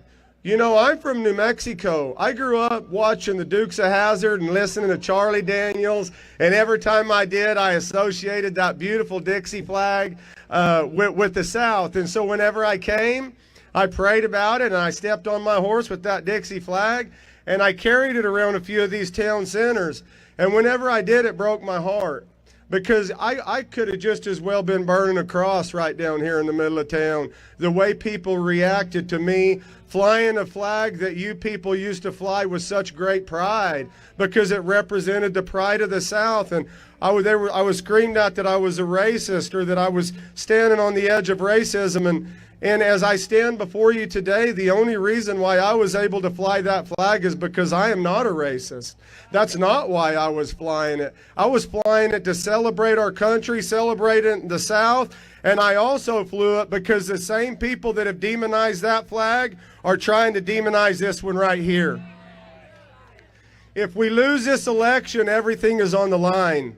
From our national anthem, to our flag, to our Constitution, to everything. They're already trying this cancel culture, y'all. As they did it with your Dixie flag, they got rid of that. The next thing they'll do is get rid of the American flag. They want to wipe us clean to build us up with something that looks much like the transgender issues and the indoctrination of our children in our schools and this vile stuff that breaks us down from the inside. But praise be to God, in the heart of the American American people and the resilience of patriots like you, because we're not going to lay down. We're not going to give them our flag. We're not going to surrender to them. We're going to charge forward. I'll close with this. I'm an elected official as well. I hold a political office in New Mexico where I'm a county commissioner, and I got involved, and I pastored a church for 5 years before that. A little background on myself. I rode horseback across Europe. I've seen the decimation of socialism, and I've got a little bit of a background on different things. But as I spoke on my background and being involved, what drove me into politics was the plight of the American people. You know, starting a business and running a business, the hardships of it, and pastoring and seeing your community just fall apart around you. I wanted to be more involved. I gave myself to politics. I took an oath of office, an oath that I take very, very seriously, as I hope that every elected official is today. And that's your oath to the people for free and fair elections. That's the constitutional right, and that is what we demand. We're headed to D.C. on January 6th. If y'all can make it, please go. The reason why I'm going is not for Cowboys for Trump. The reason I'm going is not for Bikers for Trump or for March for Trump or for all these other different hashtags and websites. The reason why I'm going to Washington, D.C. is because my president called me there, and I'm going to be there. He's calling every patriot, every American to come. And when we come, we join forces shoulder to shoulder. We fly the red, white, and blue. We claim to be America first. And if we can get her all right, by the grace of God, we're going to come rolling back like we never have before. God bless you guys. Thank you for the opportunity. What an honor.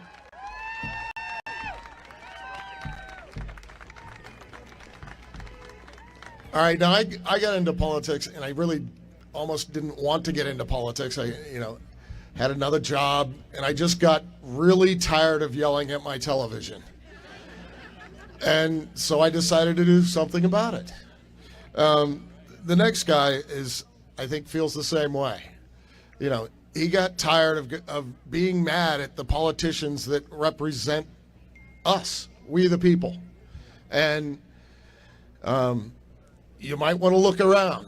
Sometimes look in the mirror. If you see someone in the mirror who is upset at your elected officials, maybe the person in the mirror is the one that needs to run for office. This gentleman is actually born in Tennessee, raised in Tennessee, and is a business owner. Please welcome Quincy McKnight. He's running for the 5th District. Franklin, Tennessee, how are you? Isn't it wonderful to be able to be in an environment like this with the president that allows you to come and say, thank you, God? You imagine in a life living with number 47 years of Biden, and we're like, we can't pray? We can't do, they're going to trying to take away our civil liberties? But thank you for Trump. Thank you, Trump, President Trump, for allowing us to be here and letting us do these things. The organizations, the Patriots, thank you guys here as well. I am Quincy McKnight. I will be running for in the 5th District in Tennessee here against Jim Cooper.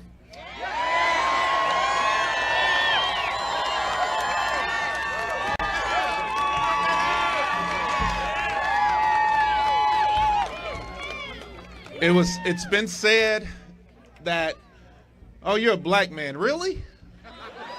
Never noticed. You're not going to win in Davidson County. You're not going to do this. You're not going to do that. I'm like, okay, we'll see. So guess what, folks? We're starting early. Just like what we're doing here, we're taking this march here for Trump.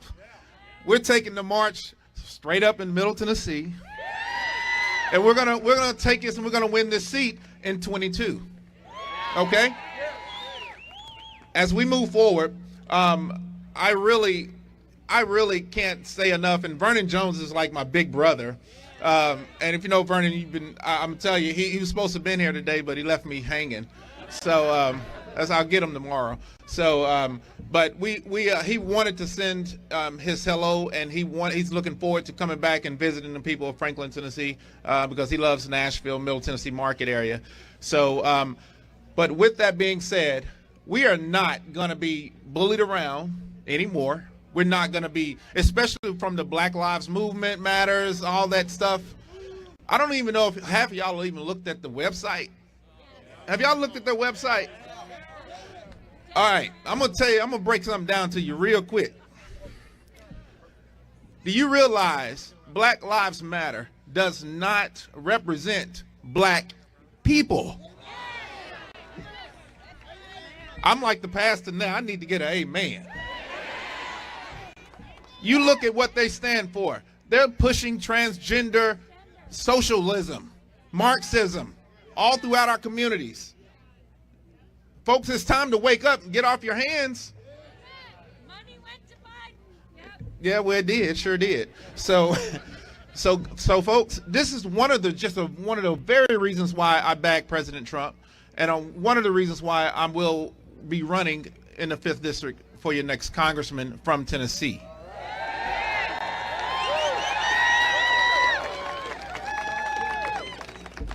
So as we move forward, let's learn to hold the line. Let's hold the line against socialism. Let's hold the line against Marxism. Let's hold the line against trying to get organizations defunding the police. Instead of defunding them, let's give them more money. Because guess what? Guess what?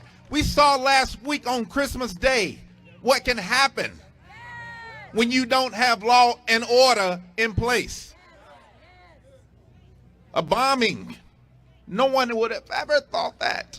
I was born and raised in this area. I would have never said we would have a bomb.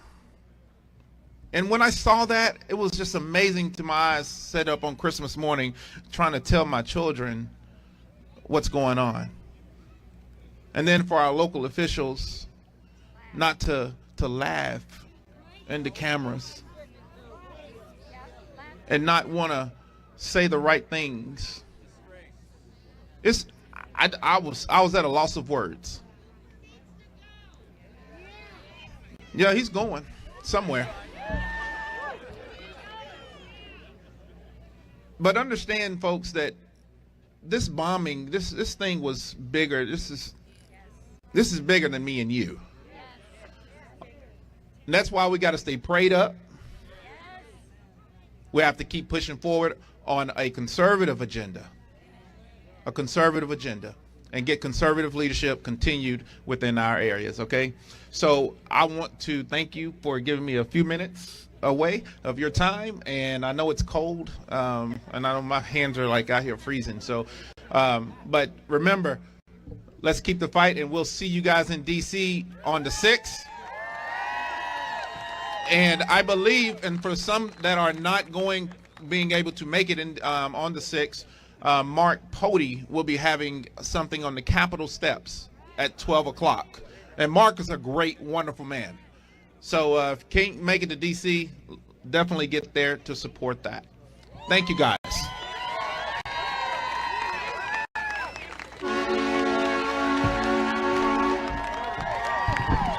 That's got to be Vinny and the Trump train. So you guys, we need more normal people just like you and I to step up and run, and I appreciate you stepping up and running. It's not easy. I've done it myself. We also have somebody else with us that has stepped up to the plate and is running for that same seat.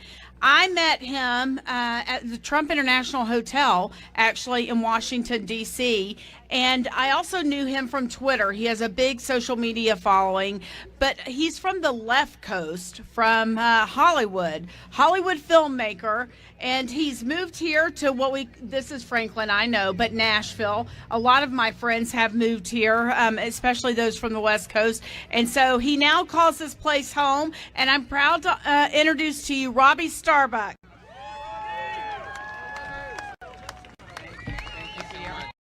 Appreciate it. So, hi guys. I'm going to do something I don't normally do today. I'm going to read from something because I think my pastor might be here. Are you here, Pastor?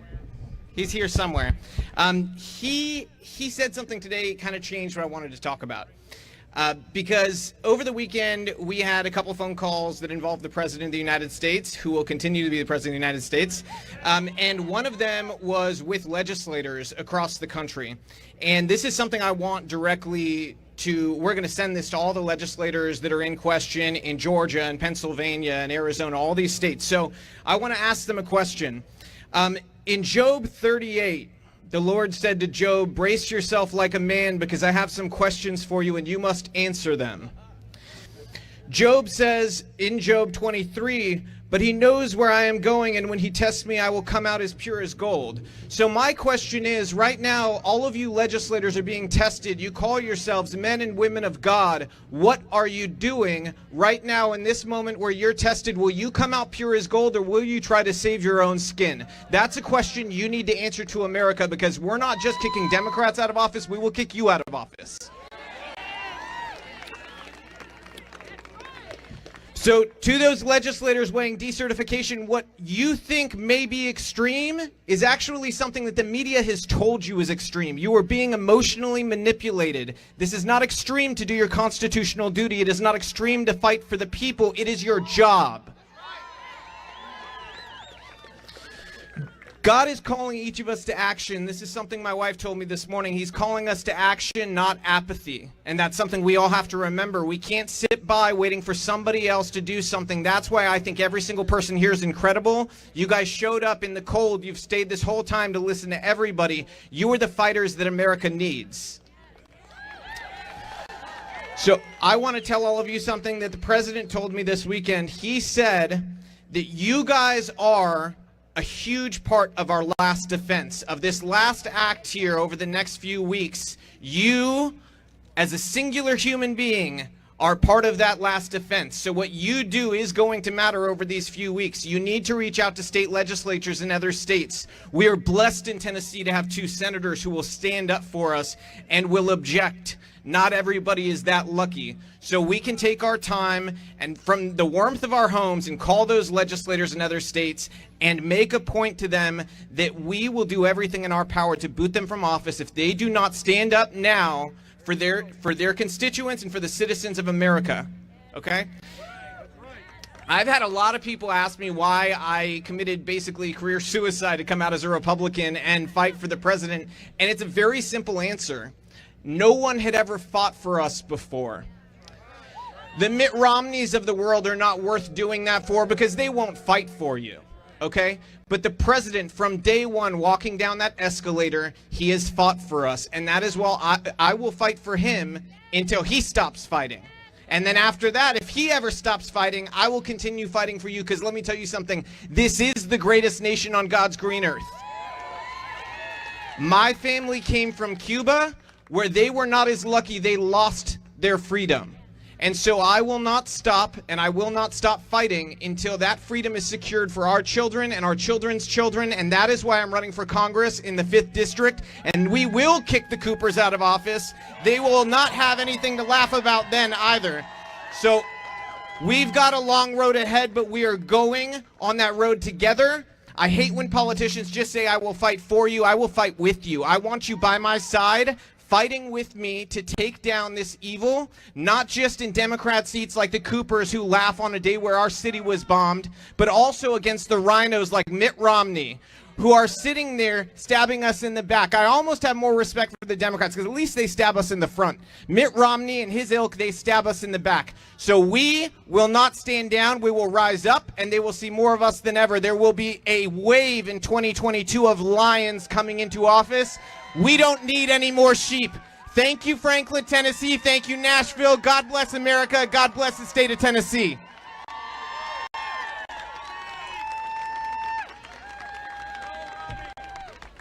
All right, before we wind this up, we like to send you off kind of in a positive, happy way, as if you're not happy already. I mean, conservatives are happy people. I mean, you can tell them. Everybody walks around with a smile, even in the grocery stores. You can tell the liberals. They're the ones that look like they're constipated, and they have that face all the time. But we like to send you off at a couple, if you can actually talk to a liberal, talk to them as if Rush Limbaugh had. Okay? We just got back from Cape Girardeau, and if they'll listen, talk to them like Rush Limbaugh. If you can't talk to them like Rush Limbaugh, fight them like Andrew Breitbart. One of our mentors. Be happy, warriors, and beat them with the facts, okay? So we like to end this, send you off like happy warriors. We like to do it with music. I'm going to bring up Gary Chapman to send you off with a song. Thank you. Thank you, Tennessee.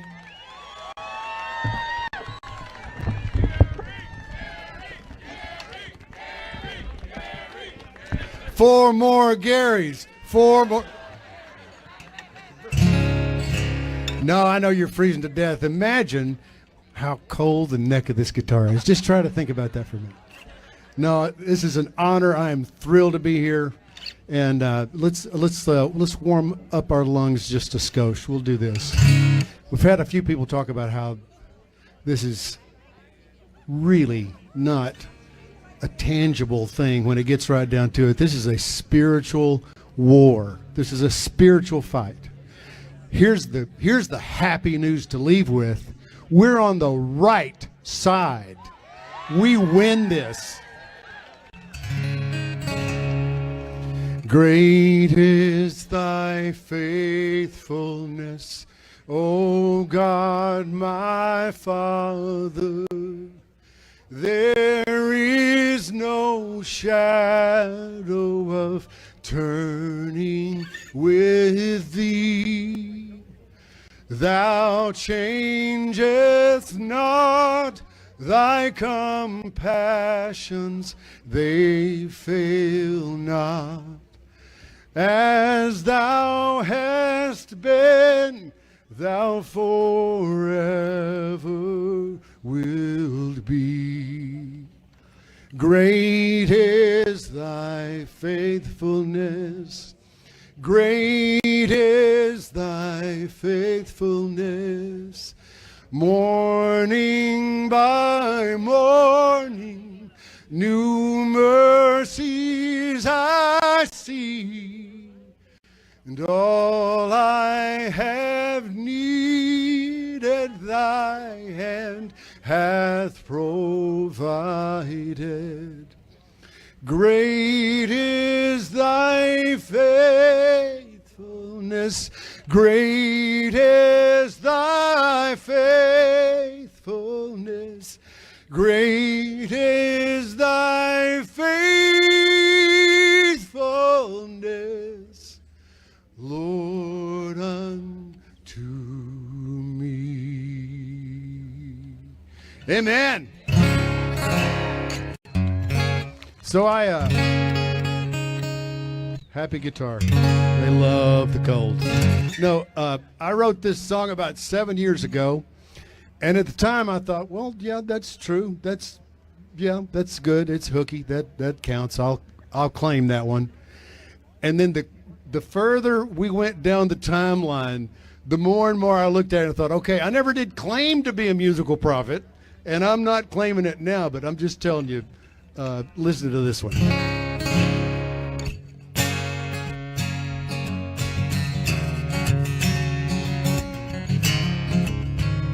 Come on, fingers.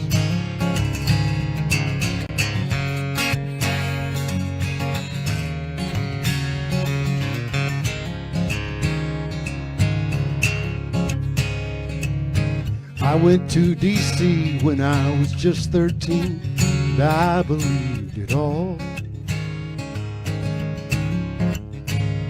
There were heroes carved in stone to back up every single thing that I'd been taught.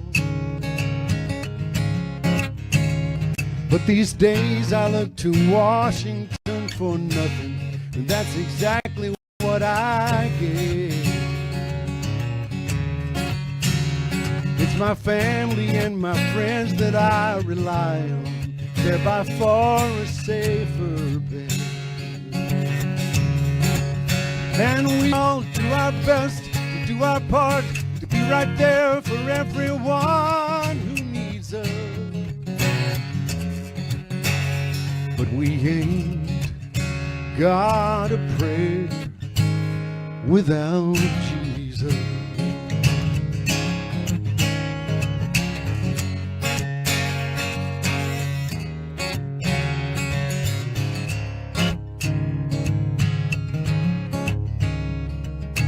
Everyone I know is doing everything they can to have enough. We're all chasing after dollars when the dollar says it's God that we should trust. Wealth cannot be held in houses, riches quickly flow through empty seeking hands.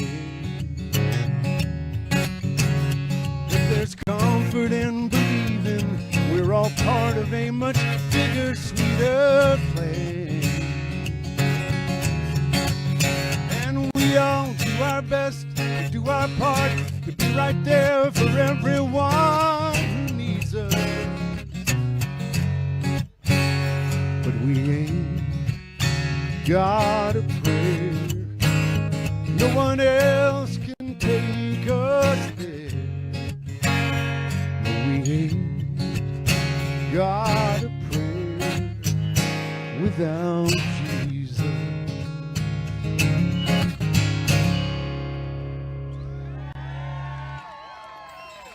Amen. So I'm going to need you to help me out on this one as well. This will be my closing number. Sort of shortest set I've ever done in my life, but my hands feel like I've been up here for about an hour and a half. So I rewrote the verse. Nobody knows the verse anyway, but I rewrote it today to fit the moment.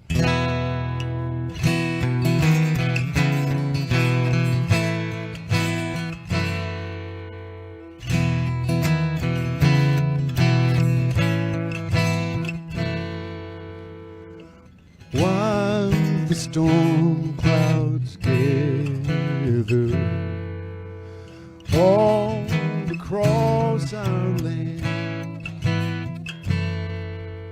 we must raise our voices. We must take a stand. We should all be grateful for a land so fair. As we raise our voices in a heartfelt prayer, God bless America, land that I love. Stand beside her and guide her through the night with the light from above. From the mountains to the prairies, to the ocean, white with foam. God bless America, my home, sweet home.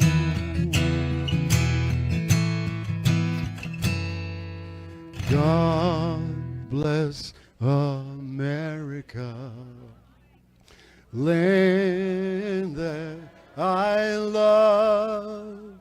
Stand beside her and guide her through the night with the light from above. From the mountains to the prairies, to the ocean, white with foam. God bless America, my home, sweet home. God bless America, my home, sweet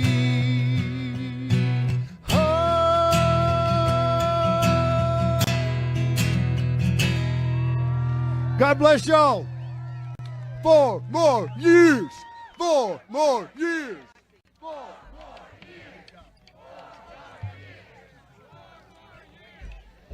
Thank you, Gary. That was amazing. And I want to recognize our little helper over here. Is it Nagasi? Nagasi, thank you. Thank you. He's done an amazing job. And if the man is still here that is collecting names for the bus rides to D.C., I think you're going to get another 4th or 5th bus because people want to go ride with you. Where is he? He's over by the church. So, okay, Dustin is over there with his cowboy hat on. If you're interested in riding to D.C., go over by the church, get signed up. Thank you, Cheryl Brown and the Williamson County GOP for hosting us. Thank you, Nashville. God bless you all. We'll see you in Washington.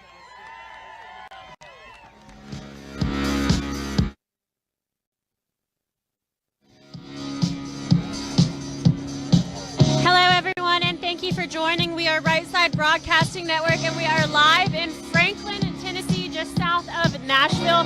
We are with Women for America First, the bus tour, and we're excited to be here.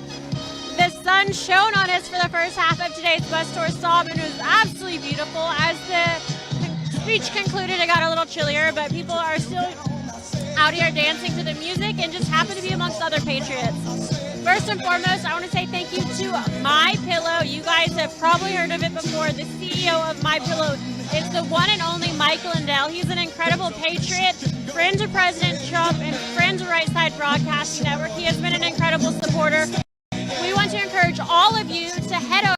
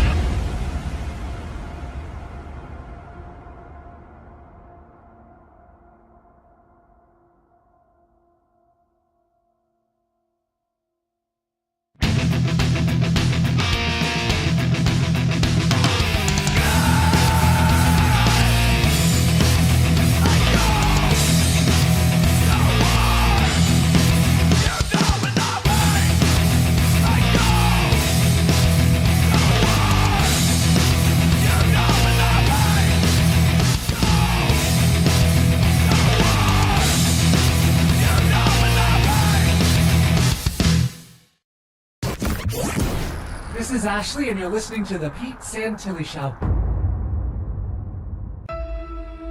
Fellow Patriots, welcome to The Pete Santilli Show. The commentary you're about to hear is meant to be used as an educational tool and may contain mature content. Parental discretion is strongly advised.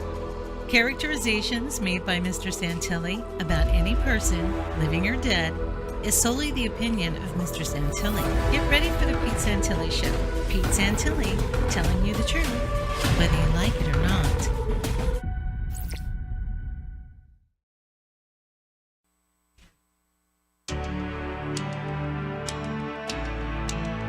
You guys ready for blast off? Huh? You know what this thing is called? We're going to kick this thing off. It's going to be officially and formally as we blast off this thing. Let's call it the March to Save America. Let's go. You guys ready to go? America. Oh, yeah, baby. I'm in that mode. I'm in that mode, ladies and gentlemen, especially because we're with you. I want to welcome each and every one of you to this blast off of the March to Save America if you guys are not excited about what's about to happen here. Now, let me just do a quick little review of why we're doing it so early. Everyone's like, I thought it was supposed to happen on the 6th. No. If you paid attention to Patrick Byrne, he said, get out here early. And that would be towards the 3rd. And then the 4th, everything. I mean, we're going to have some bombs drop in between. By the time the 6th comes, it's going to be like the people that were sweeping up after Hiroshima and Nagasaki with their dustpans and their fuzzy dusters, okay? That's going to be the 6th, all right? That's going to be the post-nuclear explosions, all right? The left, they're going to be standing there like crispy critters, like in Pompeii when the volcano went off. They're just standing there, just all crispy. Huh? Right? Absolutely. Oh, yeah. They're about to find out why they should not have ever messed with 100 million plus deplorables. All right? There's a group of people that are headed to Washington, D.C., and I'll tell you what, for those that can't go, that's okay. You're tuned into the right place because we are geared up. We are ready. When we leave, you won't know. When we arrive, you might find out. Exactly when, not going to tell you, okay? We're going to be zigging and zagging. We're going by way of Nova Scotia. We're going to stop at the truck stop in Nova Scotia, right? Then get on a plane in Anchorage, Alaska, and then fly to Okinawa. And then you never know where we might be and when we'll get there. And you just won't know. You'll know by the shape of Deb Jordan's hair as to how fast we were going, all right? Because that path to Washington, D.C., for us to arrive by the 6th, we will have to be going very, very fast from Nova Scotia to Anchorage, Alaska to Washington, D.C. Absolutely. So welcome, ladies and gentlemen, on this Sunday, January 3rd. Now, this is our last formal scheduled broadcast because we broadcast at 9 a.m. and 6 p.m. Eastern time and when news breaks. Now, here's the last time that I can tell you this. We're loaded up on text messaging. All right, our text messaging service is well aware of how important you being on our text alert system is. They're Christian MAGA patriots. I'm going to tell you that right now. It's the same service that President Trump uses, so they're not going to delete you. And let me tell everybody, because people are like, I got on your text alert system. I haven't gotten texts. You're only going to get it like if there's a major false flag, a major event. I'm not going to be texting you just for the heck of it. So you have to text range to 81257, and you're going to hear a different text messaging. Now, if you're already on our text messaging, you don't need to get on there. But I'm going to give you a different text messaging service when I'm out in the field, okay? But for right now, text range to 81257. Text range to 81257. And then you'll be on our text alert system. Major news breaks, you will get a text. Other than that, guess what? You have to go, as soon as Deb Jordan gives me the big thumbs up here, she's got the accuracy of a Scud missile. Just kidding. She's firing her shoes at me, and she's missed. So that's why you didn't see her fuzzy slipper hitting me right now, right? The accuracy of a Scud missile. She doesn't even know what that means, but the guys out there know what that means. Are Scud missiles accurate? No. Deb Jordan. I don't know. Okay, listen. Go to petesantilli.mobi. That's petesantilli.mobi. Let me show you something here before I bring the lovely Deb Jordan, who is just whacking away over there. She's getting us all fired up. Let me show you something here. You ready? Here's our formal graphic that we're going to be using from here on out. You're going to see this from the field. We have this graphic. It's March to Save America, and it's coming up right now. There it is, March to Save America, and we're going to be providing updates. This is update 001, officially on this January 3rd, 2021, 6 p.m. Now, live updates are going to be going to the Pete Santilli Show page. So you can get to the Pete Santilli Show page because check this out. Live updates, Rally to Save America. It's actually March to Save America. That's been changed for reasons that are absolutely above my pay grade. Okay, they changed it from Rally to March. Okay, Rally sounds like we're going there with milk and cookies. We're going with tires to burn, and they're going to be delivered by Victoria Newland to the Maidan because it might get cold out there. So, we need to have Victoria Newland. If you guys don't know who Victoria Newland is, her and John McCain call those people freedom fighters that were in the Maidan at Kyiv, as they overthrew their country.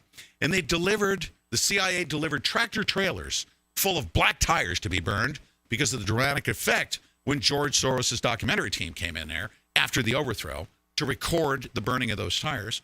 And then she came and she delivered cookies. And John McCain delivered audio what? What's going on with the audio? Is there anything going on with the audio? Are we doing okay with the audio? Are we 5x5 on the audio? What's going on? Melissa Kirk, howdy Patriots. Crackly mic. Yes. It'll clear. Audio sounds terrible. I'll shut it down. I will. You guys, as a matter of fact, too many complaints, you get crackling a bit, huh? It'll clear up. Yeah. All right. All right. Be careful with your complaints because I'll shut it down. We'll take off. There you go. We got 5x5s. Some mic crackling. We have some mic crackling. Yeah, We'll deal with that, right? Yeah. I'll tell you what, it's not going to happen when we're on the field, is it? No. No? Are you ready to go? Say hello to everybody, because hi everybody. And you throw back to me, because we're going to be really busy here in a couple of minutes. Guess who's joining us tonight? Bobby Powell is well. Don't say where he is. Well, he's already told everybody. He's in the chat room. He is? Yeah. But okay, Bobby, don't give away your freaking drone coordinates. What kind of Marine? Obviously, his MOS was different than mine. He's a Marine. He would never do that. Yeah, don't give away your drone coordinates, right. Bobby, please. Now, Bobby's going to be in the house. He's going to be sitting in this seat. He is? Yeah. That's he? Mm-hmm. That's what he said. He was going to come near my seat. Okay, go. Right. So, hi, everybody. Welcome to the Sunday Night Show. We're so excited. We're going to be on the road tomorrow. So, Bobby's coming in. He's going to ride with us up to Washington, D.C. It's over to Washington, D.C. here. So, you guys can expect to hear a lot of fun happening on our road trip. We're not going to say exactly what time we're leaving, but we will be leaving tomorrow. So, and Bobby is going to be with us, traveling with us. It's going to be a lot of fun. So, get ready for that. All right, you guys. So, we've been working really hard all weekend, trying to get everything done. Get ready for this trip. And wow, we've been talking to some people behind the scenes and people that are going to be on the ground. And I'm telling you, there is a lot going on.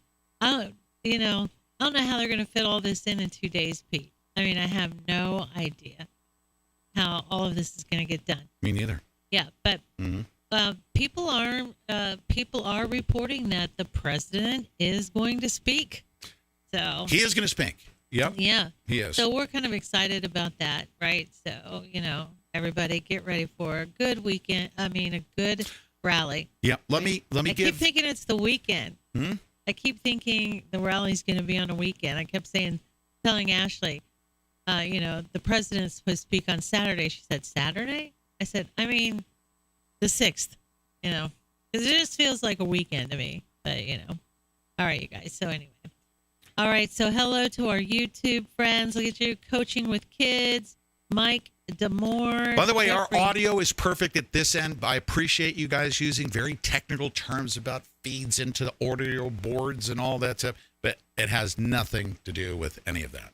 Now it'll come. It chills out after a minute. It does. We have no idea what that's all about, but yeah. Yeah. Don't Dave offer us. Taylor.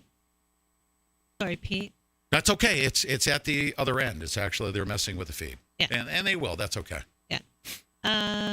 Mark Marcos and Jerry Armstrong. Hey, Jerry Armstrong. And they're saying my mic's on the fritz again. I'll turn it off. If it's really that bad, I'll shut it down. No. Huh? It's fine. I know. It always clears itself I know, up. but I have to threaten everybody to stop. Okay? You need to stay out of the threads. I'm going to threaten you to stay out of the threads. Mm-hmm. Right. Steve Smith, Magna, how you doing? Raynetta Dennis, we get to see Raynetta this week too. Tyranny Rival, 2 thumbs up, he says. Fantastic. Roxy Smith, I Love America, always clears up. Sam Penn, and Donna Martich, and Victor TJ Fitzellis. And there you go. Melissa No, our good friend Melissa No. How you doing, darling? Americana. Look at all these names. There you go. Make pizza great again. Slumpinator. I love that. Hello, D-Live. My D-Live family. Look at you all. All right. We love you, guys. So, some people were saying, hey, give the text alerts out again. You have to get on. You must be on our text alerts. Text range to 81257. Yeah. Okay. You must be. You must go to petesantilli.mobi. You must. Yeah. This is the final warning when I can speak to you. If all of a sudden they start messing with our stuff, we'll still be able to communicate with you. All right. I have the ability to send out audio. I can do audio streaming. Yeah.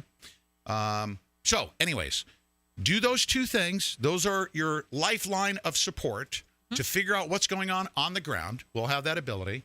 I have it documented. I have 302 reports and emails where the FBI is like, I don't know how he's getting out. Oh my goodness, we can't shut him down. We might as well just use him as intel. What? You sound just like Joel P. Willis. Joel P. Willis. Yeah. That actually is how he sounds when he talks. Like real nerdy. Yeah. But he's dangerous. Yeah, he's dangerous. He's a killer. So get on Without there. a doubt. All right, here we go. You ready? Are we ready to go? I was born ready. You are? I'm excited. Okay. So excited. You should be excited. Let's blast this thing off. Here it is. Here we go. Here we go.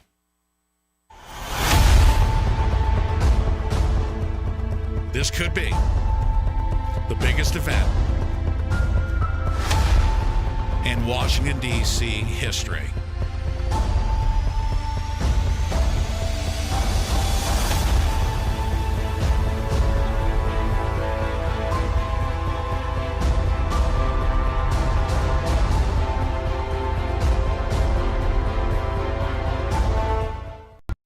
Do you guys understand how big this is? Mm-hmm. Do you understand how big this is, ladies and gentlemen? Do you understand? You need to start just take it into your soul as to the magnitude of this event and what's going to take place between now and leading up to the 6th. Are they chewing things? I don't know. You know what? She better stop it or I'm going to, you know what? Seriously? I will slice her up and put her in a jerky bag. Okay? She has shredded that all over the place. Now she's scared. You know what? You just scared her. Anyone want to buy a bag of Gidget jerky? Anyone? You can go to pistolpetesjerky.com. You know what I always tell her? I always tell her, keep it up and I'll send you to the glue factory. You know what? Seriously, you better come here. You better start behaving yourself. We have a jerky business. I will chop you up and slice you and put you in a bag. Okay, pick her up and show her to everybody. Yes, come over here. Show her little face. You've just traumatized Come over her. here. Come here. Come here, sweetheart. Come here. Just laying around. Hi. How are you? Come here. Come here, dear Joe Roski. You want to be on TV? There she is. There you are. Hi. Hi. Hi, baby. How are you? Hi. Hi. Cover your punani. What? I don't want everyone to see your punani. Huh? We need to get you some chonies. What do you think? Hi.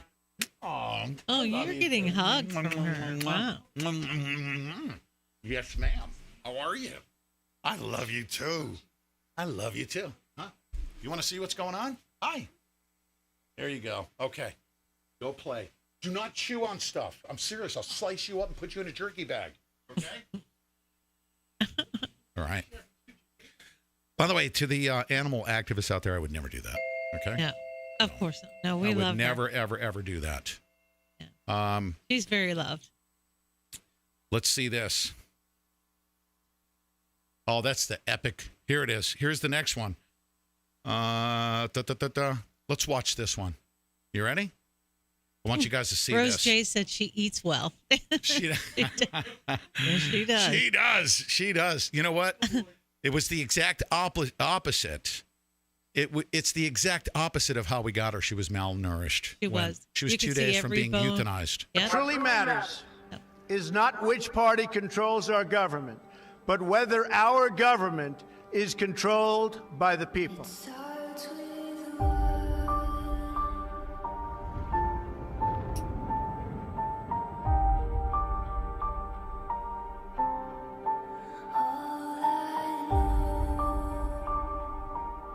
For too long, a small group in our nation's capital has reaped the rewards of government, while the people have borne the cost. The establishment protected itself, but not the citizens of our country. That all changes, starting right here and right now.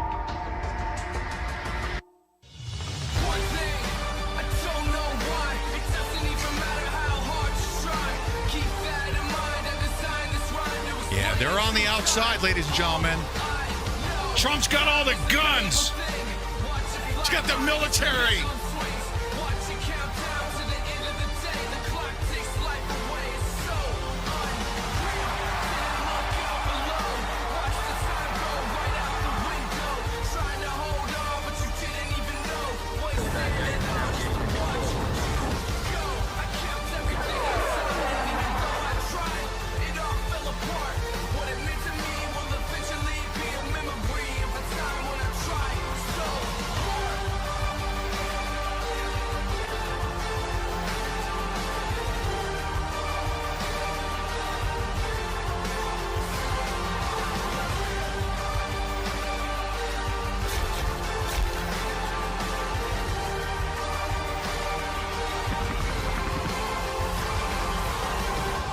Oh, man. I'm so pumped. Huh? Fight for I know. Trump. Let's go.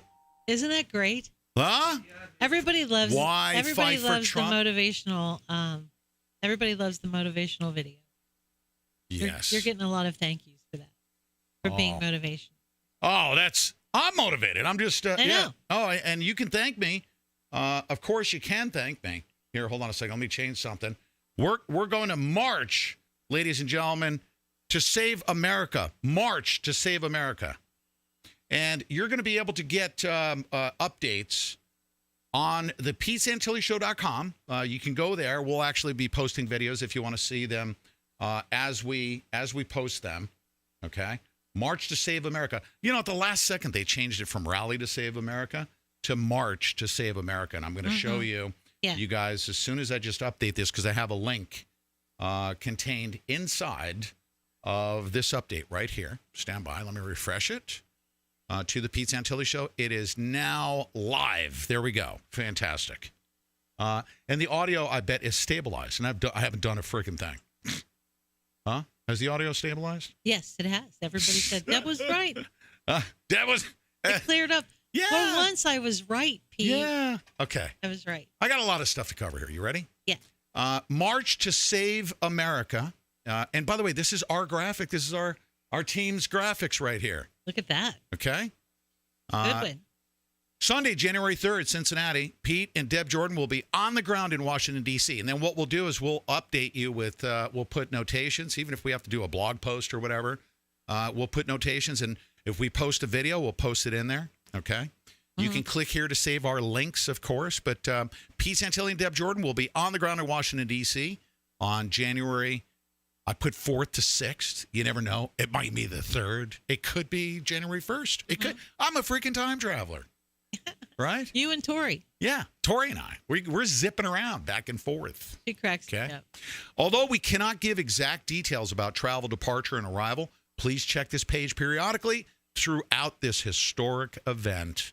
We will be providing continual updates with photos, video, podcasts, live streams right here. This is what we do best. Man. Let me review, okay? For those of you that are tuned in to this show for the first time, you're like, what the heck is the Pete Santilli Show? What's this all about? We reached millions of people, a couple times over. Yeah. One was Bundy Ranch in 2014, and we rallied to basically defend an American family known as the Bundy family, who had guns pointed at them. They didn't have guns. They had signs that said, please go away. Right. And the Bureau of Land Management under Barack Obama, the brown shirts were pointing AR-15s at them and sniper rifles. Indeed.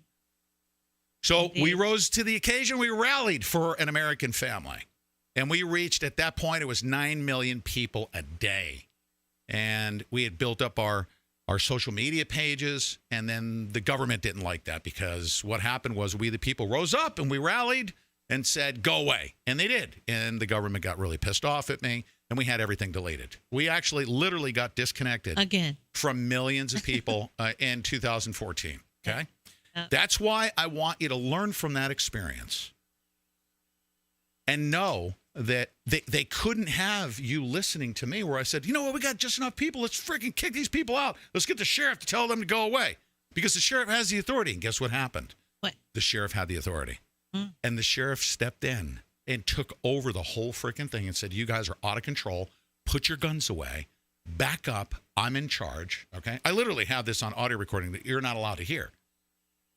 It's still under protective order. Okay?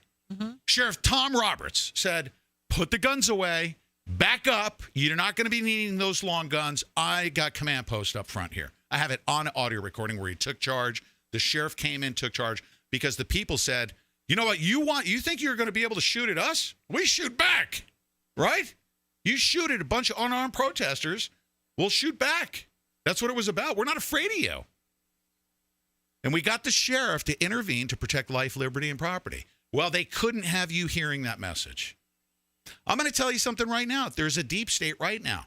They want to threaten to put people in FEMA camps. Larry Grathwohl says that they're getting ready to put people in re-education camps, and they're going to kill 25 million people, and to do that won't go along with. I'm going to tell you something right now. You messed with the wrong country, okay? And hashtag FAFO, if you know what that means, right?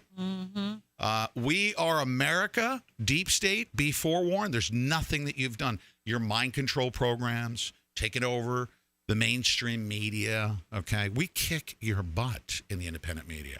We will literally do that through this event. Nobody will tune in to CNN to find out what's going on in Washington, D.C. Well, okay? they're not going to talk about it anyway. A lot of people are going to be tuned in to independent media, and we hope that you tune in with us. Fox News will not cover this. No. And neither will CNN. You can bet on that. Right. Of course, unless so Antifa comes in and starts burning buildings down, they'll cover that. Yeah, oh yeah, they love that. Geraldo will show up with the burning building in the background. He loves that. That's why he got kicked out of Baltimore, because he was just not. He was not talking to people. He was looking for visual imagery of buildings burning, which the people in Baltimore were saying, you know what? Because he said, look at these thugs. They're burning down their own businesses in their own communities. And he never spoke with the quote-unquote thugs that he was referring to. The people were saying, we don't need 10 liquor stores owned by South Koreans. Yeah. Right? We don't need them. We're not burning down our own businesses. We're getting rid of the businesses run by South Koreans that are destroying our community. And sober people were telling us that. Right? Yeah. But they wouldn't let that go on Fox News. So anyways, back to my point. Don't let them disconnect you from us. Do not let them disconnect you from us. We're already starting to get messed with over at one platform that I won't even mention. Okay? I put Trump at war up. They said, this might be sensitive to people, and we've blocked it. Seriously, they're going to block that stuff. That's hilarious. Don't let them disconnect you from us this time around. Last time, we never thought that Silicon Valley would take millions of people that we reached. We thought we thought, we got a great audience. It's a great group of deplorables. They cannot have you listening to me, because one day when all options are done. I mean, we've explored everything.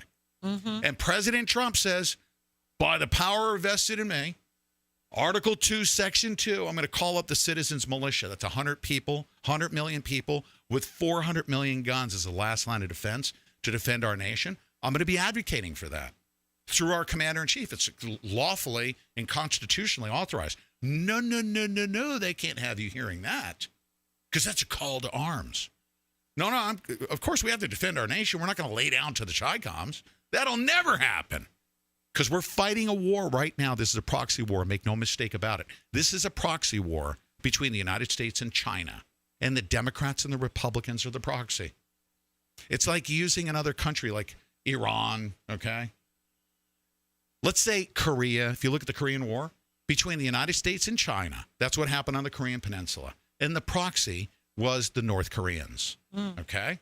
We fought a war with China. There were Chinamen on the ground in North Korea. If you guys don't know this, go take a look at your history.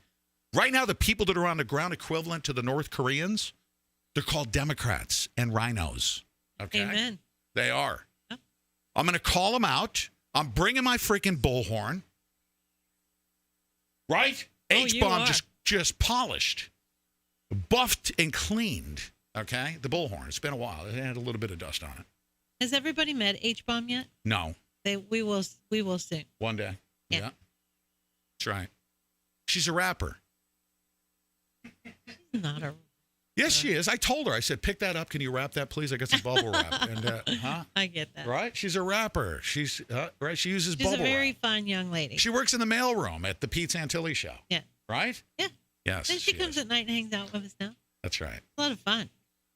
Okay. Right? She's learning. So, anyways, final warning here. They will disconnect you because I'm going to do and say all of the right things. They can't have you hearing that. Because they need you to hear the mainstream narrative. Yeah. Geraldo, the burning buildings and the thugs and stuff like that. I'm going to be like, no, that's not true. Okay? Yeah.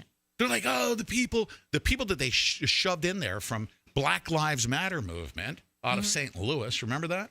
Oh, yeah. That they shipped in busloads via George Soros with bagged lunches to Baltimore. They certainly There were a did. couple of drunk people in the intersection saying the people of Baltimore they're challenging the curfew. I'm like, no, they're not. That guy is a drunk guy, and he's from St. Louis, and you need to get him a ride home. And I literally intervened in a CNN live broadcast right in the middle of the intersection. I said, that's a lie. That guy's drunk, and he's from St. Louis, and he needs to go home, and he's the only one out here. Well, there was a everybody woman else went too. home. Remember the woman? And all the locals were telling us she does that whether there's a riot or not. She's like out in the middle of the street every night. Yeah. It was sad. So here's my final warning to you. This is my final warning. They will disconnect you from us. Every single person needs to be on our text alert system, and you tell them you can't disconnect us. We will stay together. We will be powerful. We will be mighty. Okay? Yep. And get to petesantilli.movi. Get over to our Telegram. Why? Because the march to save America communication on the ground is going to go through that one chat room. If you get into our main FOP site, when you go to petesantilli.movi, right. This is important communications, you guys. Okay?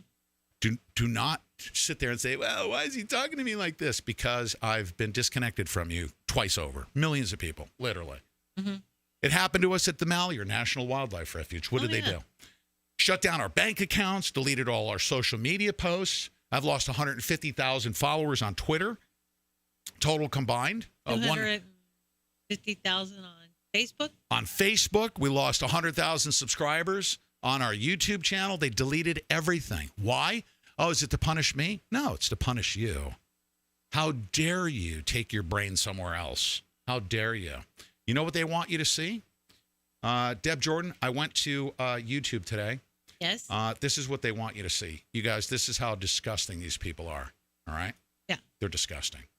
When you land on YouTube, you go to the front of YouTube. They don't have the banner. Oh, really? Wow. Huh? Oh, really?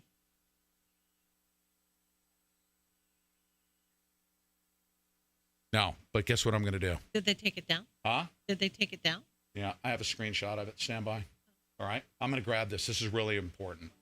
You guys need to know this. We're going to go to a break, which is great. Okay, I'll do that. Oh, maybe you can search for it and find it. Huh? Maybe you can search for it and find it somewhere else. My fuzzy slipper just fell off. Hilarious. We'll be right back.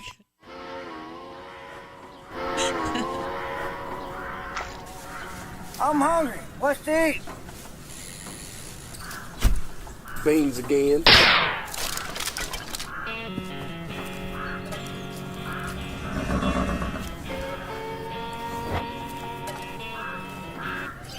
Did somebody say hungry? Pistol Pete's Jerky at pistolpetesjerky.com. A herd of delicious flavors. Break bronco busting hunger. Lasso up your order at pistolpetesjerky.com. Thanks, Pistol Pete. I'm made it myself. PistolPete'sJerky.com. Tell them Pete sent you. Howdy, gunslingers. Pistol Pete's Jerky is the official beef jerky of the Pete Santilli Show. Go to PistolPete'sJerky.com or click any of the links down below and order your delicious American beef jerky made right here in the United States of America. A strange video from Louisville shows a U-Haul truck unloading riot supplies to protesters, including riot shields, masks, banners, and signs. As things get more tense in this country, it's important to have the ability to protect yourself and your family, which is why I carry the Fighter Flare flashlight. It's a professional-grade, tactical, ultra-bright flashlight. It's solar-powered, so I don't need batteries. It has a USB connector, so I can charge my phone or other devices anywhere. It has other life-saving add-ons, like an emergency strobe light setting, a compass, a wire cutter, and glass-breaking hammer. Plus, it's been recommended by military, law enforcement, and emergency professionals. This is the only tactical flashlight I'll choose to protect myself and my family. I keep one in the studio, in our car, one in our house. I keep a Fighter Flare flashlight in my bug-out bag 24/7. For a limited time, the Fighter Flare flashlight is part of a 25% blowout sale. If you want your Fighter Flare flashlight for 25% off, please visit fighterflare.com. Enter promo code PETE25 or visit the link down below in the description box. That's fighterflare.com. Enter promo code PETE25. Collagen is the most abundant protein in your body. Essentially, it's the glue that holds you together, but it starts to decline more than 12% every decade after your 20s. Low collagen levels can contribute to joint pain, sagging skin, and other conditions. Poor diet, smoking, and pollution accelerate the loss of collagen. But now there's ageless multi-collagen from BioTrust. Go to healthwithpete.com and discover this all-natural product today. Use ageless multi-collagen and you'll notice healthier skin, hair, nails, and joints in no time. Become ageless. Go to healthwithpete.com and order your ageless multi-collagen from BioTrust today. That's healthwithpete.com. Pete and I recently started taking Ageless Multi-Collagen, and in less than a month, I've seen a huge difference in the health of my skin and my hair when I look in the mirror. Get Ageless Multi-Collagen for 51% off plus free shipping by going to healthwithpete.com or by clicking the link in the video description box below. Our American heroes love getting down and dirty, fighting for our freedoms and safety. My fellow Americans, the Hero Soap Company is a veteran-owned business with quality soaps and scrubs made in America for the benefit of our American heroes. Each bar of handmade soap is blended with a mix of essential oils, real goat's milk, saponified oils of safflower, palm and coconut, and all natural colorants. Place your order today by visiting myherosoap.com for a 20% discount. And for every purchase, a portion of sales is donated to charities focused on helping veterans and first responders. Visit myherosoap.com and subscribe for 20% off with promo code PETE. Every soap purchased is matched 1-to-1 and sent overseas to our troops. Go to myherosoap.com and order your soaps, scrubs, and even cool Patriot gear. Support our troops. Support our first responders. Support our heroes and let freedom clean by visiting myherosoap.com.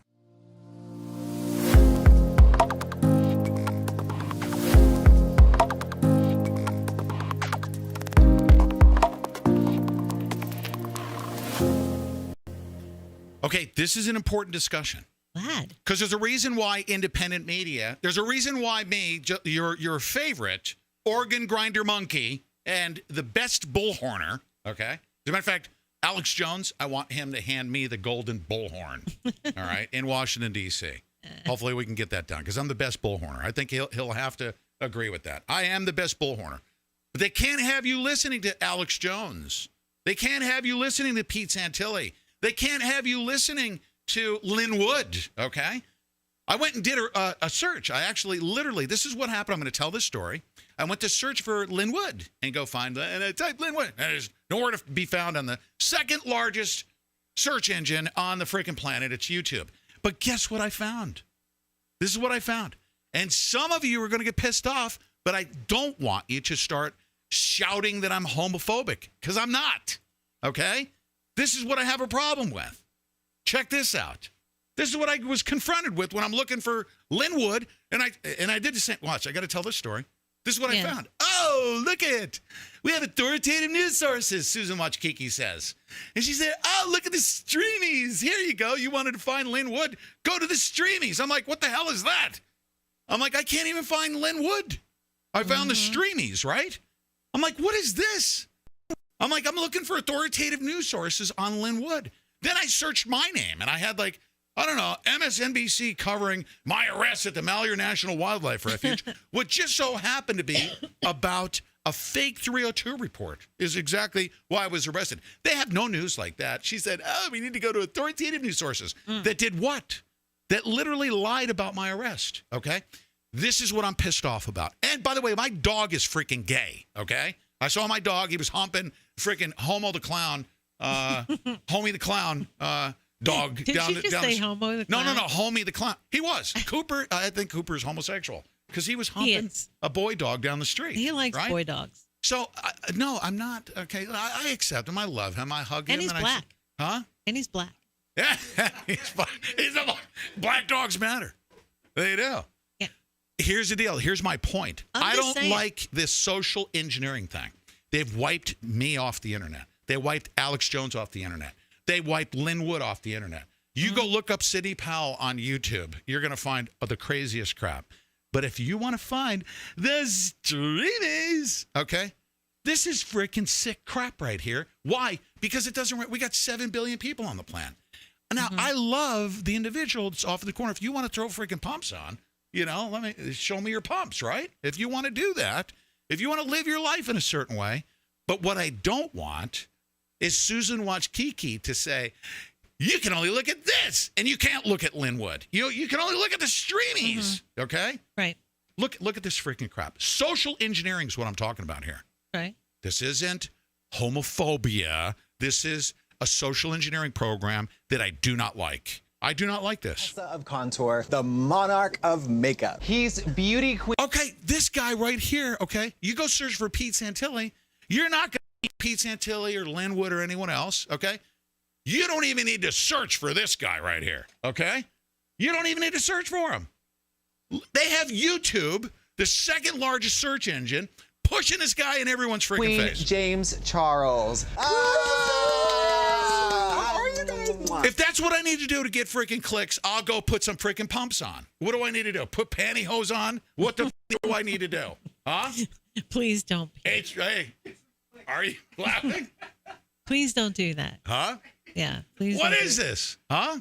But yeah, I mean, this is social engineering, and that's my point. This right here. Welcome to the bus, Mom. Nice to see you guys. I mean, they are when you go to see Linwood, when you search for Linwood, I want an authoritative news source. Right. So they pull, about information that's important. The first thing they do is suggest that you watch this instead, right? Yeah. Knowing that the percentage of the people who are going to be looking for Linwood are more Christian oriented, right? Yeah. I mean, there's so many things going on, that social engineering thing that's just going on. Yes. And I'm with Pete. You let people be people. Let them do whatever. I mean, we're exactly this is America, that way. Right? We're not about forcing Pete Santilli's whatever. Like, well, I do talk about my sexuality quite a bit, but I'm not forcing it on people. I don't have Susan Watch Kiki pumping, my foot fetish stuff on the internet. Right. I have a foot fetish, right? I mean, and I don't have her socially engineering everyone to agree with my minority view, which, Deb, she likes my foot fetish, and she, right? You do. I like your foot fetish. Yeah, meaning that, you make sure you go get a pedicure when it's appropriate, right? Okay? But we're not pushing this on the entire freaking world, because some chicks have goony goo-goo feet. We have to accept and love them too, right? I mean, we do. We have to. We have to. But my point is, you are being subjected to a social engineering program, okay? Information that is important that you go to search for, they're literally restricting it from you. And then they're pushing stuff, okay, based on their worldview that everyone must accept. It's literally like a brainwashing, okay? Mm-hmm. You can't even find Pete Santilli. I go to search for my own freaking name. I can't even find my own stuff. But I can go hang out with the freaking streamies, whatever they are, right? Yeah. It's terrible. The internet has been jacked. I can tell you one thing. I actually did learn quite a few really good makeup tips from some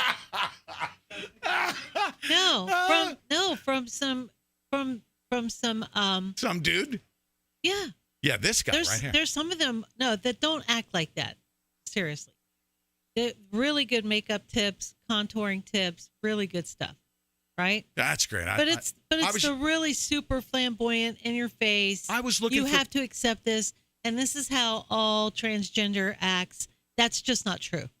It's not true. No. As a matter of fact, the majority. We have a guest coming. We have a guest coming up in 15 minutes, and have 16 minutes worth of stuff. Well, let me say this again. Yes, go ahead. The majority of transgender do not act that way. They do not. They do not. Well, but I'm referring to the social engineering program like this. Check this out. Facebook removing, check this out, 1.7 million member group titled, guess what? Joe Biden is not my president, without a warning. But the anti-Trump site named Not My President, that page is still up after 4 years. But they can't have you setting up a page that is anti their agenda. They need to have you totally immersed in their narrative. Totally. All of Silicon Valley, the mainstream media, Silicon Valley, you can only talk about and be subjected to the stuff that they want to socially engineer you on. All right? And it's awful. So what are we doing? What's our role in this thing? Our role is to, in the independent media, is to fight through this thing, okay? We have some important news here, Devin, that I need to get to. Yes. You guys have probably heard about this. This is major news. We're going to cover this, and we're done talking about our social engineering and getting on our text alerts and make sure you stay in contact with us on non-traditional platforms, because we're not going to be pushing stuff on you that's not important. Okay, we believe it to be important. That's why people tune into our show. Corrupt Georgia Secretary of State Raffensperger, who is not honest about the Georgia's 2020 election results being legitimate, labels President Trump not honest, and he released a telephone call. This, I believe, should be illegal. All right? Raffensperger, and I want you to hear President Trump's voice if you've not heard it. As a matter of fact, in the threads right now, I'm going to play this thing. DuckDuckGo, I use everything. If you've not heard the call that President Trump had while we're playing this thing, I want you to let me know if you've not heard it, okay? Because this is the most disgusting thing I've ever seen, is that this guy is on a telephone call with President Trump. What does he do? He takes a recording of the call and gives it to the Washington Post out of context. It's edited, okay? You don't know the total context about the conversation. Why was the call held? You don't know any of that stuff. But he releases it to the Washington Post, who is basically one of those authoritative news sources, right? We have won this election in Georgia based on all of this. And there's nothing wrong with saying that, Brad. You know, I mean, having a correct, the people of Georgia are angry. And these numbers are going to be repeated on Monday night, along with others that we're going to have by that time, which are much more substantial even. And the people of Georgia are angry. The people of the country are angry. And there's nothing wrong with saying that, you know, that you've recalculated. Well, Mr. President, the challenge that you have is the data you have is wrong. Now, do you think it's possible that they shredded ballots in Fulton County? Big edit. That's what the rumor is.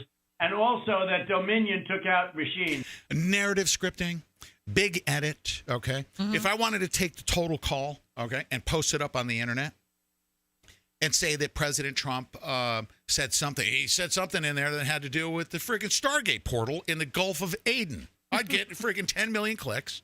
I would blow the freaking streamies away. But no, Susan Wachkiki wants you watching streamies and doesn't want you to know about politicians recording calls for the President of the United States, the leader of the free world, and putting it up on the Washington Post and chopping it up to suit his freaking narrative. They don't want you to know that. That Dominion is really moving fast to get rid of their machinery. Do you know anything about that? Because that's illegal. This is Ryan, Germany. No, Dominion has not moved any machinery out of Fulton County. We're having. Well, but have they moved? Have they moved the inner parts of the machines and replaced them with other parts? No. You sure? Brian? Are you I'm sure? And that wasn't just a question. You should want to have an accurate election. And you're a Republican. We believe that we do have an accurate election. No, I know you don't. No, you don't. You don't have. Not even close. You're off by hundreds of thousands of votes. Oh, chops it off because he might say something. Because you know how they slice and dice everything that's being said. They only want to suit their narrative. Put that up on the wasp. You know what they did, and you're not reporting it. That's a criminal. That's a criminal offense. And you can't let that happen. That's a big risk to you and to Ryan, your lawyer. That's a big risk. But they are shredding ballots, in my opinion, based on what I've heard, and they are removing machinery, and they're moving it as fast as they can, both of which are criminal fines, and you can't let it happen, and you are letting it happen. I'm notifying you that you're letting it happen.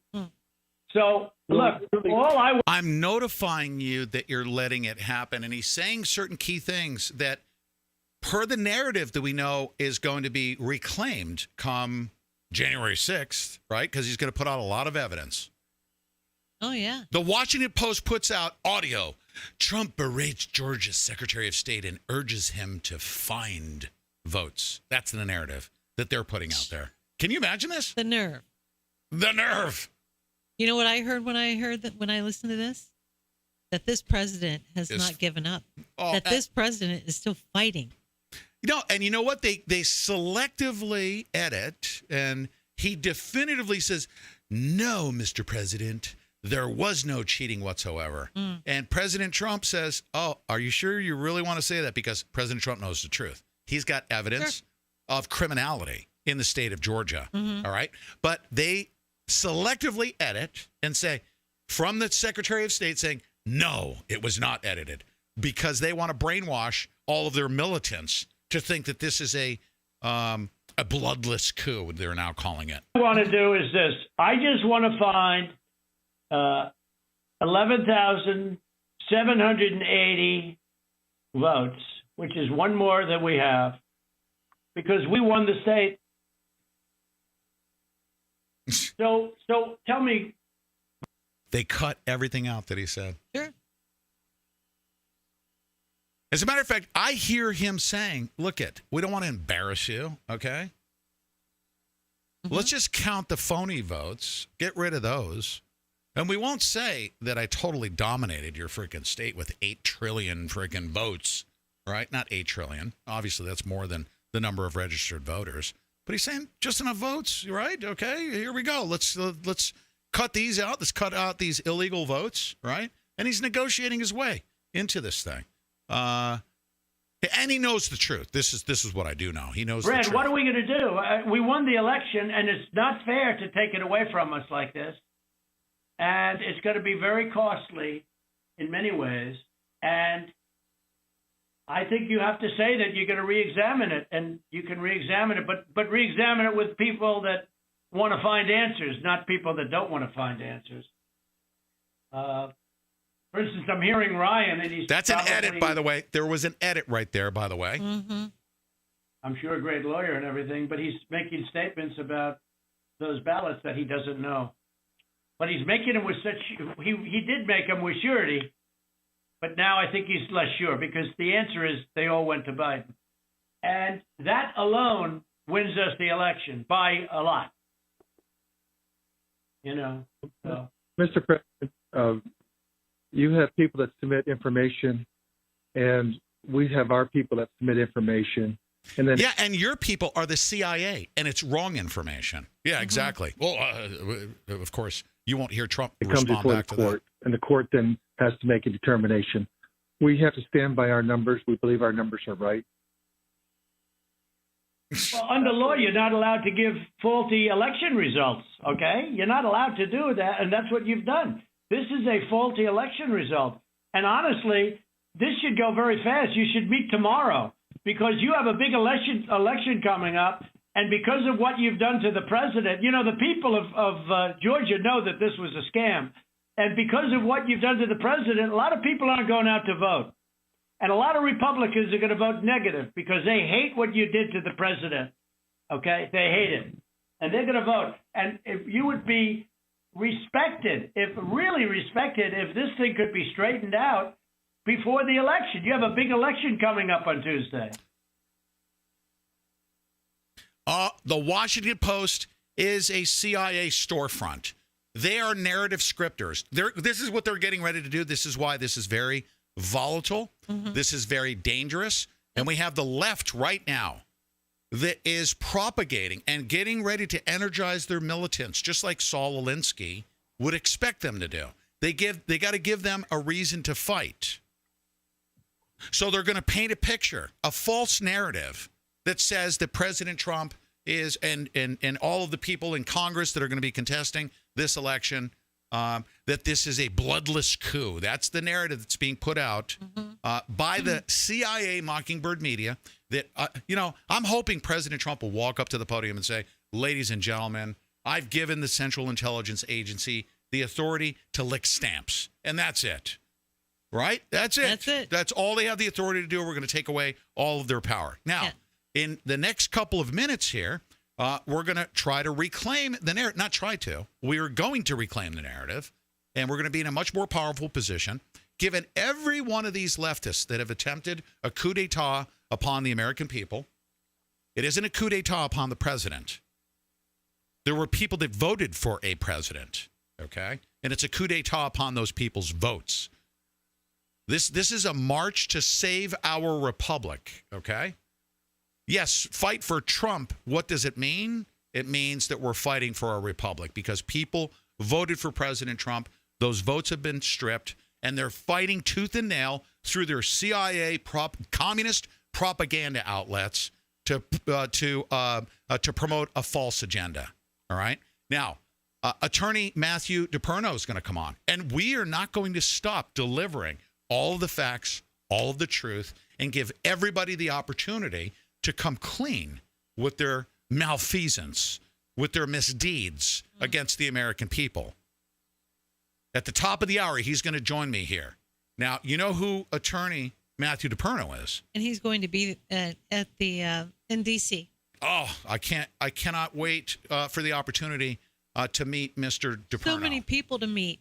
So many people to meet. He is definitely high on the list. Hopefully, he will he will have the opportunity to at least shake hands because, by the way, I do shake hands. I'm not sick, and the only distancing I'm doing is socialist distancing. Amen. But Attorney Matthew DePerno is going to come on. He's the one that actually, for those of you that don't know the name and you're just tuning in for the first time, he conducted a forensic audit of the machines. He's going to give us an update on that ongoing investigation as to the Dominion machines up there in Antrim County, Michigan. The good people of Michigan actually forced that audit and thereby helping the entire rest of the country, for that matter, with this audit. And that's why Georgia doesn't want a similar type of an audit, and other jurisdictions are not allowing that type of an audit because of what was exposed up there, thanks to the great legal work of Mr. DePerno. All right. We have here just 1 minute here, and I have just a minute and a half that I want to present another person that's going to Washington, D.C. Oh, my gosh. Putting out a call here. Is putting out a call. Stand by. Hold on just 1 second. Hold on 1 second. You know what? Seriously? Another one's going to go into the jerky bag. I'm terribly sorry.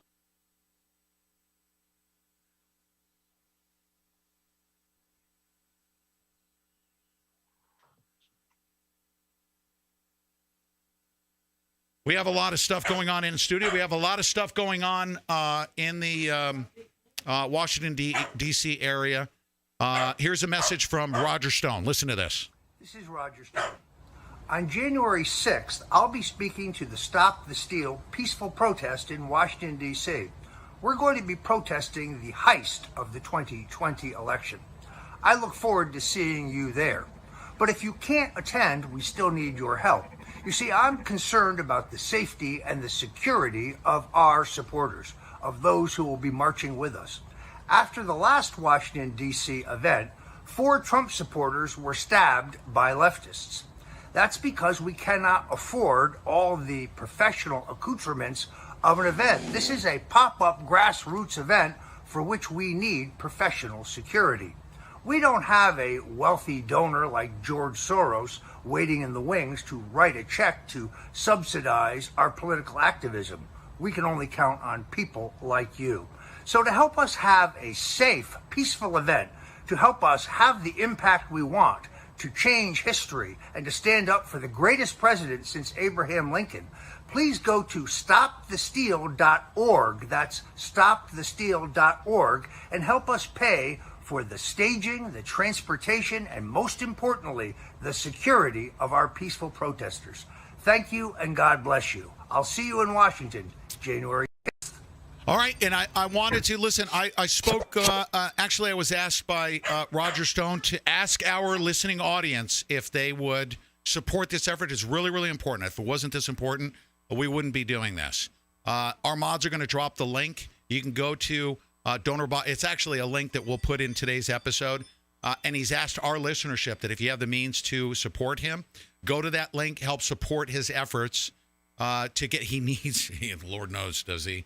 Need good security. Can you imagine? Antifa. Can you imagine? He had all of Las Vegas Metro PD guarding the building where we were at, and Antifa and Black Lives Matter wanted a piece of him. So security is extremely important for somebody recognizable like Roger Stone. So if you have the means to support him, please, please, please go to that link. Now, we're going to take a break here in just a second. And then we're going to come back with attorney Matthew DePerno. You guys stand by. This is our last studio broadcast. From here on out, we're all geared up, ready to go. We're going to be heading out. And I'll just get through my time clock here and get through the stuff that we need to do. And I think the next time you'll speak to Mr. DePerno, hopefully I'll be able to get a camera and a microphone in front of him on the ground in Washington, D.C. We'll find out about that here momentarily. You guys don't go away. I'll be right with you. Stand by.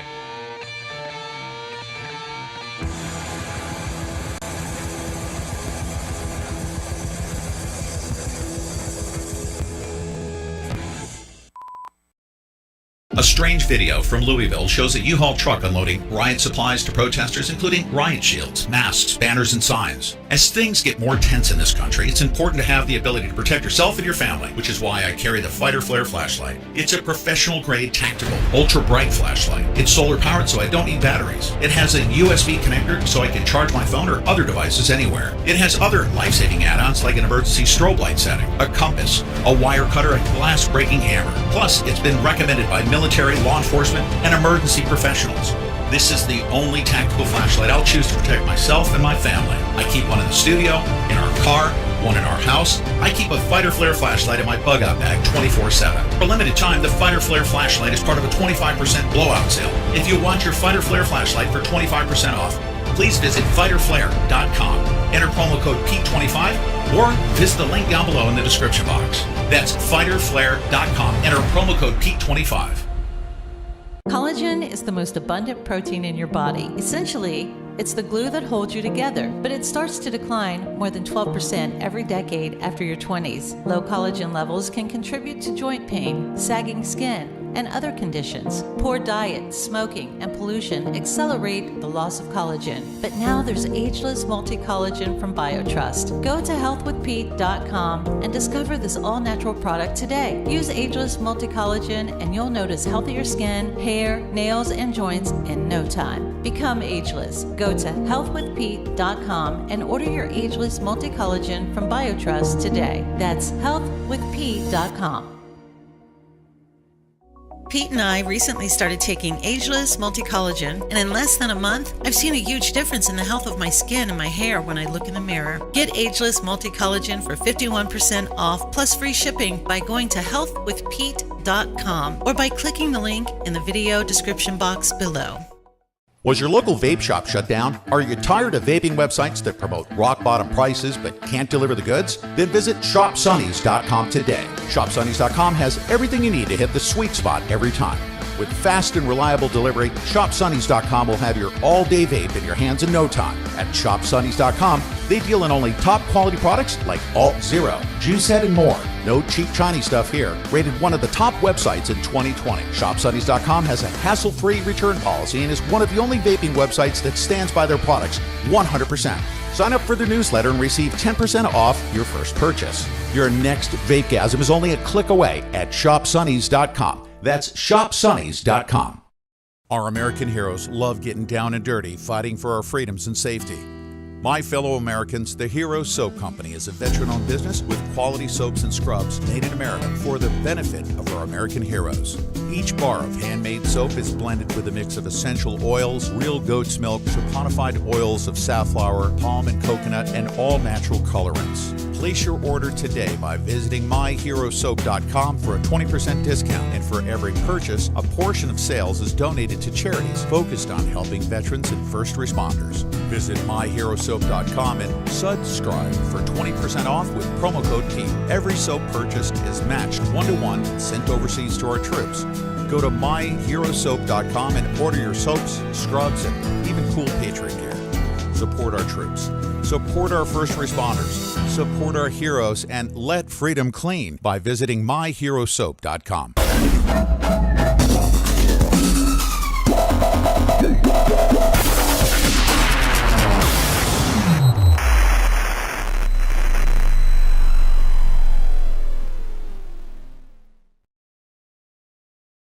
A strange video from Louisville shows a U-Haul truck unloading riot supplies to protesters, including riot shields, masks, banners, and...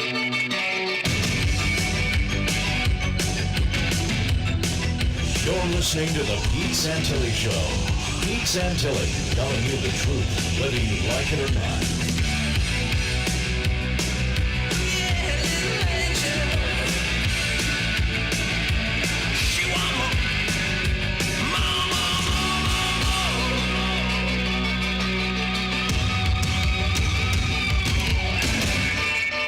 All right, I said this was going to be a blast off to the march to save the Republic in Washington, D.C. Everything starts kicking off tonight, tomorrow, the 5th into the 6th, and I couldn't think of a better person to be with me right now as we launch this thing. Attorney Matthew DePerno, he's an attorney representing a gentleman named Bill Bailey in a lawsuit that was filed in Antrim County regarding election fraud. And it had to do with, believe it or not, it wasn't directly related to, a question as to, who was going to be president or not. And he'll describe that. But Bill Bailey filed a lawsuit because he was concerned about the result of the election that took place in Antrim County. He's the only attorney in the country who's been given access by a court to audit the Dominion voting system. And as a result of that, every single jurisdiction that has Dominion voting machines is benefiting from his investigative work, and that investigation is ongoing. Mr. DePerno, it's the best introduction, and I mean that sincerely. I couldn't think of a better person to be with me in our final in-studio interview to give us an update on what's going on. Welcome back, sir. Thanks for having me on. Thank you. Okay, so let's begin, if we could, just a brief update, because we have, believe it or not, as we start to ramp up to go to D.C., we've got a listenership that is absolutely exploding. So they may not know who Matthew DePerno is and what Antrim County had to do, or Bill Bailey. Discuss with our audience, tell our audience who Bill Bailey is and how this thing came about, and then bring us up to present day, if you would. Sure, thanks. Thanks for having me on. Oh, thank you. Bill Bailey is a patriot who lives up in Antrim County, and he had concerns about the presidential election, not specifically the presidential election itself, but he had concerns about how the votes were calculated regarding down ballot school board elections.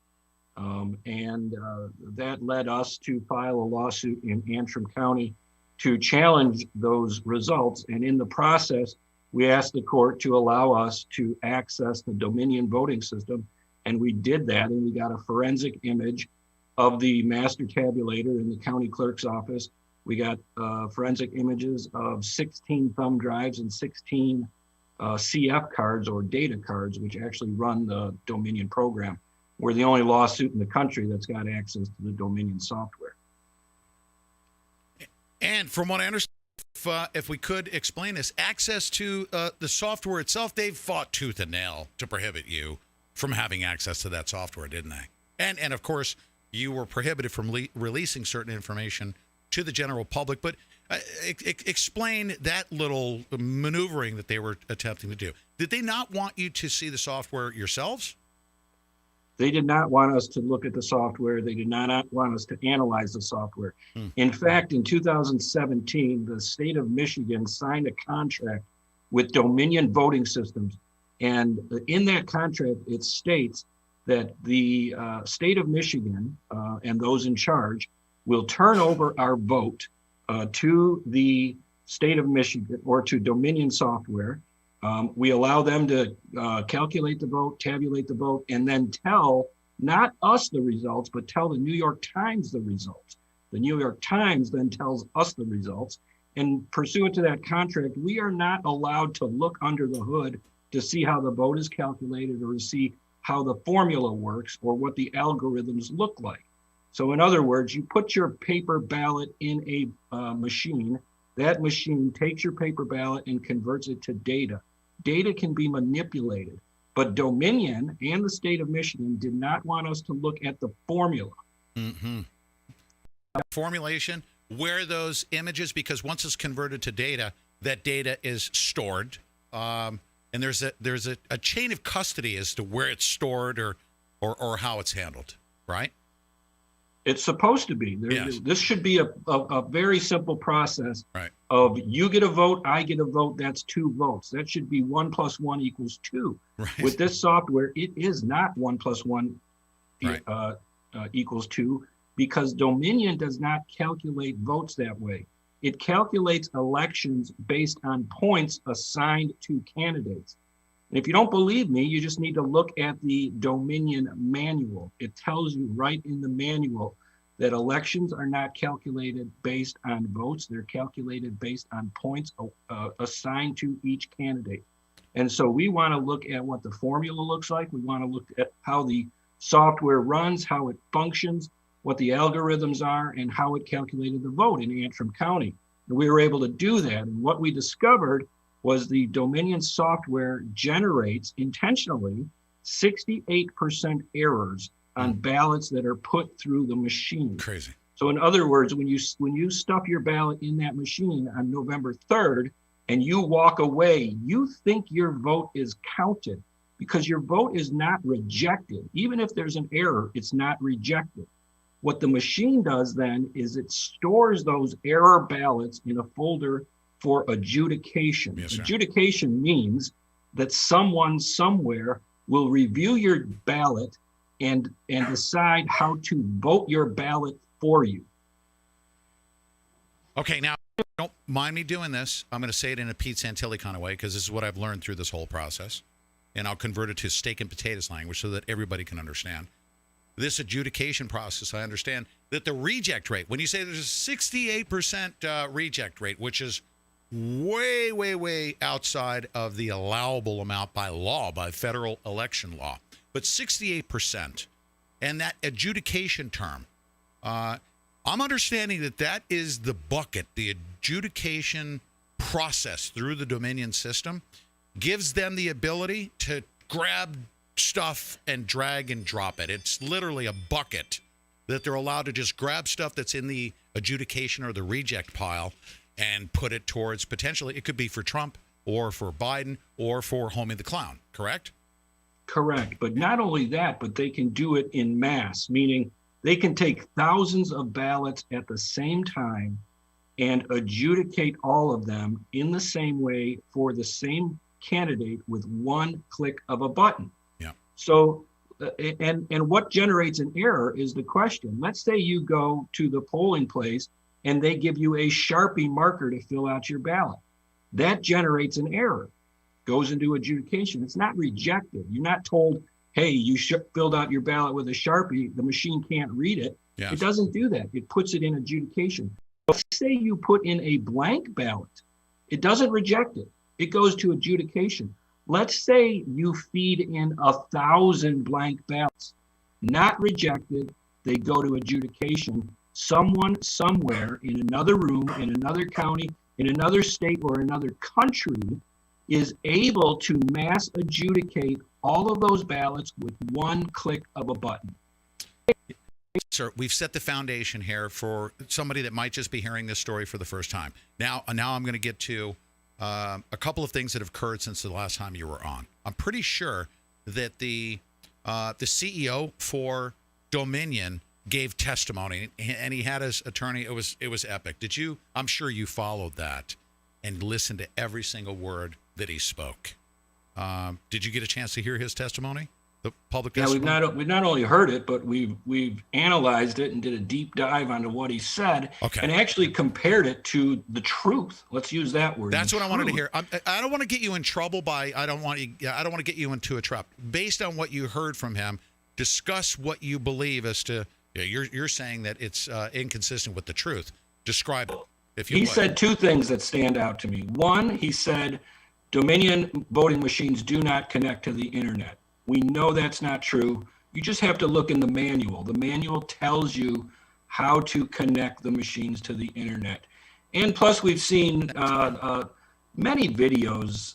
You can find them even recently in the last couple of days of people able to hack into Dominion voting systems through the internet. You can't hack into them if they're not connected to the internet. But also, if machines go down during election day, you just have to call up tech support and they will connect to your machine to help you fix the errors. So we know they connect to the internet. What other statement he made, he stated that there was no adjudication in Antrim County. That's not true also, because we know that the logs were turned on to access adjudication files in Antrim County. So we knew that that process actually was toggled on in our case, and his testimony was not accurate. Everyone is frustrated, so that's why I'm not afraid to say this, because everyone is so ticked off at the lack of accountability. Number one, was he under oath? I'm understanding that he was under oath at the time he gave testimony, A. And B, why are these people just not held accountable? They don't care if they get caught. They don't care about about perjuring themselves, because there's zero accountability. Was he under oath? He was under oath, but he's not afraid of accountability because the Michigan Senate and the Michigan senator in this case who ran that hearing and conducted the meeting is Senator McBroom. He comes from the UP in Michigan. He was not interested in conducting a cross-examination. And we offered to help with that process. We offered to help all the senators prepare for that hearing and conduct a proper cross-examination, and they didn't want us to be part of that. So you can see that when they were asking questions, they weren't able to attack the answers because, number one, they weren't properly prepared. Right. They don't really know the material. And number three, they're not actually litigators who can conduct a cross-examination. So he was able to get away with a lot of stuff that he should not have been able to get away with. And I place that really on the feet of the Republican senators here in Michigan, mm-hmm. the apathy in which they've gone attack this problem, not really attack, but just succumb to the problem. They don't even want to deal with it. And they don't want to deal with it because there's no courage. There's no leadership here in Michigan. They just they don't like Donald Trump anyway. These people are, as I say, they're left of Mitt Romney, the left of John Kasich. They're not up for this fight, and they want to avoid the issue. They want to move past it, and that's why it's so frustrating from my perspective. And I was frustrated by that as well, knowing full well that, these politicians obviously have to get properly educated, but when you go through a formal hearing like that, and you're trying to investigate, it's criminality here. This isn't just some political exercise we're going through, but he has an attorney, and a super high-powered one. And he's a CO that he knows that he's in trouble. But here you have our politicians. Same thing is going to happen in Washington, D.C. on January 6th. We're going to have politicians go and cast a vote based on partial information. They must be properly educated, because anybody in their right mind, tell me if you agree with me, in the halls of Congress, in this joint session, that goes and casts a vote without all the accurate information is committing political malpractice, at least, aren't they? Misfeasance, malfeasance, and gross negligence is what I would say. Can they be held accountable as well? What if our politicians go to certify, like if a Democrat or Republican, we've got rhinos out there that are saying, oh, Joe Biden is our president. I mean, is there any accountability for somebody like that to cast a vote knowing full well the forensic evidence right now, sir, and you can testify to this. I say testify. You can say this on the Pete Santilli show. You know, based on your forensic audit, there's enough evidence right now that some election fraud was perpetrated, correct? Well, there's no question about it. And we've even submitted data to the Antrim County prosecutor and asked him to review it and look into it. He has enough, as I've told him, he has probable cause to issue an indictment, to get a search warrant, and to go seize every machine up in Antrim County and do his own study on them if he wants. But not only that, on November 4th at 11:03 p.m., system files were removed from the Antrim County system. Voter records were removed from the Antrim County system. Adjudication files, internet connection files, all removed on November 4th at 11:03 p.m. And then again on November 21st, someone else tried to access files on that system as well. So you cannot delete voter records. That is a crime. But yet no one is looking into that. And it's that's very disappointing as well. And I'll point out one other thing to you on this, in that line of questioning. There's a guy in Michigan named Lee Chatfield.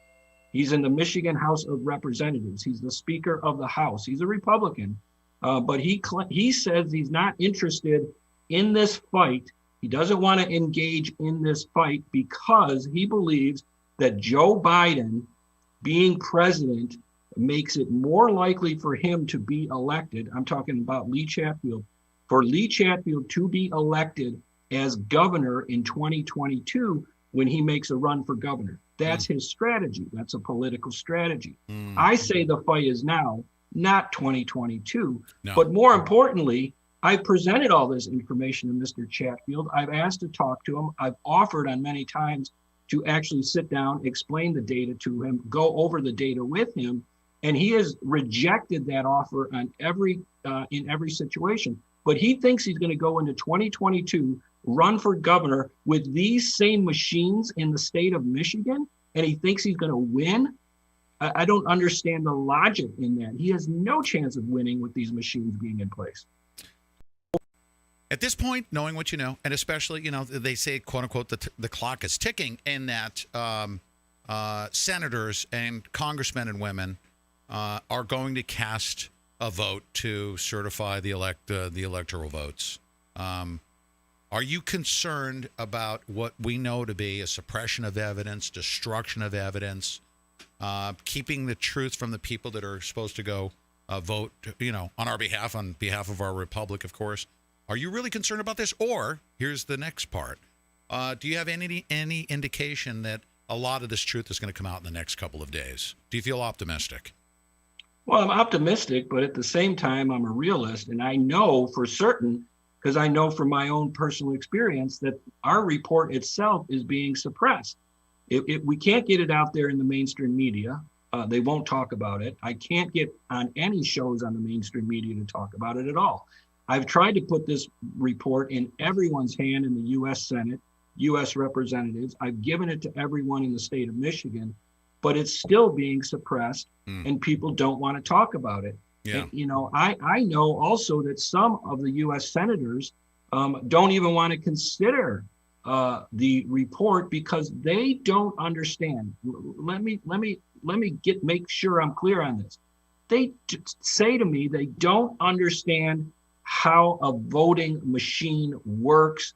Therefore, they can't consider the Antrim County report because it doesn't make sense to them because they don't understand the system itself. That's right. Yep. And there's some here. So you also have another situation where if you just dumped all of this on somebody that's not up to speed, like a congressman, Mr. DePerno, They don't even read legislation that they pass. They don't even read their own legislation that they vote for. Tens of thousands of pages, let alone get up to speed on evidence regarding a forensic audit. Here's my big concern here, and this I don't want to stray too far off the path here. I want you to give us an update on the investigation because I know it's ongoing. But here's my biggest concern right now. We had General Flynn on the other day, and I want to say to you, the number of people that you're going to speak to in independent media literally surpasses, like CNN, I think Helter Skelter or whatever his name is, the bald guy. He gets like 80 to 100,000 viewers. We had well over 250,000 people on our show when General Flynn was speaking. The people in independent media and on the conservative side of things were pretty well informed, were pretty well educated. The main concern that I have is on MSNBC and on CNN. They're telling what few viewers that they have left, even on Fox News, they're not telling them the truth, and they're telling them a false narrative that this challenging this election is a bloodless coup. That's what I heard all day today. This is very dangerous, is it not, Mr. DePerno? Well, it is dangerous. Now, and let me first address one issue. We made it very clear and simple in the Antrim County report. We put it on page 1 right up front. You don't have to read all 23 pages. You just have to read the first page. And it says in paragraph 2, we conclude that the Dominion voting system is intentionally and purposely designed with inherent errors to create systemic fraud and influence election results. That's all you need. You just need the one sentence to understand what the program does and how it functions. But you're also right that it is very dangerous for people to say that this is some type of coup, because here's what's happening right now, at least with me. I'm being attacked relentlessly every day in the media through the Detroit News, Detroit Free Press, and other papers here in Michigan, who are putting out false stories about the report and false stories about me. And that's allowing, and in some cases, they're getting this directly from the Attorney General, Dana Nessel. She's a tyrant and a fascist. She's calling that on all people who engage in election lawsuits. She's saying that every one of us should be investigated, either ethically by the state bar or criminally, and have our law license taken away. And that is tyranny, is what that is. Is she and she's still putting this pursuing out that? in tweets. She's still pursuing that. She's still coming after you. She's still pursuing that. Wow. But it's going to be worse depending on what happens on January 6th, because really this is the future of the world. This is the future of our country.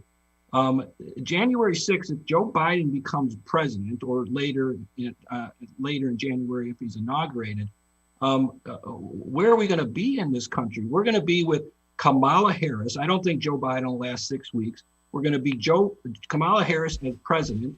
We're going to Pete Buttigieg as vice president. He's a Marxist. They're already talking about instituting a Truth and Reconciliation Society. People like me are going to be huge targets for these Marxists and these fascists who are going to come after us. So that's why it is so dangerous. And that's a real concern right now for myself. And I've talked to other attorneys who have been involved in these election lawsuits. We have a right to bring these lawsuits. Yes. We have a right to engage in public discourse. We have a right to challenge election results. It's gone on for 10, 20, 30, 40, 50, as far as I can remember. Yes. And to come out and say that you should be criminally charged if you are an attorney and file a lawsuit, or you should be investigated So dangerous. ethically, that is forcing me as an attorney to place my fear over and above the interest of my client in legitimate litigation. That's tyranny, that is fascism, and that is wrong. If you don't mind, you can speak to this better than I can, but this is the way I look at it. Bill Bailey, or any other American for that matter, constitutionally, we have a right to effective assistance of counsel, and we have due process rights, do we not? And by the Attorney General, and those scaring off Bill Bailey, scaring you off to not represent your client the way you should be. That's a deprivation of rights, is it not? Is that the appropriate term? No, it is absolutely a deprivation of rights. It's a violation of Bill Bailey's constitutional right because you're trying to threaten and scare his attorney. And I can tell you this, based on personal information I know, attorneys have been scared off in this election cycle from filing lawsuit.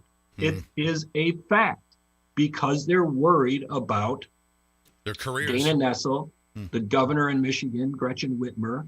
They're worried about the Truth and Reconciliation plan or theory that's being put forth by Kamala Harris and Pete Buttigieg. They know that if they get involved in a lawsuit like that and Donald Trump does not win and Joe Biden is inaugurated, that they will come for us. That is a very real fear. Yes. And when they come for us, what are they going to do to us? Where are they going to put us? Where are we going to have to move? And what's going to come after that? Unbelievable. And I am shocked, Pete. I'll tell you this. I am shocked that the Michigan Bar and the National Bar Association have not come out already in full force and condemned Dana Nessel for her comments. No kidding. It is shocking to me. Yeah. It is remarkable that they remain silent in the face of tyranny.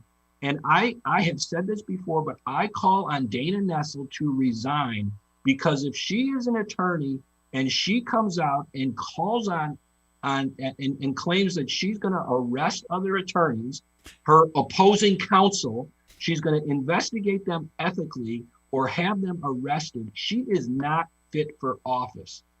No, and that's beyond ethical boundaries. This is a violation of constitutional rights, as we just mentioned. It's way above and beyond ethics, is it not? I mean, she can be, if she's held accountable, she could be removed from office just for doing such a thing, couldn't she? She could, and there's also a criminal statute, MCL 750.505, misconduct in office. Can you repeat that again, just for the archive here, because I'm going to go look that up. What is it? 750.505. Okay.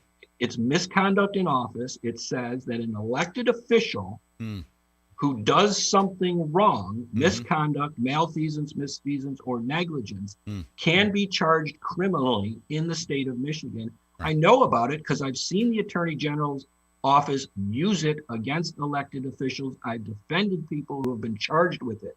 In other words, it makes non-criminal conduct actually criminal if you're an elected official. And the standard is all you have to do is something that is a taint, something that people don't like, and you can be charged criminally. She's done that, and she would fit the bill for that. But Let's weigh this out real quick. So right now, is there any evidence whatsoever that would justify even disciplinary action or a violation? Is there any violation of law in any way, shape, or form? Has she cited anything like that right now against you? No, goodness, no. All she's stated is that somehow we misled the court or weren't honest in some way, but she hasn't defined how. Okay. But here's the real problem for her. Is the Judge Elsenheimer in this case granted our motion for preliminary injunction. And in order to get a motion for preliminary injunction granted, you have to demonstrate the likelihood to prevail in the case or a violation of a constitutional right. And he said we did that. We met that high standard. And he granted our motion, gave us the injunction, allowed us to take the forensic images of the machines. So we've already passed that standard in the eyes of the judge. So for her to come out and attack me personally is inappropriate. Inappropriate? And is there any evidence right now, and you just cited Michigan code, that she could potentially be removed for? Do you have evidence based on her words that it's misconduct on her part? Yes, we have her tweets. Okay. And if you don't mind me putting you on the spot, do you intend to pursue the appropriate authorities taken, at least at the bar level, within your profession? Well, first, I think I've already filed a request for investigation with the state of Have Michigan. you really? Fantastic. That's So I've outstanding. already done that. I've taken that step. Yeah. But here's the real thing. There was another show here in Michigan, and the broadcaster made this statement. He said, Matt DiPerno should run for Attorney General in Michigan. That set off Dana Nessel. She's not talking about our case. She doesn't care about our case. She's campaigning right now, is what she's doing. Wow. This is mind-boggling. In the remaining moments, I'd say it's mind-boggling because, I mean, we could spend literally the next hour just railing at these people that, I mean, once they take power, they abuse it. You know, I mention this because I remember under the Obama administration, how they conduct themselves. They're unconstitutional. They point guns at unarmed protesters. And once these people get power and they get the guns, they do terrible things with it. And here we are trying to be lawful and constitutional at our side. I even see the president of the United States with tremendous restraint. He has other options that were very, that were available to him, that he's restrained himself, and he's allowed people to do the right thing all the way to the Supreme Court. But, sir, in the remaining moments that we have, give us an update because this is an ongoing investigation. The investigation did not stop when you published your report. This investigation is still ongoing, correct, into the Dominion machines? Give us an update as to where you are with it. Yeah. So right now, we're conducting discovery in the case. We've asked the Attorney General through her client, the Secretary of State, and the Antrim County to turn over information to us to prove their theory or their defense in the case. We want to know who deleted those records on November 4th. We want to know who accessed the county building. We know that they use a key fob to get in the building. We want to know who did that. We want to know how much money Secretary of State Benson spent training people throughout the state in the last 2 years on this Dominion machine. We believe she spent $0 training anyone in this state on how to use those machines. So you combine that with the 68% error record. She doesn't train people because she wants to create problems. If people don't know how to use the machine, they're going to inherently cause a problem. Then she can come out and say human error to everything. Yeah. Was Ruby trained? Or maybe she was encouraged to run those ballots multiple times over, as we saw on those videotapes, right? Well, and not only that, but think of this. If you have a stack of 100 ballots and you put them in that machine and you have a blank ballot that you put at, say, spot 40, you're going to trigger an error for that ballot, that blank ballot, and everything under it. Not just the one ballot, but you're going to trigger 61 errors in running those ballots through the machine. Oh, and the inference there is that that may be intentional, because once you get that into the error mode, you've got the adjudication bucket, which is the one where they drag and drop votes. Correct? Correct. And so on December 17th, we went up to Antrim County because the Secretary of State, she declared after we filed this lawsuit and released the report, she came out and tried to do some damage control. And she said she was going to conduct a low risk audit around the state of certain precincts and counties. She selected those precincts and counties that she wanted to do, but she said she's going to do all of Antrim County. So we went up to Antrim County on December 17th, and she didn't do an audit at all. She did a hand recount, but what we saw was quite remarkable. Gateway Pundit did a story on this as to what we saw, because there was video that came out of that. And the people who were actually counting, Republicans and Democrats who were doing the hand recount, saw major inconsistencies with the ballots. For instance, they saw in one precinct about 138 ballots that all had the same handwriting on them for write-in candidates. They saw in another precinct that the vote didn't match up with the total reported. So an electional worker came over and gave the counters a bag that said spoiled ballots and said, count these, add these to your count. And in every precinct we saw, there were massive numbers of blank ballots mixed in with the actual ballots, which shouldn't be. That you shouldn't have a whole bunch of blank ballots mixed in with the regular ballots. Mm-hmm. Yes, sir. So all those things caused us concern. And you can see on this video that if you watch it, the Secretary of State official says to the people counting, we know there are problems in these precincts. She admits it. Yes. She says, we will deal with it later, but your job here today is just to count. Like, pushing her thumb down on them. You must count. We the people right now, I think you'll agree with me, are a victim of this, I'm going to say, politics that we're going to experience in D.C.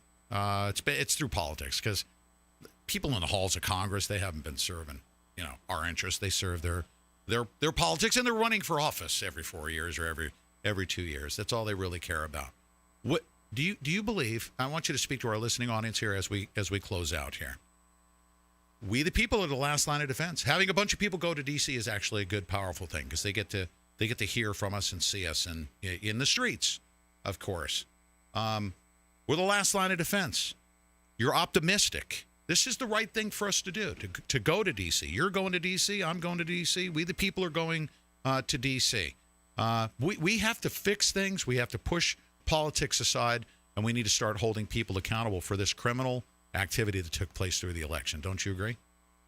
I agree. We have been silent far too long. If you look down in Arizona and Georgia, the only thing right now that's keeping the Republican representatives engaged in those two states right now is the fact that they have people protesting outside of their homes, demanding recounts.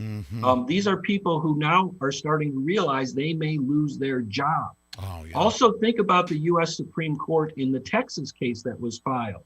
Article 3, Section 2 states that in any controversy between two states, the U.S. Supreme Court shall, not may, shall have original jurisdiction. Period. And yet, the U.S. Supreme Court, Judge Roberts, denied that application because he said there was no standing. That's false. But what I've heard actually is, this is inside information, maybe other people have heard it as well, Judge Roberts demanded that the other judges follow his lead and not allow that case to proceed because, number one, he hates Donald Trump. Number two, he is afraid of Antifa. He was afraid they would riot. He saw what they did during the summer, and he was afraid, and he doesn't have courage, so he gave in to that. The only way it seems to affect change is to put people in the streets. That's what Antifa did, and it seriously affected the U.S. Supreme Court. They're threatening terrorism if the left doesn't get their way. We're putting people in the streets in a spirit of peaceful, nonviolent resistance and demanding accountability. Sure. I guess, well, not I guess. I'll see you in Washington, D.C. We'll get a chance to meet. This is a historic moment. Nothing like this has ever taken place in your lifetime. This is pretty exciting, isn't it, Mr. DePerno? Yeah, it's very exciting. And I think the more people that show up in D.C., the better. You have to get your voice heard. Sitting at home isn't gonna get your voice heard. No, they want that, don't they? They want us sitting at home. That's how. Well, they want us sitting at home. They want us sitting at home, worried about whether we should wear a mask, whether we should social distance. Are we going to get $600? Are we going to get $2,000? That's what they want us to be concerned about. Actually having us debate with each other whether we should get $600 or $2,000 instead of going to D.C. and getting your voice heard. That's absolutely right. Mr. DePerno, we'll see you out there. And, of course, everybody go to DePernoLaw.com. We provided all the links in all of our threads and in today's episode. Let's get Bill Bailey some legal Was your local vape shop shut down? Are you tired of vaping websites that promote rock-bottom prices but can't deliver the goods? Then visit ShopSunnies.com today. ShopSunnies.com has everything you need to hit the sweet spot every time. With fast and reliable delivery, ShopSunnies.com will have your all-day vape in your hands in no time. At ShopSunnies.com, they deal in only top-quality products like Alt Zero, Juice Head, and more. No cheap Chinese stuff here. Rated one of the top websites in 2020. ShopSunnies.com has a hassle-free return policy and is one of the only vaping websites that stands by their products 100%. Sign up for their newsletter and receive 10% off your first purchase. Your next vapegasm is only a click away at ShopSunnies.com. That's ShopSunnies.com. A strange video from Louisville shows a U-Haul truck unloading riot supplies to protesters, including riot shields, masks, banners, and signs. As things get more tense in this country, it's important to have the ability to protect yourself and your family, which is why I carry the Fighter Flare flashlight. It's a professional-grade, tactical, ultra-bright flashlight. It's solar-powered, so I don't need batteries. It has a USB connector, so I can charge my phone or other devices anywhere. It has other life-saving add-ons like an emergency strobe light setting, a compass, a wire cutter, and glass-breaking hammer. Plus, it's been recommended by military, law enforcement, and emergency professionals. This is the only tactical flashlight I'll choose to protect myself and my family. I keep one in the studio, in our car, one in our house. I keep a Fighter Flare flashlight in my bug-out bag 24/7. For a limited time, the Fighter Flare flashlight is part of a 25% blowout sale. If you want your Fighter Flare flashlight for 25% off, please visit fighterflare.com. Enter promo code PETE25 or visit the link down below in the description box. That's fighterflare.com. Enter promo code PETE25. Our American heroes love getting down and dirty, fighting for our freedoms and safety. My fellow Americans, the Hero Soap Company is a veteran-owned business with quality soaps and scrubs made in America for the benefit of our American heroes. Each bar of handmade soap is blended with a mix of essential oils, real goat's milk, saponified oils of safflower, palm and coconut, and all natural colorants. Place your order today by visiting myherosoap.com for a 20% discount. And for every purchase, a portion of sales is donated to charities focused on helping veterans and first responders. Visit myherosoap.com and subscribe for 20% off with promo code PETE. Every soap purchased is matched 1-to-1 and sent overseas to our troops. Go to myherosoap.com and order your soaps, scrubs, and even cool Patriot gear. Support our troops. Support our first responders. Support our heroes and let freedom clean by visiting myherosoap.com. Collagen is the most abundant protein in your body. Essentially, it's the glue that holds you together, but it starts to decline more than 12% every decade after your 20s. Low collagen levels can contribute to joint pain, sagging skin, and other conditions. Poor diet, smoking, and pollution accelerate the loss of collagen. But now there's ageless multi-collagen from BioTrust. Go to healthwithpete.com and discover this all-natural product today. Use ageless multi-collagen and you'll notice healthier skin, hair, nails, and joints in no time. Become ageless. Go to healthwithpete.com and order your ageless multi-collagen from BioTrust today. That's healthwithpete.com. Pete and I recently started taking Ageless Multi-Collagen, and in less than a month, I've seen a huge difference in the health of my skin and my hair when I look in the mirror. Get Ageless Multi-Collagen for 51% off plus free shipping by going to healthwithpete.com or by clicking the link in the video description box below.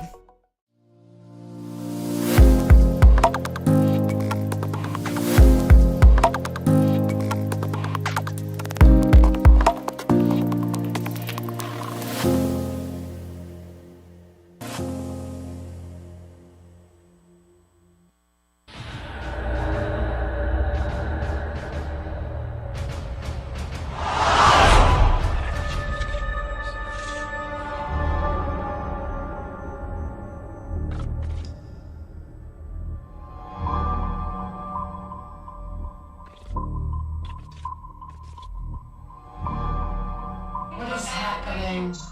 Trace, we called it.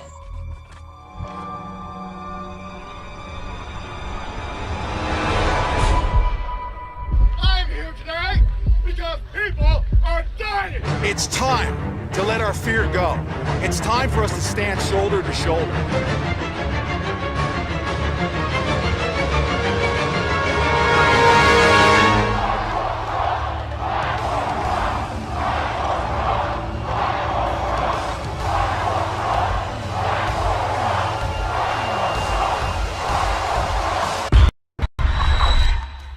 Boom! All right. What? Oh! Look at Deb is now dressed up like Bobby Powell. What's up with that? What? What? Where'd she go? I don't know. Bobby Powell. She must have this glimmer thing that goes Boom! on. And then when I sit down, everything just goes ugly. Show me your boobies. No. Bobby Powell.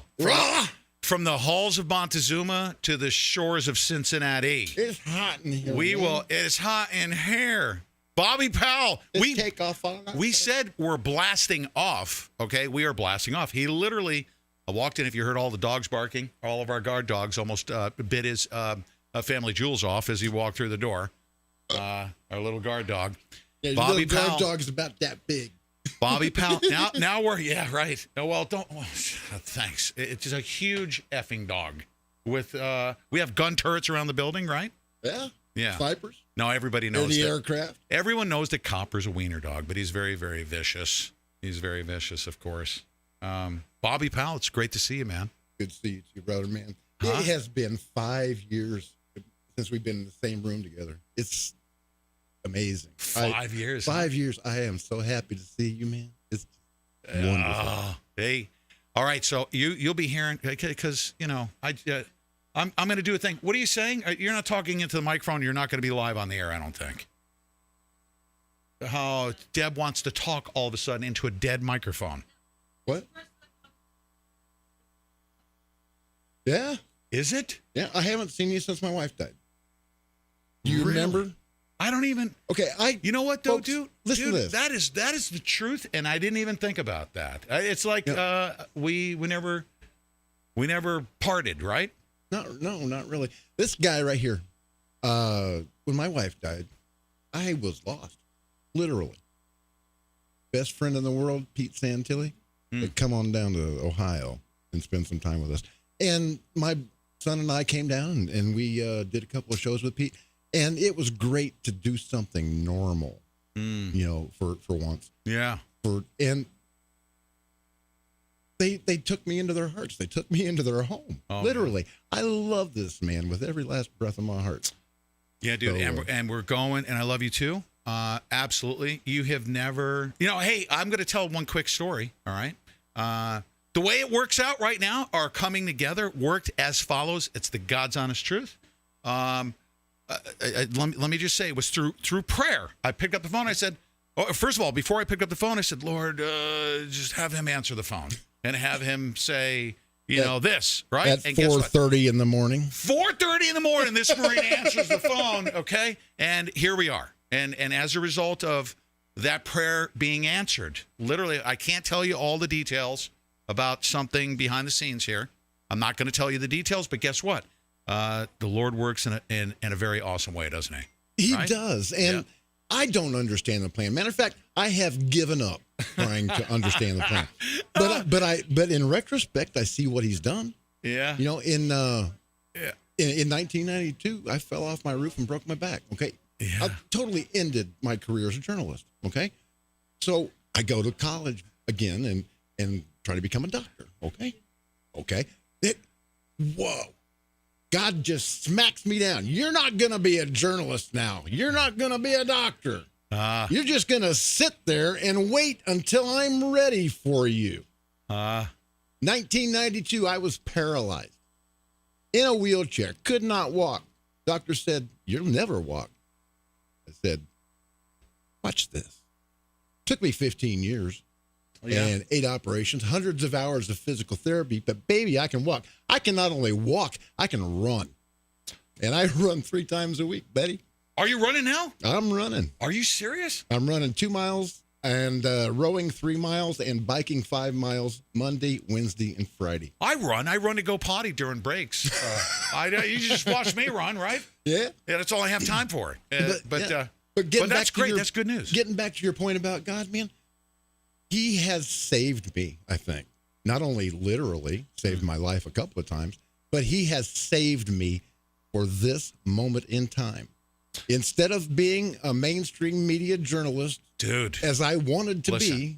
I'm a clock Nazi, so you got to go along with me. Just follow along with me for right now. This is the last studio show, and then by the way, we'll just we'll broadcast from here on out for the next 20 days, and then I'll spend another 619 days. And but I'm just kidding. Okay, we'll have plenty of time to chat. Okay, Yeah. we're gonna be on the clock here, but let me tell you something here. Uh-huh. Can you imagine? Okay, all of the preparatory work from the point at which, do you remember when I showed up there in a bus? There was a bus tour. We'll just mention that vaguely, right? Mm-hmm. Met you in person, right, in Michigan. Yeah. And then next thing you know, we were in this fight back in 2014. I'm telling you, I was in the Hokey Pokey in scrubs, all right? And the person that I was talking to, do you remember who I was talking to when I was in the median during the Bundy Ranch standoff at the exact moment when all the guns were pointed? I mean, do you know who I was talking to? I can picture it in my mind, but I don't know who his name was. I was being interviewed by you. You were interviewing me. I was in the median, and I'm I thinking heard about the second thing. No. That whole time, when I was in the median, I'm charging up my battery, and at high noon, the standoff was going on down at the wash, and I didn't even know about the wash, but because I was there, and I'm talking to you, this is like an epic moment in 2014, and then, of course, the Malheur National Wildlife Refuge, but we were going after the Obama administration that whole time. Yeah. That I'm entire still time. going after him. We're still going after him. We got. Oh, you know what? Somebody said, what if President Trump walks up to the podium and says Biden is your president? I'm like, not just no, but hell no. I've already been at the hands of that regime. We have been going after that regime, right? Mm-hmm. We're not going to go 2.0 this time. No, sir. We're not going to go 2.0. So improvise, adapt, and overcome. yes. So you guys, we have a lot to talk about. This is, let me also here, and just give me 1 minute here just to let everybody know what you guys can expect. We're going to, and we're not going to tell you when we're going to depart, how we're going to depart, when everything kicks off. Just keep that in mind. We're going to be doing podcasting. We're going to get stuff documented. When we get that uploaded, we're going to have a little bit more liberal conversation about what led up to this moment as we kick this thing off, when we're blasting off. We're officially and formally blasting off to Washington, D.C. Through this meeting right here. So, Bobby, dude, I couldn't think of a better person. I just love that it worked out this way, don't you? Yeah, Seriously, you and me both. Right? Jerry. Yeah, God has made everything, just fall into place. Oh yeah. I don't know how things have been going on your side because I don't live here, but back at home, everything that I needed just fell into place. The folks that watch my show, they donated exactly enough money for me to get here. Are you serious? I swear to God. And wow. I'll bet you that next time I check my PayPal account, I'm going to have enough money to get home. Because that's how great you people are. I love you. And without your help, we could not do this. Listen, you guys, and keep this in mind. I have not even mentioned the entire show about how important it is to get your support, because all of this that's going to happen here is only happening through your support. And there's people that can't go. So we're going to go there. We're going to represent, of course, those that can't go. And I'm going to work, for our listenership. I'm going to be working around the clock in the same fashion that, Bobby, I think you saw the amount of content I was putting out back in January of 2016. Oh, yeah. I'm going to probably quadruple that, okay? Are you going to clone yourself? Huh? You going to clone yourself? Yeah. Well, we got a lot of stuff to be broadcasting out there. So this is only going to happen. Who's popping a GoFundMe in there? We don't have a GoFundMe. We don't. I don't. Somebody fund my trip? Who's dropping that in YouTube? Delete that, okay? The guy's trying to skim off of our thread. Can you imagine that? Ban that guy that just did that. Can you imagine that? And by the way, we're going to get CIA, FBI trolls to drop in there and say, hey, everybody donate to my CIA heroin trafficking fund, okay? And don't let them do that. Do not, especially if somebody did not ask me permission to do that. Are you kidding me? I'm scrapping. I got a box of freaking corn nuts. This guy's throwing his GoFundMe down in our thread. Can you imagine that? That's pretty rude. Huh? That's freaking rude. That's the rudest thing I've ever seen. Start your own damn show, dude. Hey, you know what? You want to bang my wife and drink my freaking beer too? Huh? You want to do that? Come into my house and pet my dog? What do you want to do? Unbelievable. Well, you let me pet your dog. Yeah. It ain't no fun if my homie can't have I some. love your dog. Ain't no fun if All my of 'em. homie can't have some. Right? You can pet my dog. What do you got there, dude? What are you doing? What am I doing? What do you got there? It's a surprise. Let's wait until the top of the hour. Till We're the gonna top go. of the hour? Okay. We're gonna go to the top of the hour. We're We'll only wait. gonna go 30 minutes more. We're gonna We'll go to the wait top of till the the hour, top. okay? Yeah. But you know what, ladies and gentlemen, this is a blast off of epic proportions here. This is a march to save America, as it's been called. March to Save America. We are going to provide you guys with all of the right mediums, okay, from our text alert system. Make sure you get on our text alert system, of course. From our PeteSantilli.mobi page, where you can get to our direct links, and I'll be editing that as necessary. Go to PeteSantilli.mobi. And then, of course, I will say this. I don't do this for very many people. I've always been very, very generous with Bobby Powell's. We're actually going to stream out on Bobby Powell's channel. And Bobby Powell's YouTube channel, we'll do multi-streaming to Bobby Powell's channel as well. We want Bobby Powell to be supported. We need we need the support of our listening audience, and we'll definitely get you home. Shoot. Oh, Deb. Are we supposed to come back? I didn't plan.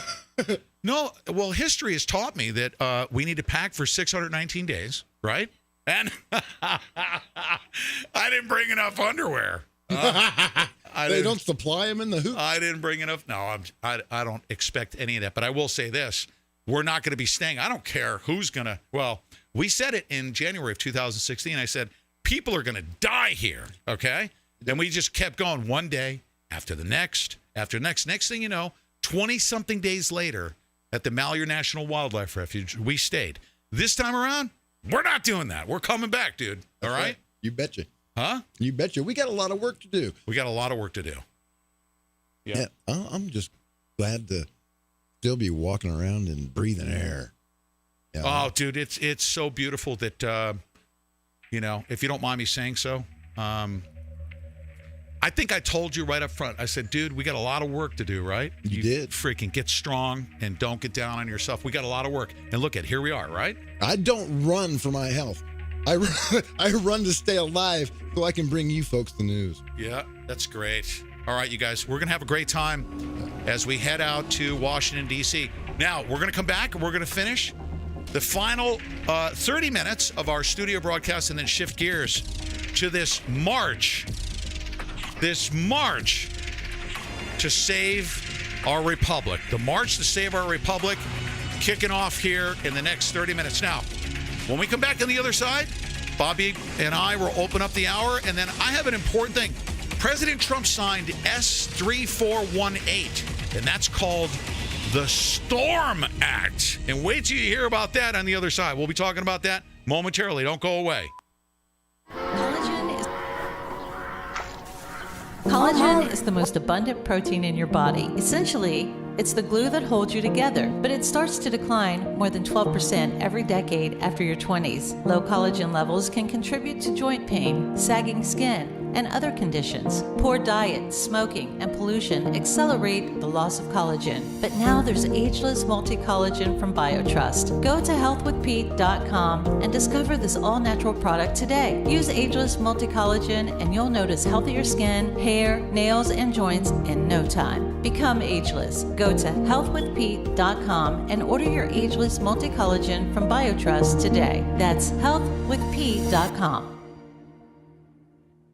Pete and I recently started taking Ageless Multi-Collagen, and in less than a month, I've seen a huge difference in the health of my skin and my hair when I look in the mirror. Get Ageless Multi-Collagen for 51% off plus free shipping by going to healthwithpete.com or by clicking the link in the video description box below.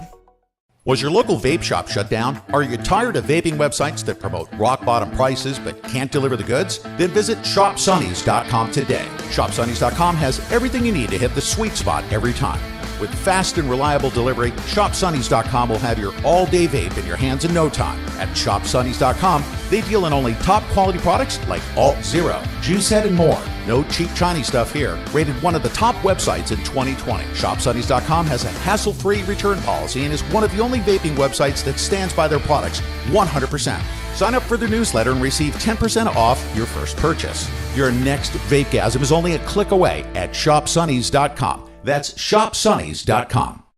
A strange video from Louisville shows a U-Haul truck unloading riot supplies to protesters, including riot shields, masks, banners, and signs. As things get more tense in this country, it's important to have the ability to protect yourself and your family, which is why I carry the Fighter Flare flashlight. It's a professional-grade, tactical, ultra-bright flashlight. It's solar-powered, so I don't need batteries. It has a USB connector, so I can charge my phone or other devices anywhere. It has other life-saving add-ons like an emergency strobe light setting, a compass, a wire cutter, and glass-breaking hammer. Plus, it's been recommended by military, law enforcement, and emergency professionals. This is the only tactical flashlight I'll choose to protect myself and my family. I keep one in the studio, in our car, one in our house. I keep a Fighter Flare flashlight in my bug-out bag 24/7. For a limited time, the Fighter Flare flashlight is part of a 25% blowout sale. If you want your Fighter Flare flashlight for 25% off, please visit fighterflare.com. Enter promo code P25 or visit the link down below in the description box. That's fighterflare.com. Enter promo code P25. I'm hungry. What's to eat? Beans again.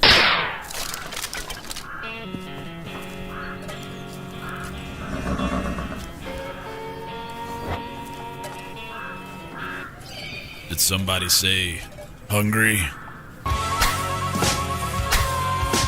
Pistol Pete's Jerky at pistolpetesjerky.com. A herd of delicious flavors. Break bronco busting hunger. Lasso up your order at pistolpetesjerky.com. Thanks, Pistol Pete. I made it myself. pistolpetesjerky.com. Tell them Pete sent you.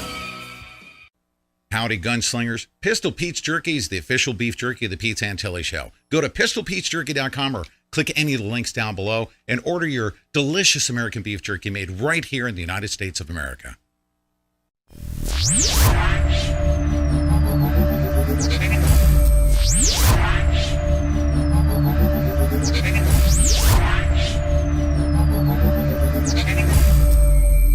Think he's playing? You better listen what he's saying, punk. Don't make me go pop the trunk. On you. He got an old Mossberg and a Mossy yoked up a We have. Boy, don't make me. All right, listen, here's the deal. I'm a clock Nazi. And then it's on like a mofo after this, okay? But I need to make sure that we're off by 8:30, just for good reasons. Very good reasons. Don't make me go pop the trunk. Don't make me. Yeah, we're getting word here, and I'm just going to do just one quick comment here about this. Deb Jordan very rarely sends me CNN links, okay? But I have a message to you deep state pukes that are putting messaging out through CNN, a CIA Mockingbird operation. All 10 living former defense secretaries declare election is over. In a forceful public letter, I'm going to say you're outgunned and outmanned. You have 80 million people that went to vote that disagree with you, all right? And they're defense secretaries, so they like the gun talk. Yeah, well, I don't know. They're military-industrial complex people. I don't know if they're aware, but they don't actually make that decision. They don't. That's what I mean. Here's the bottom line. As a last line of defense, the people that went to vote, okay, deserve to be recognized. One person, one vote, no illegal votes. They're defense secretaries. They make money in a military-industrial complex. And I'll tell you what, we have fought for freedom, and a lot of us have fought and died to make sure that what you said will have zero bearing on the outcome that's going to happen between now and January 20th. And I mean that from the bottom of my heart. That's all there is to it. You 10 defense secretaries, you are basically a fly on the ass of the cow of life. There you go. Right? The cow of life. The cow of life. Huh? That's hilarious. I've never heard that phrase before. I can't be philosophical. We're going to have a freaking blast. We're going to tell you. We are. Bobby Powell. Hey, what do you got over there, Bobby? Well, I brought you a present, Pete. You did? I did. This is not a commercial. This is an awesome single malt American whiskey. It's called Lead Slingers. I got it for Christmas, and I'm going to share it with you, my brother. Boom! Come on, let's celebrate. Let's kick this sucker off. Hey. Huh? Yeah. What? Are you ready? Just a little sip. All right. Here we go. It. Huh? Here we go. This has got the cork. You got the cork and everything. Hand me your glass. Come on. All right, come on. Blast off, everybody. There you go. Right? Don't drink it all in one plate. Here. Huh? Cheers, brother. Death to the New World Order. Every last one of them. Right? Hey, chink my glass first. I can't drink without chinking it. You know why? Chink it. Hashtag CHINC. Chink. Mm-hmm. Oh, man, we're going to get silly. That's right. Hey, you defense secretaries, okay? We're in a proxy war. You know what that is. You've caused plenty of them.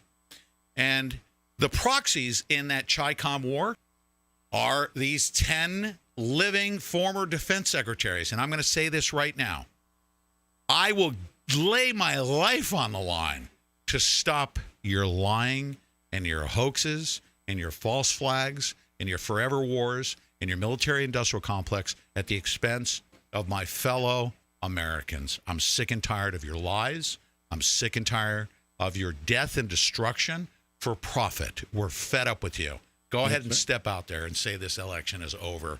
Really. Yeah, that's right, Pete. You know, what makes me the angriest of all is these people take the same oath that we did, and they piss all over it.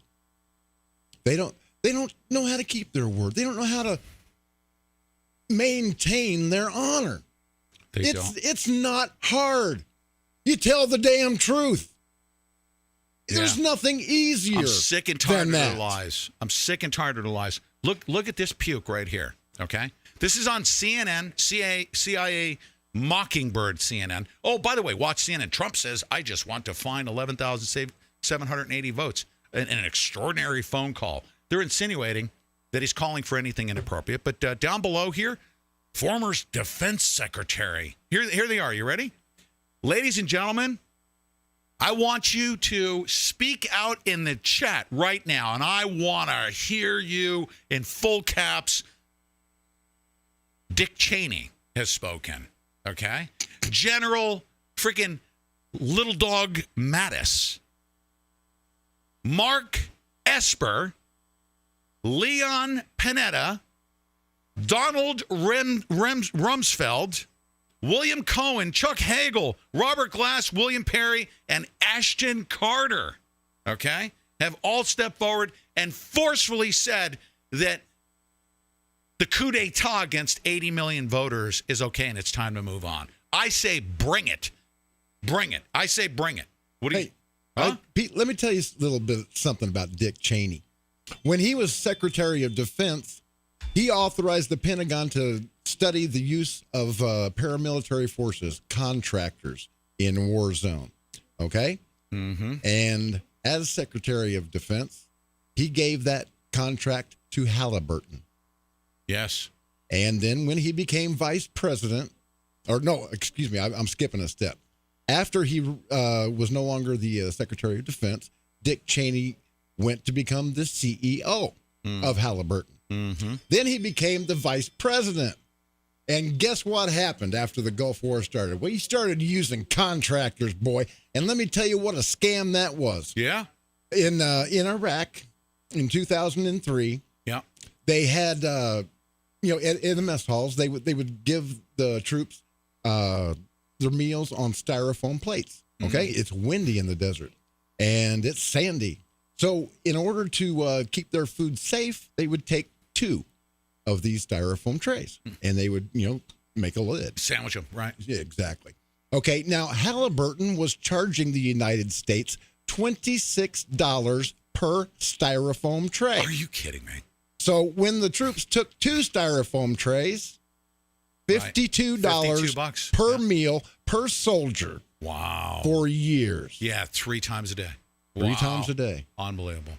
So they made a killing off of the Iraq war. And I'm not saying that ironically either. They literally made a killing Bobby, listen to this. These same people that have been ripping us off and lying to us, and turning our young men and women into hamburger meat, okay, for profit, said as follows: our elections have occurred, recounts and audits have been conducted, appropriate challenges have been addressed by the courts, governors have certified the results, and the Electoral College has voted. The time for questioning the results has passed. The time for formal counting of the Electoral College votes, as prescribed in the Constitution and statute, has arrived, the group wrote. And I say, you know what? But the people are about to speak. Yeah, well, that's all crap. The people are about to speak. Because none of these challenges have even been heard in court. They've all been rejected. None of the data that people like Matt DePerno and everybody else that they have brought forward, none of it has ever been heard in a court. Yeah. And that's the problem. If it ever gets heard in a court, then there's going to be no denying it. But, it probably won't. I really don't know how this is going to go. There are so many ways that this could go off on a tangent. It's just really confusing. But, we're going to be there in Washington, D.C. We will be your eyes and ears, and we will, bring you the news as it happens. We are. I couldn't. Now, myself, I'm not as refined, of course, journalistically as Bobby Powell, but he cleans me up real well. It's kind of like how I keep Deb around. She's the kinder, gentler side of the Pete Santilli Show, right? I surround myself with the good people to overcompensate for my deficiencies. Yeah, I wish I could just banter like you guys. Banter? Yeah. Oh, don't say that. Actually, we call it conjugating. Is that what you're referring to? No. No, you conjugate verbs. We got less than 17 minutes here. We're going to wind them down as follows. If you were tuned into the show right now, and you were able to make it all the way through this, just remember, if you think that a 3-hour show is long, wait till we start streaming for 5, or you got 5 hours of content in any particular day, because we're going to be doing podcasting. What does podcasting mean? Let me get through my housekeeping items just to remind everybody, you might be tuned in for the first time. What does podcasting mean? You guys can help us if you go to petesantilli.mobi. Go to petesantilli.mobi, and guess what you're going to have access to? This is going to be exclusively for people that are hearing my voice right now. All right? Exclusively. I like the exclusivity. See this? There's a throbbing bubble, okay? And it's called at petesantilli.mobi. Download our podcast because we're going to be uploading. Here's the first thing you're going to get from us is when we arrive in D.C., there will be an upload of a podcast as a result of our travel, okay? We're going to say that. So I'm going to be uploading that. Download our podcast. It's only going to be available to our listeners that have downloaded the podcast. So go to petesantilli.mobi. Click that download the podcast link. When you click on that, look where you'll end up, right here. And from here on out. What is that? All right, we're going to go now. Ready for 20? What is that? 21? Oh, I thought we were going to be able to. Happy New Year to everybody. I thought maybe I screwed up the clock and we were going to be able to go out. No, but that is our podcast. Download our podcast. You can get it on your iPhone, on your Android, whatever your favorite podcasting platform is. And help make us. We're actually one of the fastest growing podcasts on the internet right now. And believe it or not, I haven't even had time to get to some of the advertisers that want to advertise on our podcast. We've got like 50,000 downloads a day or something crazy like that. Hey, Pete, can I interject something for just a second? Yes, please. For those of you that don't have the internet and live in Michigan, when I go, I don't know if he's going to come with me or not, but when I go to General Bergman's office at 9 a.m. Monday morning with a couple of busloads of constituents, you will be able to hear that on 97.7 WCHY in Sheboygan. Between The Truth is Viral and Your Defending Fathers, we cover the entire state. The Truth is awesome. The Truth is Viral is the #1 news program in northern Michigan. I kid you not. The mainstream media wishes that they had my numbers, and I've been sick for a year. I mean, literally, I looked up Arbitron and Google Analytics and all that, and I have an audience that is 10 times the local newspaper and the local television station combined. And that's assuming that every single person in northern Michigan is watching them. That's outstanding. And, I love, and that's great. That's awesome. And we'll be, of course, keeping everybody posted on where, especially if you're in Michigan, where you're. You know what I love about that name, Sheboygan? You know what it reminds me of? I have no idea. It reminds me of a song called Shaboom, Shaboom. Shaboom, shaboom. Is this it?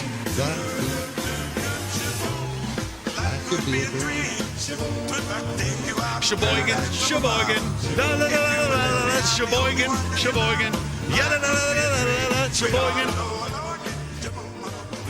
It's a yoke of people all over the world. Right? Just like, yeah. I was busting into a rap and you cut my music off. Ain't no party like a West Coast party because the West Coast party don't stop. We're going to go. All right, so we're acting goofy right now, and that's because, what is that stuff called? I like that. It's lead slingers, and slingers. You're gonna feel it in about 15 minutes. Oh, dude, I love this stuff, and I don't smooth, expect. Isn't it? I'm not going to be drinking out there in DC. No, brother, this is Alcohol's a celebration. not allowed. This is a celebration. Getting back together after 5 long years. Oh my God, yeah, dude. Folks, if you're not a Marine, you just don't understand the connection that we have. We will live for each other. We will die for each other. And we will charge the gates of hell. Yeah, and we are. We're going to D.C. Yes. All right, now listen, I'm going to play this short clip because this is what you can expect coming up. I want you to listen to a great senator who I've come to admire here. His name is Ted Cruz. Listen to what he has to say Breaking here. news this morning. Senator Ted Cruz is leading a group of 11 senators who will object unless a commission is named to investigate allegations of fraud. Senator Ted Cruz joins me right now. Senator, great to have you this morning. Happy New Year to you. Why are you doing this, and how will this play out? Well, good morning, Maria. Happy New Year as well. Thanks for having me. Look, we're at an extraordinary time in our country's history. We went into this election with the country deeply divided, deeply polarized, and we've seen in the last 2 months unprecedented allegations of voter fraud. And that's produced a deep, deep distrust of our democratic process across the country. I think we in Congress have an obligation to do something about that. We have an obligation to protect the integrity of the democratic system. And so this past week, I spent writing out a position and assembling a group that ultimately of 11 senators that we put out yesterday that we will together object to certification in order to force the appointment of an emergency electoral commission to perform an emergency audit of the election results to assess these claims of frauds. I think we can do that. We can do it promptly. We can do it in 10 days before the inauguration, but I think we have an obligation to the voters and we have an obligation to the Constitution to ensure that this election was lawful. You mentioned the allegations of fraud, and in the press release announcing this commission that you'd like to see, you report on a Reuters Ipsos poll that says 39% of Americans believe the election was rigged. That belief held by Republicans, 67%, Democrats, 17%, and independents, 31%. But, Senator, we know that we heard from Bill Barr, and he said he didn't see fraud. We know that we heard from the states, and we also know that we heard from the Supreme Court, who did not hear the attacks and the cases that said there was fraud. How do you respond to that? Well, each of those different players has a different role in our constitutional system. Bill Barr was speaking as to the evidence the Department of Justice saw. The Department of Justice wasn't administering any elections, did not have access to particularly widespread evidence on either side of the issue. As for the states, there are a lot of people in the states and state legislatures who've expressed deep, deep concerns about the unlawful practices that we saw on Election Day, that we saw particularly cities controlled by Democratic politicians shutting down the vote, throwing out observers, disregarding the law. And finally, you mentioned the Supreme Court. Listen, I wish the Supreme Court had taken this case. There were two opportunities to take this case, one out of Pennsylvania, one out of Texas. In both instances, the lawyers asked me to argue those cases. And so with regard to the Texas case, President Trump called me and said, Ted, would you do the oral argument in this case if the court takes it? I told the president, absolutely, I'd be happy to do it. I wish the court had taken one or both of those cases. I think the Supreme Court would be a better forum for resolving those issues. That obviously was the forum we resolved issues similarly in 2000 in Bush versus Gore. Unfortunately, the court declined to take those two cases, so we don't have the court stepping in to resolve it, and that's why I think Congress has a responsibility. We have an independent obligation to the Constitution. We have an independent obligation to the rule of law, and the. Okay, let me just come right out and say this because I had the same thoughts, okay, but I like the way it was just phrased. What do we got going? Oh, I'm sorry. I thought that Copper was sneaking out the door. Not just no, but hell no, okay? You're not going to say, well, 10 days later, nobody will be in D.C., okay? And they're going to go away, everybody. That's a neat little trick. No. We want justice, and we want it now, okay? It was a rigged freaking election. We're not going to be waiting 10 days. The Electoral College right now must vote to either say that the election was legitimate or it wasn't. That's what they're going to be voting on. There's going to be enough evidence presented, and I think President Trump is going to counter this move right here. Lindsey Graham is saying as follows: proposing a commission at this late date, which has zero chance of becoming reality, is not effectively fighting for President Trump. It appears to be more of a political dodge than an effective remedy. It's kind of like Ted Cruz, not just Ted Cruz. I don't want to pick on Ted Cruz. Why not? I'm going to pick on the rhinos. I'm going to pick, because all of them. I want to put them in a big fat bucket of I'm gonna.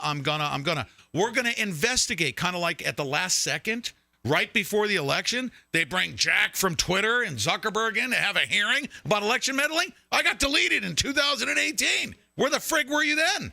They were election meddling in the midterms. That's what they do. It's to appease us, to lie to us, and to pacify us. It's called carrot dangling, okay? That donkey never catches that effing carrot. What? He chases them. He chases the carrot, and he never catches it. He never catches that carrot. That's what they do. It's a Republican. They strap the carrot to this thing. They say, come here, donkey. Come catch the carrot. You never catch the carrot when you got a rhino dangling it. Yeah, okay? I don't trust Ted Cruz. I don't trust any politician, really, because they all lie. And Ted Cruz has a really good reason to screw Donald Trump. Do you remember back during the 2016 election?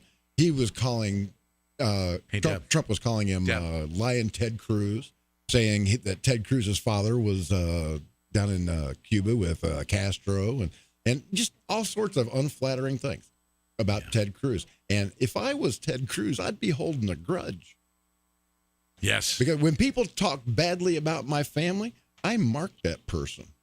I like seeing the side of your head, but I like seeing the front side of Deb Jordan right now. What's up, Deb? How are you? She's sitting in the... She's beautiful, isn't she? What's going on? Huh? What's up? Huh? Anyways. I feel sorry for our audience having to look at my ugly I mug. do. You know what? We're going to end this studio and begin, of course. We're beginning a huge journey. A huge journey.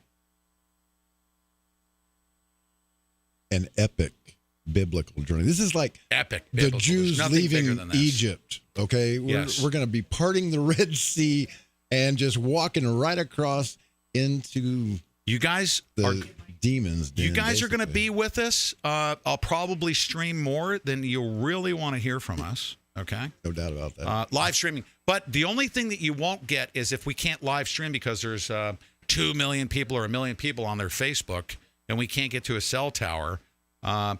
We're still going to be recording. You'll see all of the footage. It'll probably have to be afterwards, but we will do our absolute darndest. Now, I think RSBN is going to have that big box. I don't know if they're going to be able to get stuff out, but we will refer you to those streams on the ground that are able to make it out however they can. But here's what we're going to do. We're going to live stream as often as possible. Remember this, as we close out this last show in the studio, and then go to our field mobile unit, right? With some of the greatest patriots that that I've ever known. Deb Jordan especially. Deb Jordan. Right? Yeah, he says. You want to come over to my cubicle? Come on. Go on. You want to come over here? If you don't, I will. You don't have to. You can come sit over here and I'll hug. I don't trust myself. Don't come over here. Don't. You want to come over here? Huh? You want to? No. We haven't even started drinking. Seriously, my love is not alcohol induced. Oh, what do you mean it isn't? With a question mark. You already know this. You know what? Deb is saying very disparaging things towards me. All right, as we wind down, we're going to end on this note. President Trump set out and he made promises. You know what they say? Promises made, promises kept. That's right. A lot of people are saying that this is going to be biblical, and it is going to be biblical, right? That's what I'm hearing. It's going to be biblical. He made certain promises to us, didn't he? He did. Lock her up. Lock her up and all that stuff. We're going to end this segment, and we're going to ask you to stay tuned. Of course, everybody get on our text alert system, because when I just threatened 10 defense secretaries, okay, with constitutionality, oh, yeah, I'll say it right to their face. Hey, Rumsfeld, okay, and Dick Cheney, come meet us in D.C., okay? I'll say it to your face, okay? I'll say it right to your face. You, no, unmute. The two red buttons, the first two sets of red buttons. Go ahead.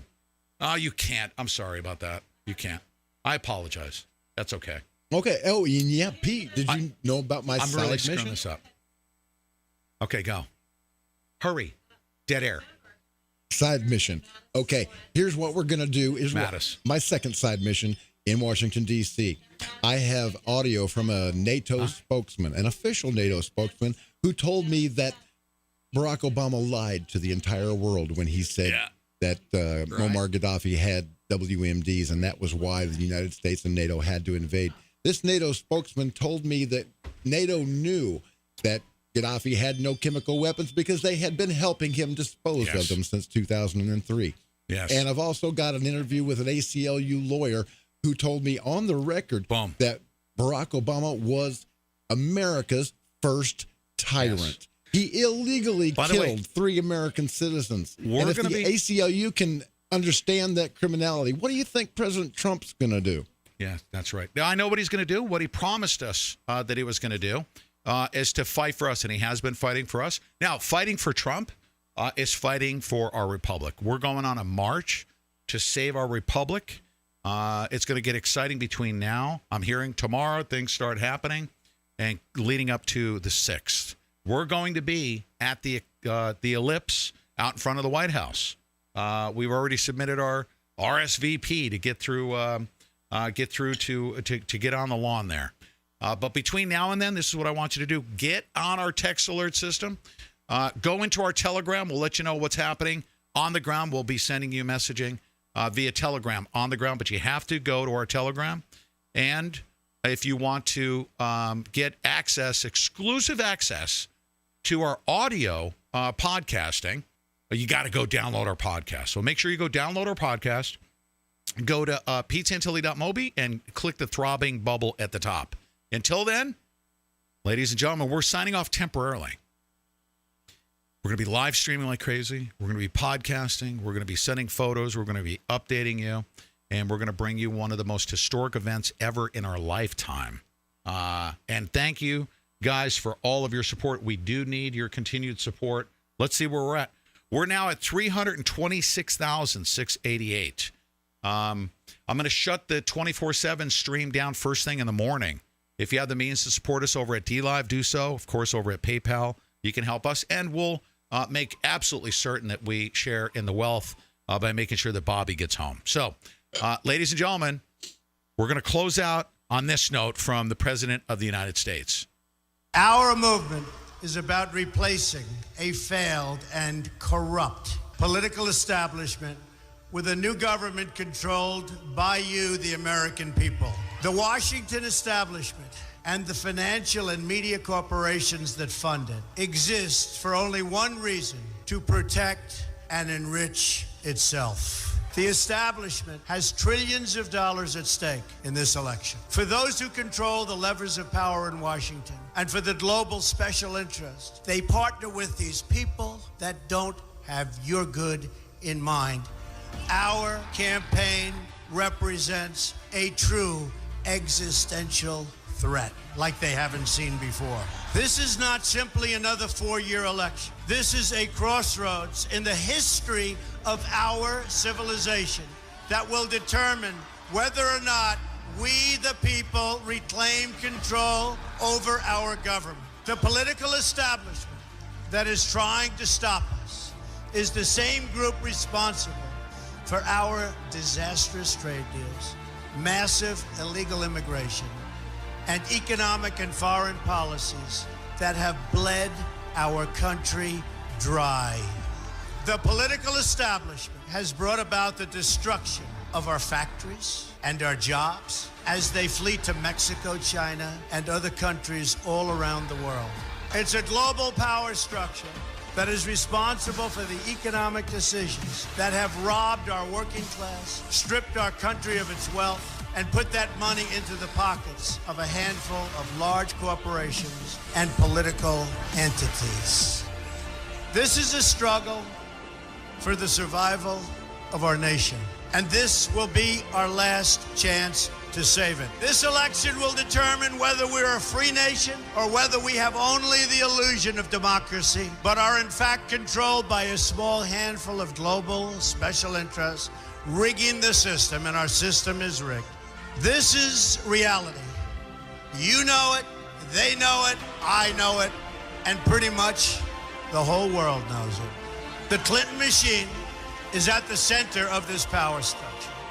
We've seen this firsthand in the WikiLeaks documents, in which Hillary Clinton meets in secret with international banks to plot the destruction of U.S. sovereignty in order to enrich these global financial powers, her special interest friends, and her donors. Honestly, she should be locked up.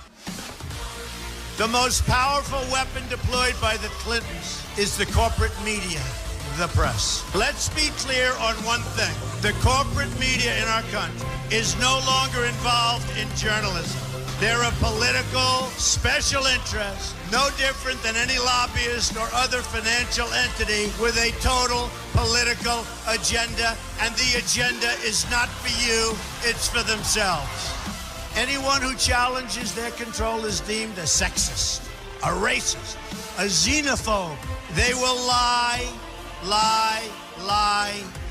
and then again, they will do worse than that. They will do whatever's necessary. The Clintons are criminals, remember that. This is well documented, and the establishment that protects them has engaged in a massive cover-up of widespread criminal activity at the State Department and the Clinton Foundation in order to keep the Clintons in power.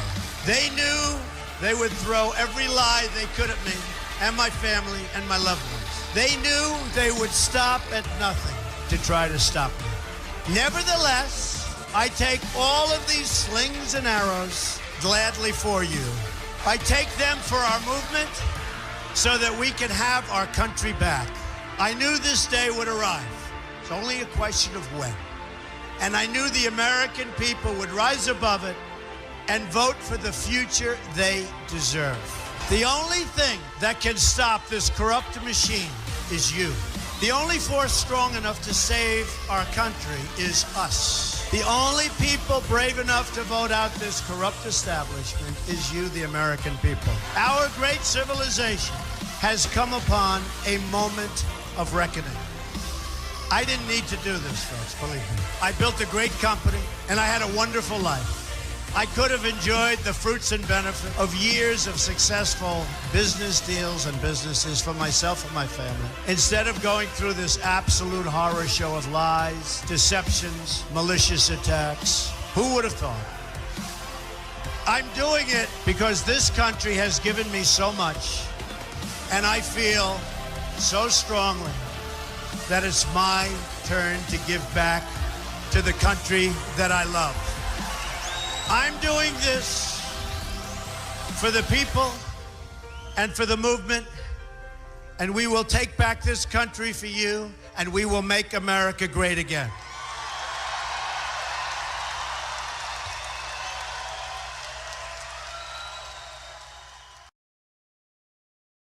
A strange video from Louisville shows a U-Haul truck unloading riot supplies to protesters, including riot shields, masks, banners, and signs. As things get more tense in this country, it's important to have the ability to protect yourself and your family, which is why I carry the Fighter Flare flashlight. It's a professional-grade, tactical, ultra-bright flashlight. It's solar-powered, so I don't need batteries. It has a USB connector, so I can charge my phone or other devices anywhere. It has other life-saving add-ons like an emergency strobe light setting, a compass, a wire cutter, and glass-breaking hammer. Plus, it's been recommended by military, law enforcement, and emergency professionals.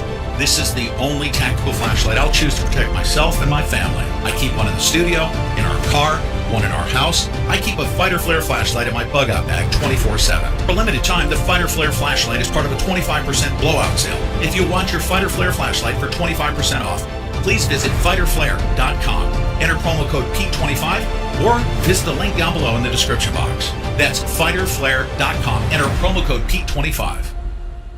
Collagen is the most abundant protein in your body. Essentially, it's the glue that holds you together, but it starts to decline more than 12% every decade after your 20s. Low collagen levels can contribute to joint pain, sagging skin, and other conditions. Poor diet, smoking, and pollution accelerate the loss of collagen. But now there's ageless multi-collagen from BioTrust. Go to healthwithpete.com and discover this all-natural product today. Use ageless multi-collagen and you'll notice healthier skin, hair, nails, and joints in no time. Become ageless. Go to healthwithpete.com and order your ageless multi-collagen from BioTrust today. That's healthwithpete.com.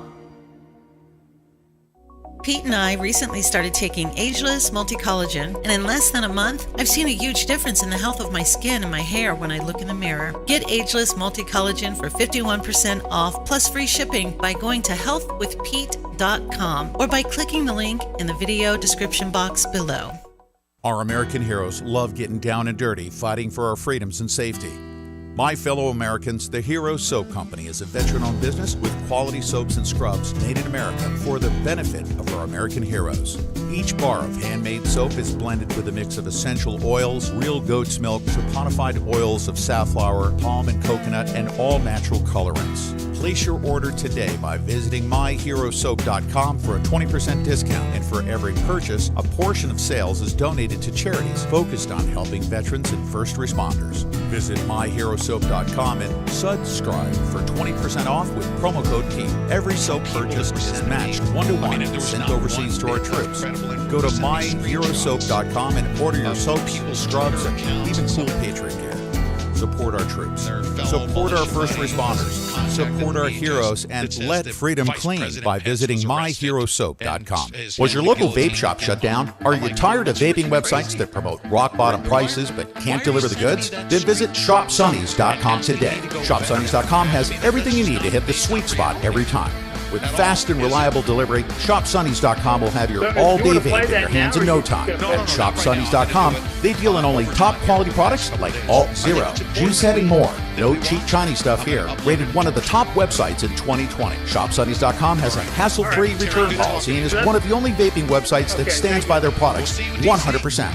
Sign up for their newsletter and receive 10% off your first purchase. Your next vapegasm is only a click away at ShopSunnys.com. That's ShopSunnys.com. And I only do socialist distancing. I distance myself from friggin' socialists and communists. And by the way, I'm not going out there to say, oh, by the way, I am going to have, if anybody wants to, like from Black Lives Matter, wants to come see me, and you're listening to me. I know you guys listen to me. Black Lives Matter. If Black lives really do matter, you'll meet me down at the abortion clinic so we can go save all